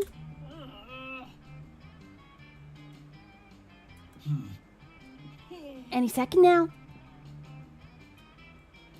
Get a life. Give us a fucking break, will you? We're not gonna resolve century-old dispute between our families in the cafeteria. It's anticlimactic. Yeah, I'm just sitting here because Damien's so scrawny and insignificant. I didn't notice him before I sat down. And I'm just sitting here because fuck you. Yeah, fight! For the last time, it's not dramatically appropriate. Zoe does not respond. Instead, she ruthlessly slides 2 knives across the table and waits patiently. So what's your play here? Will you convince them to fight? Or convince Zoe that there's something even juicier going on? Well, you know what they say. If you're not fighting someone to the death, it's usually because you have secret, sexy feelings for them. Look, I know you guys can't actually fight for the 8th circle right now, but you must want to have each other up at least a little bit, right? How about a thumb war over dessert? No, Damien's born. she'll have to fight me.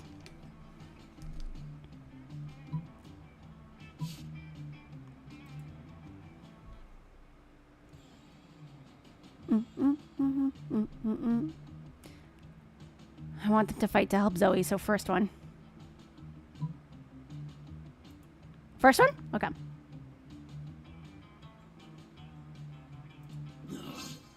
What?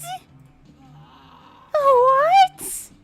Number one, I don't have feelings. Number two, if I did, none of them would be secret sexy feelings for this blue raspberry craptocopter.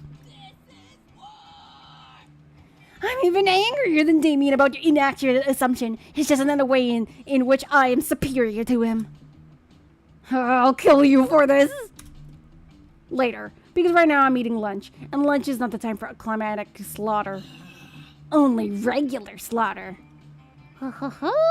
Their words don't fool me. I can see the sexual chemistry bubbling below the surface like a river of boiling blood. It's adorable. Hey, Macro, I noticed you haven't tried to fight me to the death either, if you know what I mean. You're pretty sure you do, and you're all about it. Let's go. Oh no! Okay, I guess I'll go with her, with this person. You approach the couple's table. They seem welcoming, almost too welcoming. Hey, sad single people. Look, honey, another lonely high schooler come to bask in the radiance of our mutual and fulfilling love for one another. Please sit with us. Being around us is probably a relief after spending time with all those desperate singles. Oh, me? No, I'm not eating. Tate eats for both of us. We share a digestive tract, like all good couples do. Yes, I know Polly and Liam don't eat either, but that's different. I think they're just fasting because they haven't found someone to share nutrients with yet. It must be so lonely wasting the best years of your life outside of a committed monogamous relationship. That's why you sat down with us, right? For love advice. Of course it is. What? It's really not. You just figured they'd be too busy snuggling to bother you while you ate. But come to think of it, you do have one question. How do you overcome the challenges of seeing your partner poop for the first time? How do you know how many nutrients you can sip from your host, I mean partner, without killing them? What a great insightful question that applies to all couples everywhere. Now, at first, you might think it would be impossible to support two sentient beings using all the nutrients consumed by one being. But the truth is that there aren't really two sentient beings to feed. There's just one. Us! You're such a good team that we divided up labor perfectly. Tate goes all walking around, eating and breathing. And I do all the thinking, talking, and having a personality. That's how you know you're in a good relationship, when one partner individually is completely subverted by the other's need for nourishment. You're more than a little bit horrified by this revelation, but that doesn't stop you from using it as your subject for extra-biological midterm later. You get an A and also 4 smarts. Let's do this. She sounds totally cool and not toxic at all.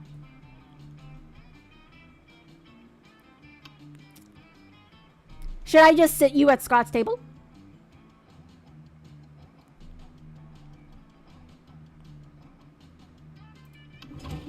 You find Scott, Polly, and Scott huddled at your chosen table. If these two are together, it can only mean one thing. I hereby call this meeting of the Prank Masters to in order. Prankmaster Howell, present and accounted for. Chairman Geist, all dressed up and ready to prank. Hey, how come you get to be chairman? Well, which of us can throw chairs around the room with our ghost powers? Well, I don't have ghost powers, so... Oh, you! I get it! Chairman! But... No time to argue, Scott. We've got to come up with a baller food prank before the end of lunch. I have 99... Oh shit, you do.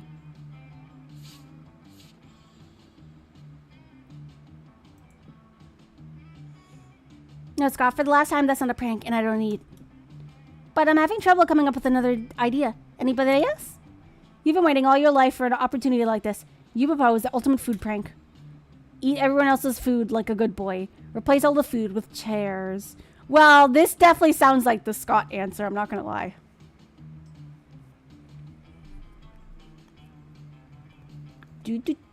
One. Eat other people's food? You can do that? Well, I can't. But I can. Even if it's on somebody else's plate. Even if it's somebody else's tummy. Exactly. Half of that was right.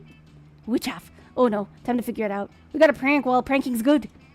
Wait, what about me? Food falls right through me. But you and Scott are already blazing a trail through cafeteria, gobbling everything in sight.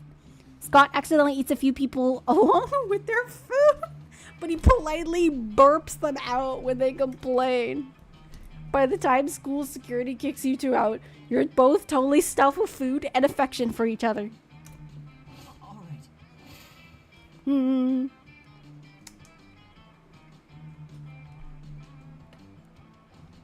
I just want stuff for my Liam, so I don't care.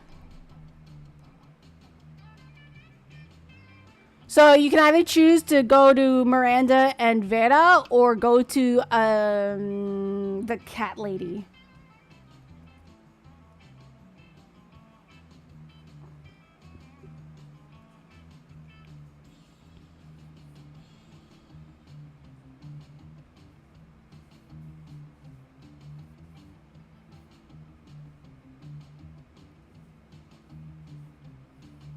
Snake? Okay.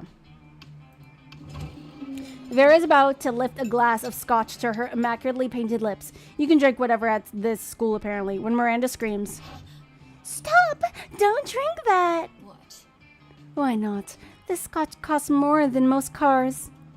Has your taster tried it yet? What taster? You don't have a taster? What if your drink is poisoned by someone jealous of your good looks and royal title? Listen, Miri. I only drink 4 things. Scotch, red wine, the tears of my enemies, and straight up poison. You drink poison on purpose? Miranda, my hair is venomous snakes. You think poison actually harms me? Well, you should still have a taster. What if someone puts really spicy hot sauce in your drink or poison? What do I have to do to get you to drop this? Simple. Hire a taster. Fine. Any volunteers? This might just be the big break you've been looking for. You raise your hand, and when Vera picks you, you drink all her scotch, enraging Vera and delighting Miranda. Pretend to be poison, terrifying Miranda, and amusing Vera.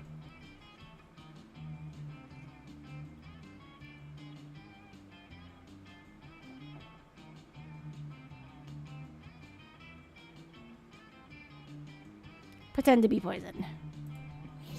You shoot Vera a wink, take the tiny sip of her scotch, and then... No, stop vomiting. How will you be able to taste for poison if you're too busy foaming at the mouth and vomiting? You fool! They are poisoned. Run and tell the authorities before this poor sap's face melts off or something. Oh dear, oh my, I'm no good in crisis situations. Curse my unformally pleasant childhood. Miranda faints with the utmost drama. If there's one thing princesses are good at, it's fainting. That was hilarious. I should put poison in my scotch more often. You can stop vomiting now, by the way. She's passed out. Oh, do you need the antidote? All right, here you go. I guess I should have let you know that scotch was actually poisoned.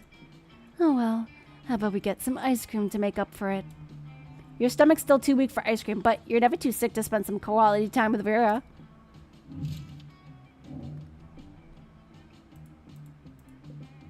Boop.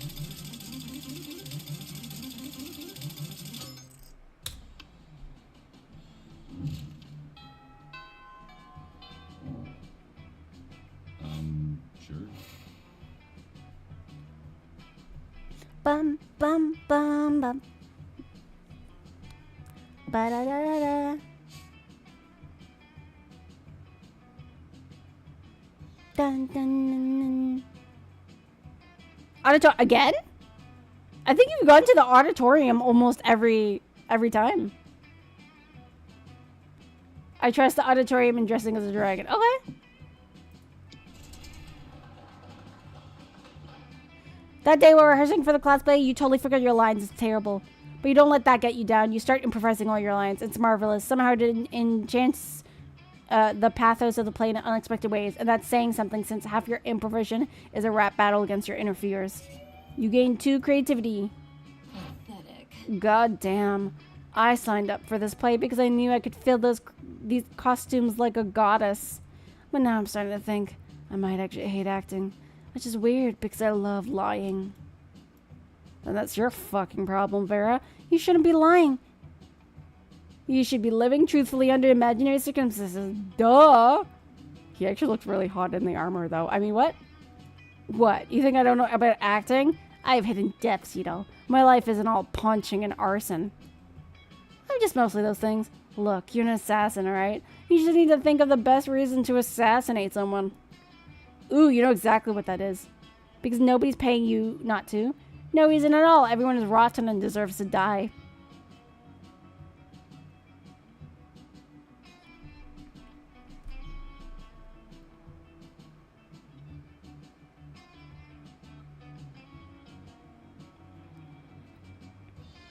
I'm the Leonardo DiCaprio of acting as a dragon.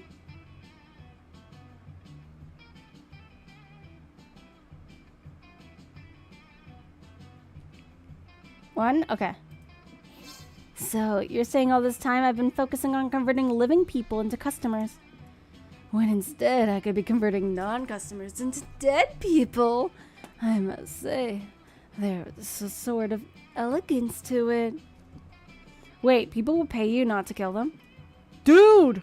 I should either be getting paid a lot of more money or killing a lot more people. Either one's a win for me. As for you, Vera, all you have to do is pretend each of your victims in this place is somebody you owe money. Who owes you money? Oh, that's it? That's easy. They all probably do. Remind me, am I supposed to use fake knives for killings or real ones? Sarah! Sarah, guess what? Guess what, Sarah?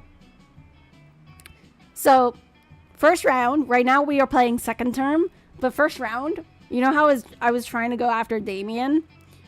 I accidentally seduced Vera, and she actually went out with me.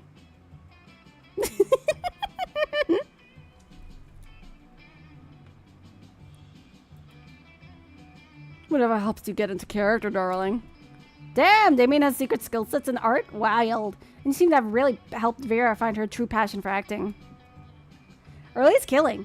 Not that she really needed help with that anyway. You still gain 2 creativity and 1 smarts. All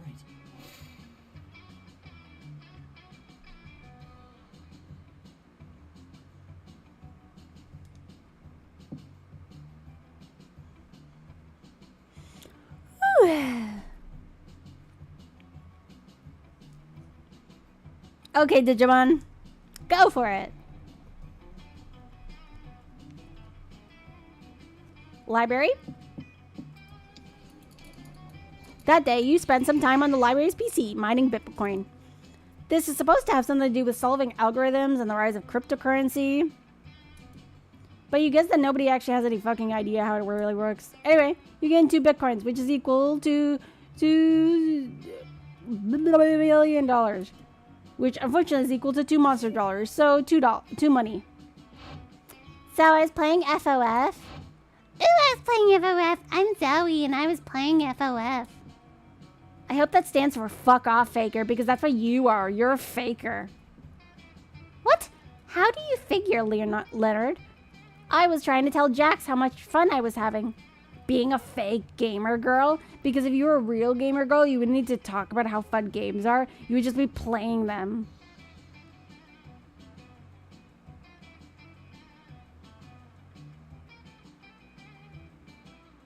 Let me see. It was okay, but had some funny bits.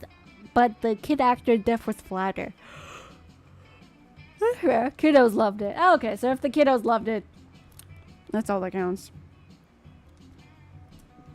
A real fan doesn't go around shoving their fanness into people's faces. That's just what girls do because they're just doing it for attention. Oh, go fly a kite. Let me scoop up the freaking water from your head. Leonard, literally all you do is try to prove you're a real fan. You're the one who interrupted this perfectly normal conversation. fake conversation. Leonard. Fake Leonard. No, wait, real Leonard. Girls are the fake ones. So you're saying there are no real gamer girls? I thought I met one once. She wasn't like all the girls. Right up until she was, when that bitch friend-zoned me and went and dated some asshole. Chad Cabra? Oh my, do we? I'm sorry, do we have an incel kappa? Wait, how did that have anything to do with her interest in gaming? Wait, that's a kappa. Yeah, it's a kappa. Poor Zoe. She's new enough to this whole being a high school girl thing that she has no idea that there's no reason with Leonards of the world. There's no reasoning with the Leonards of the world. Not to be a white knight or anything, but you really should step in and find a way to distract Leonard so you and Zoe can discuss absolutely gender-neutral topics like gaming and peace. Distract Leonard by finally creating the perfect real gamer girl profile on Twitter. Tell Leonard that you heard someone say there's no wrong way to play video games.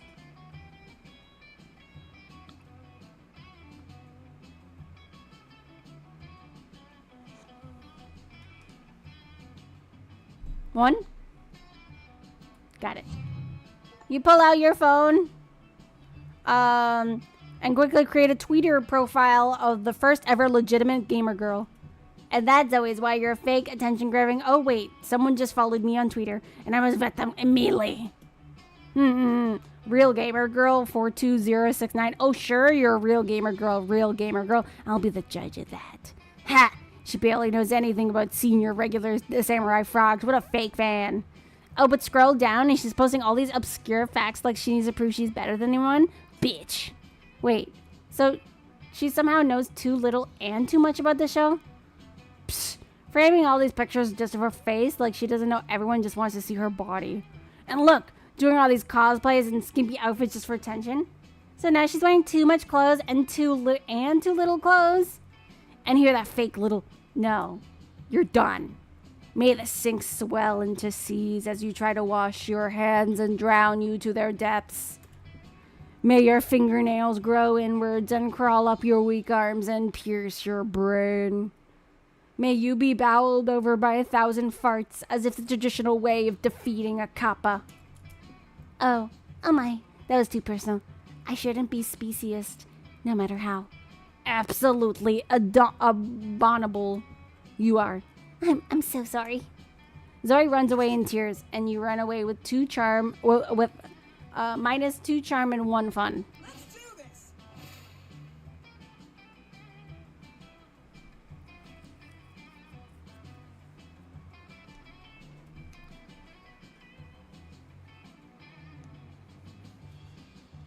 I really gotta head to bed, but I'll finish this one. Sorry. We're almost done. Let me see. Oh yeah, it's like literally 1 week before prom. Okay. Bathrooms? You sure about the bathrooms? My god, you've got 99 money. That's cuckoo, not banana.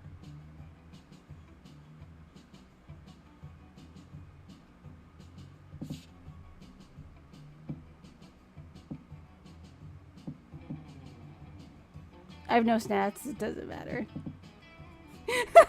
I say this because I still need more boldness.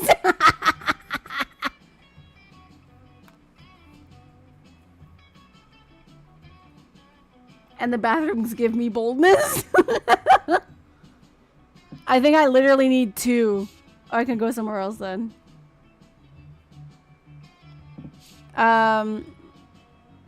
Take me outdoors? Outdoors? Okay. That day during recess, you start a half-hour graze that goes full crazy. You're casually chatting with Juan, the small magic... Hey, it's Juan, the small magical Latino cat! You know which one. The one involving the beehive, the blow-up doll of the president, the penguin mask, and the mystery of the Goblin King. Slowly, lots of people start joining you to hear the story. By the time you say where the Goblin King was, 100 people or so burst into hysterical laughter. You turn on a mobile app that captures all the laughter and turns into 2 fun. Scott catches up with you afterwards, panting with excitement. Hey bro, I was just thinking about how much I like you, and I want to share all my favorite things with you. I thought about sharing my bones with you, but I don't remember where I buried any of them. Then I thought maybe we could go peeing together, but peeing on each other's territory would be wrong. And I don't know how to share the moon, or even where it is right now. So I guess that just leaves my two favorite things in the whole world, cheerleading and sports. And since you're not on the sports team, cheerleading it is. Let's cheer together, bro. What's that? You want to know why we're cheering for? Well, I thought I'd leave that up to you. What should we cheer for? We should cheer for the working class. Nothing will aid the rise of like the hearty cheer. We should cheer for each other because friendship is the greatest sport of all.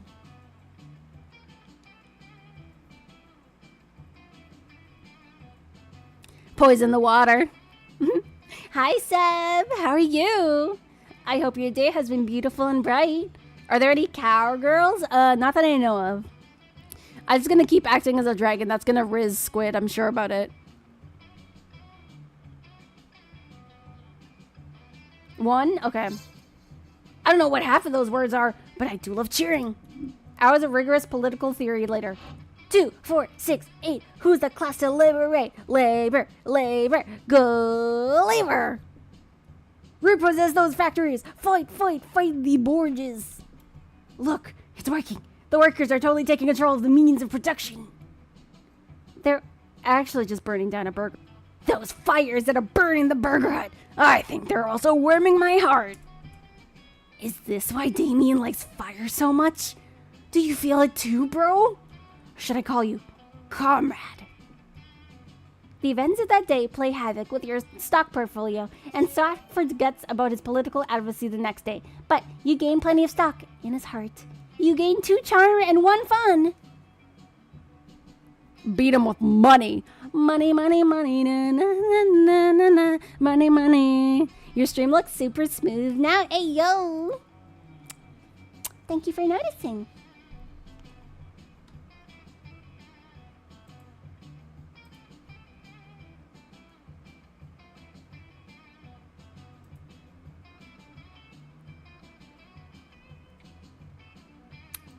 My CPU is only at 60%. Let's go. Okay, I got a little bathroom. The day you skip class and just hang out in the bathrooms because you respect no authority. On the way there, you run into Mimi the Oni girl. She offers you some weird Japanese energy drink. You take a sip. It tastes crazy as hell. You need to check the contents of this shit. Guarana seeds, extracts, benzoic acid, 50 milligrams of caffeine, and 100 milligrams of boldness? Well, it wasn't bad at all. You gain 2 boldness. Thank Mimi and proceed to the bathrooms. You're daydreaming about how Damien would look walking down the aisle towards you. When you see Damien walk down the aisle hallway towards you. Yo, so listen. Don't be uncool about this or make it a big thing, but I think you're pretty rad. Like, maybe even as rad as I am. So I thought it might be sweet if we could, you know, do some crime together. Would you be into that? I mean, could you even fucking handle it? Yes, of course you could and would and should. Should we? What kind of crime are you into these days? Quick, suggest the most badass and romantic crime for the excellent. Oh shit. Oh shit, wait. Tax fraud and light treason. Dinner and a movie, only the dinner is arson and the movie is also arson. Oh god. RAM was a huge improvement. Yes. Poison the water. Boom. Poison the water.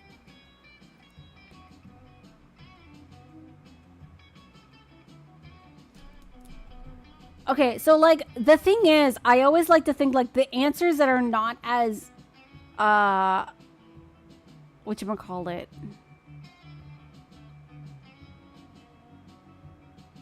Like Damien's a pretty easy character to read, I find. But I feel like with the answers, they're not as, whatchamacallit?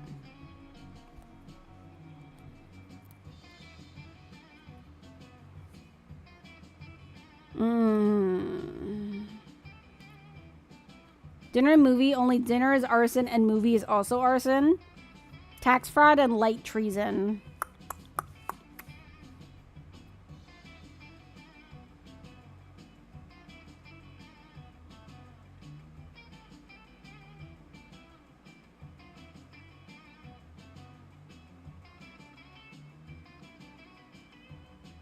Ooh boy. Ooh boy.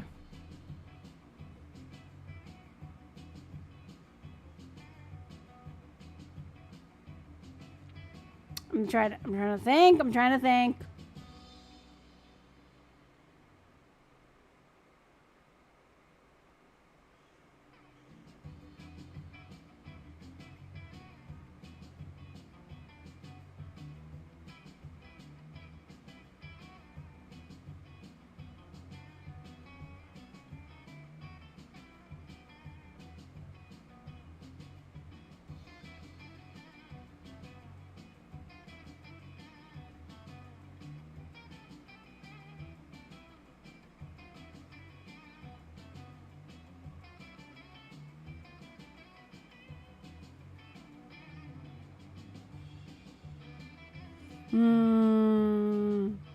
I kind of think too. I might be overthinking it, eh?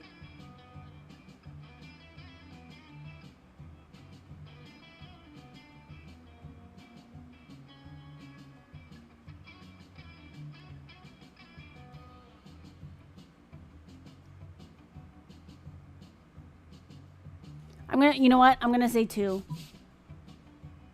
Because it all depends on my stats, right? And I feel considering... Oh shit, wait. I do have... Oh shit, wait. Hold on.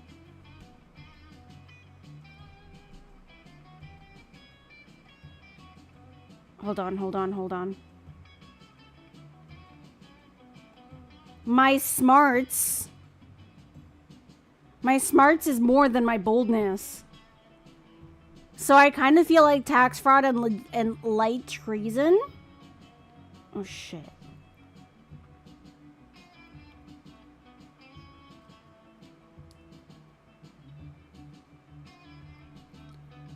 Oh dear.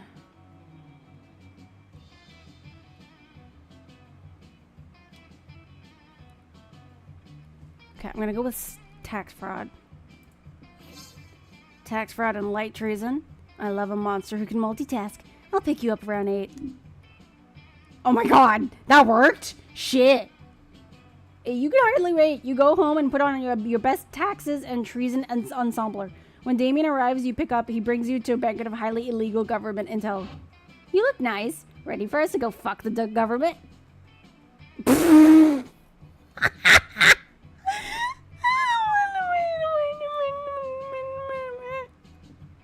The two of you spend the night giggling like schoolgirls as you break into the mayor's office and steal classified papers. Your hands essentially as you reach for the same flash drive to spread the virus through the government files. The excitement of the night peaks when you hear the police knock on the door right as you're falsifying tax documents. Okay, maybe I should have gone with the boldness. I'm too smart now. You're forced to eat the evidence and unwilling begin to eat the same form. So that when you both chew in the middle of the illicit tax document... Wait, so we kissed while gobbling taxes? What the fuck?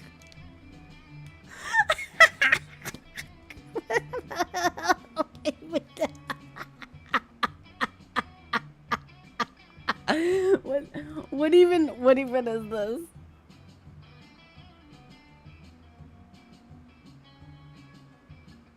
Like what?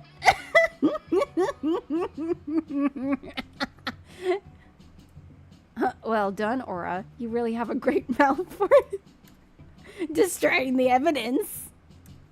Dang, this is turning into a night of tax destruction. You gain 2 charm and 1 boldness. Spicy! Okay, Macro. Who will you ask to prom? None of them or one of them?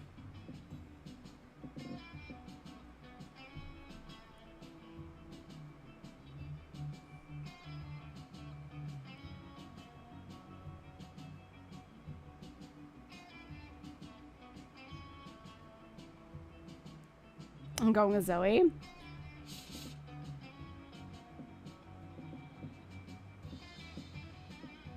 I trust the dragon strat. Okay. Jax. Who are you gonna go for?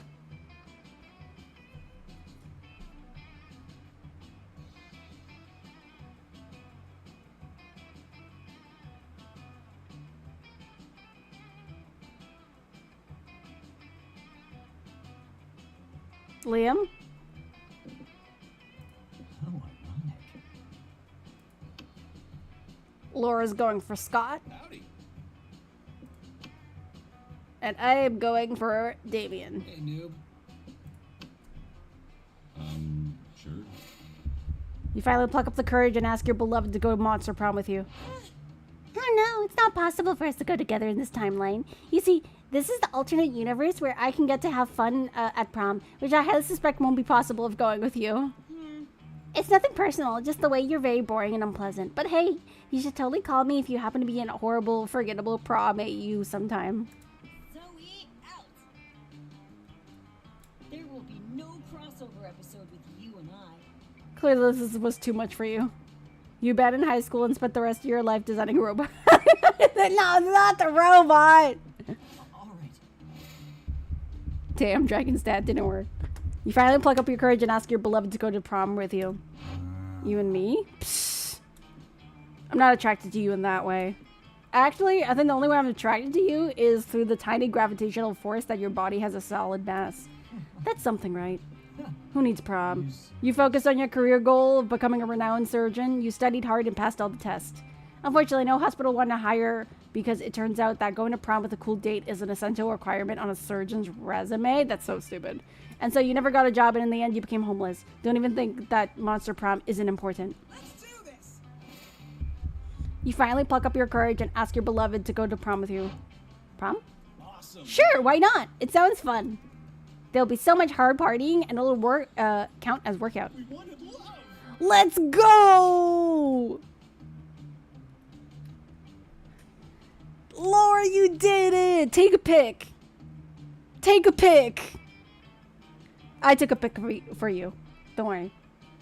I took a good pic for you. Hold on. I'm gonna post it in the Discord. See? Worth the wait. You got your mans. You got your wolf boy. And you got your money. You got the wolf boy and the money.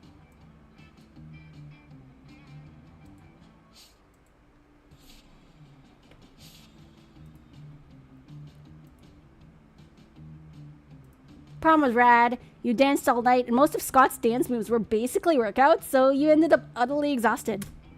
It wasn't your idea of getting all sweaty with Scott, but you're definitely getting closer. Let's go! Oh god, oh god. You finally pluck up your courage and ask your beloved to go to prom. What? Prom? Burning stuff and committing murder might be badass. Fucking metal. But nothing is as badass as following your heart and believing unapologetically. Are you serious? Let's do this!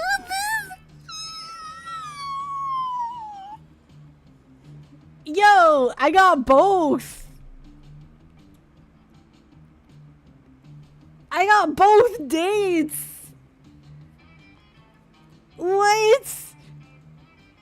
I should do art of me between Vera. I got one on one arm and one on the other. Let's do this. Let's live our lives with zero regrets. Prom, here we go. Love is metal. Oh my god, let's go. That's fantastic. Loving it.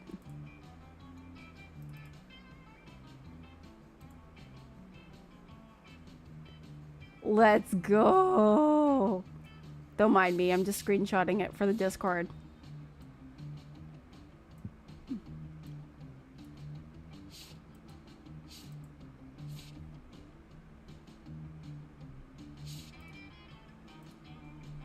Hey, yo, prom night was awesome. You and Damon reflected on all the fucked up misadventures you had over the past few weeks. You definitely been your worst self. After some good laughs, you conclude, well, I'm definitely going to hell. The best of failing, you've been rejected by all 6 main love interests. Maybe. He stayed silent a bit after that. Then he added, you know what? I see no problem with that. Best night ever. You ended up a run with 20 money or more. You ended up a run with 99 money. Ew. Macro, most likely to never be understood. Zoe's quote, always stay true to yourself. We got 23 new events, 23 new outcomes. Let's go. Okay, I'm sleeping now. Thanks for the stream. Thank you so much for hanging on, Lore. I'm so happy that you got your happy ending.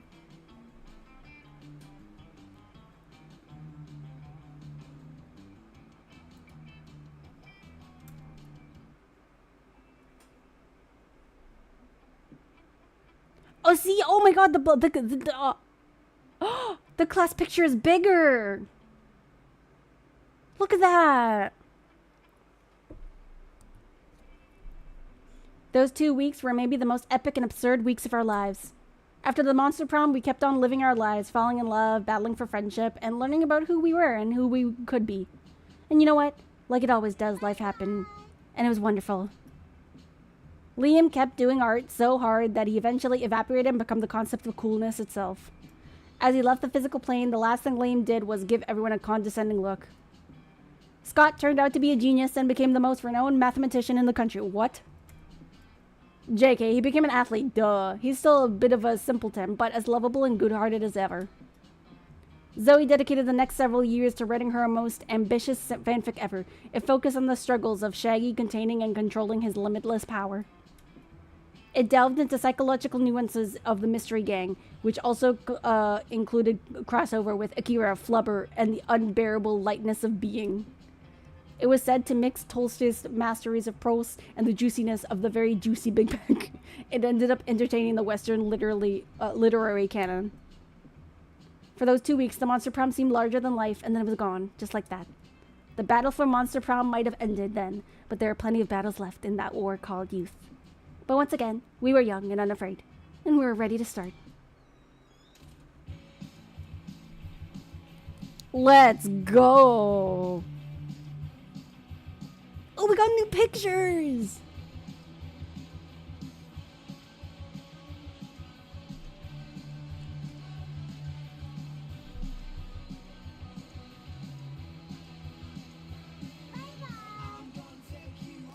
Thank you, Digimon! Bye-bye! Buonanotte and sweet dreams!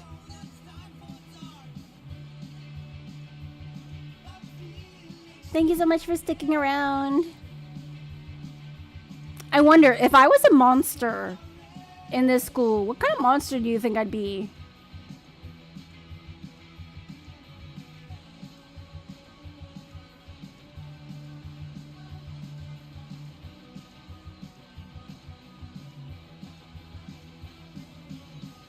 Do you think I'd still be like an angelic being?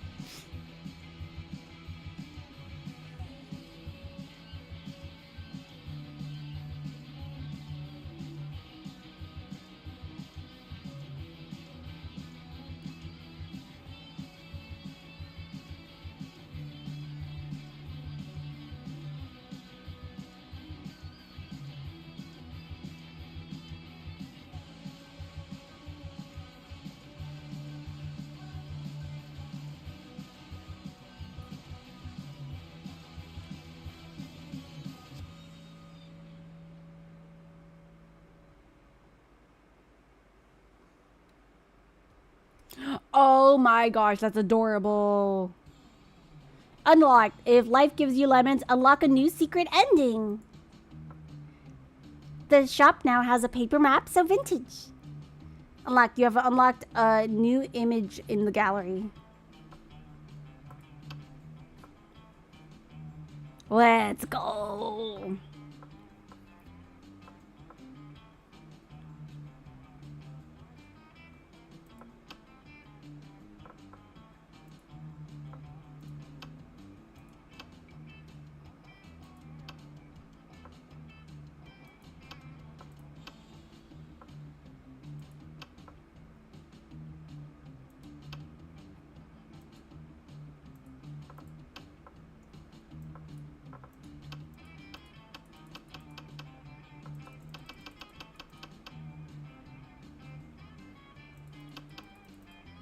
Maybe you can be a harpy so you still have wings? Oh, that's fair. I mean, there is a secret ending involving angel blood. Is there?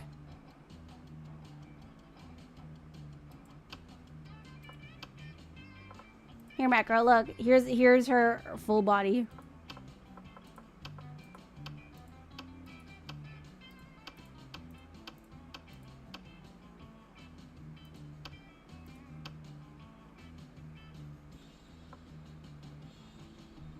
You'll get her next time.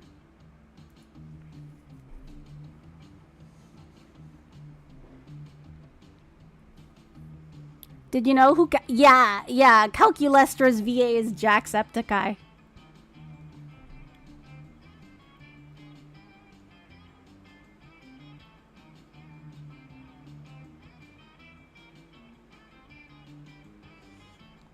Yeah, so like maybe I would be either a fallen angel or I like harpy aura sounds cool too.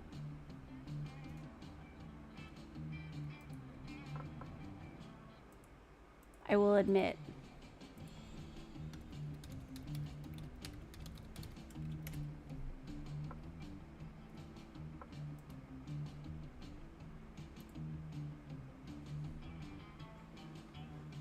Fairy aura? After all, there was a fairy underneath the, what's it called? Oh, but fairies could also be small too.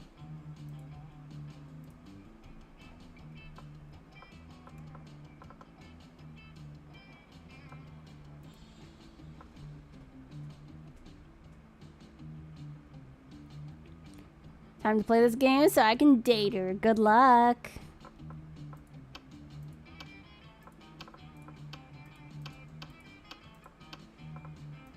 But yeah, I don't think I have the other monster prom, like not proms. I know there's Monster Camp.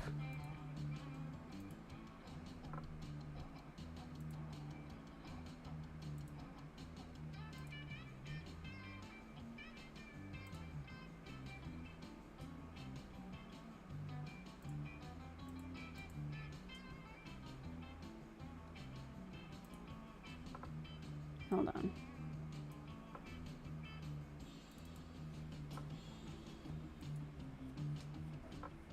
I'm gonna go to sleep now too. Okie dokie. Buonanotte, sweet dreams, Makashiro. I think this is a good time to actually end stream as well. I'm gonna be posting my spoils of war. Who knows? Maybe I kind of want to draw myself like hooking arms with Vera and Damien now, just in the smile, like in the middle, smiling like the goofball I am.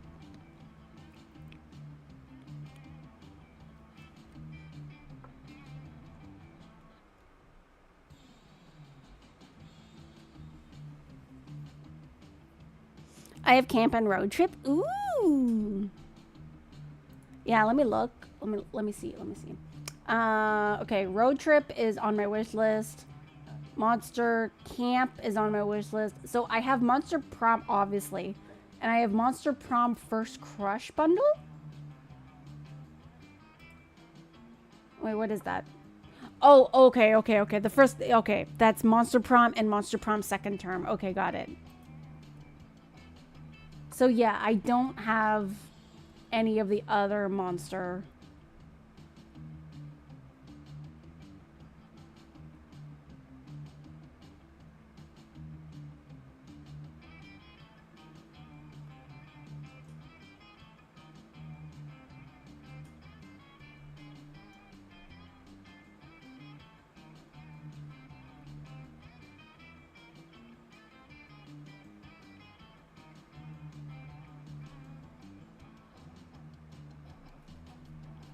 I'll definitely have to eventually get them though. Monster Con. Oh, that's the newest one.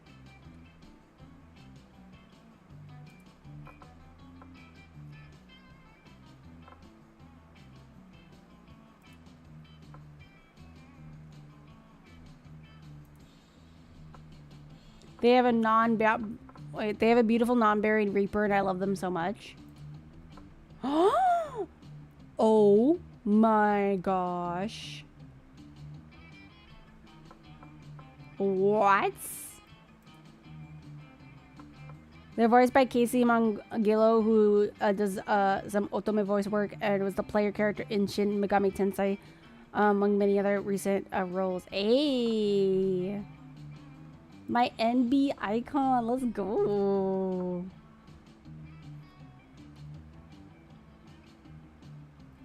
But yeah, I'll have to eventually get the other ones. Slowly but surely. I'm glad I was able to play this a few extra times. And I'm so happy that I finally got Damien. And I wooed Vera, so that was an Uno reverse card for me. But it turned out well in the end.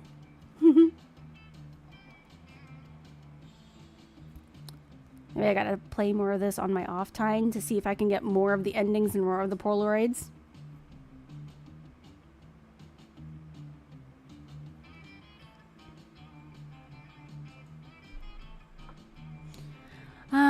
But yeah, I want to thank you all so much for coming. You came, you saw, you commented, and it means so very much to me that you decided to spend your time with me.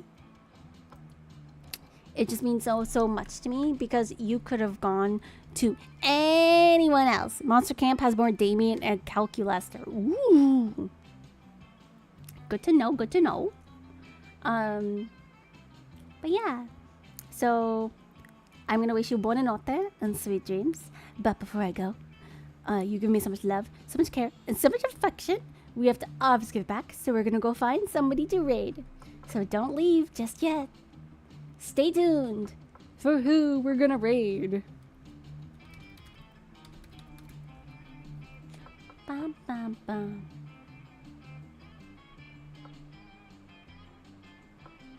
Let's see. Okay, Katie. You know what? Tis her birthday.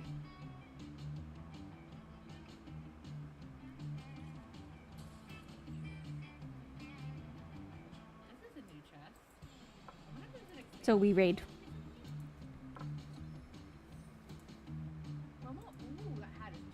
Ooh, hidden secret ending. Ooh. Like, I absolutely adore Mom. The only thing that Boop, I wish ba-doop, Nikki ba-doop. had was swimsuit abilities, so she could swim in deep water, or just make it. But okay. Again, I want to thank you so much for coming. You came, you saw, you commented. It means just so much to me.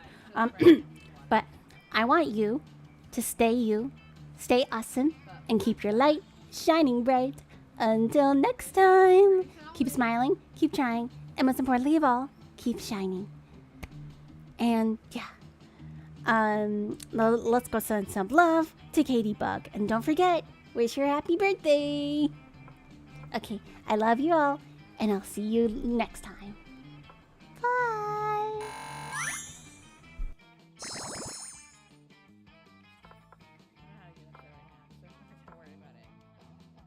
a problem for another day.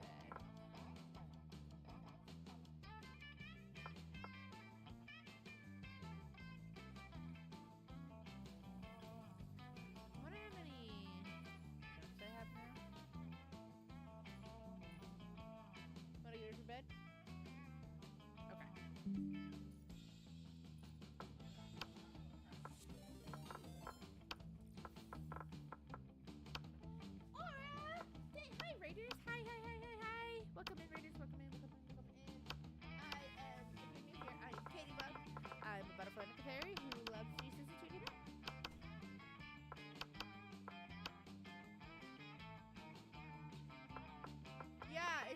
like, I think the water's a little bit too deep here. We should keep going.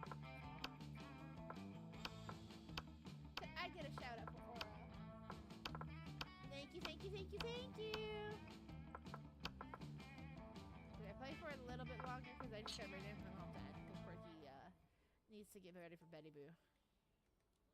Wow, it's you, the amazing stylist who defeated Shikta. I'm so happy to see you here. You're my favorite human now. Are you I'll attending take the it.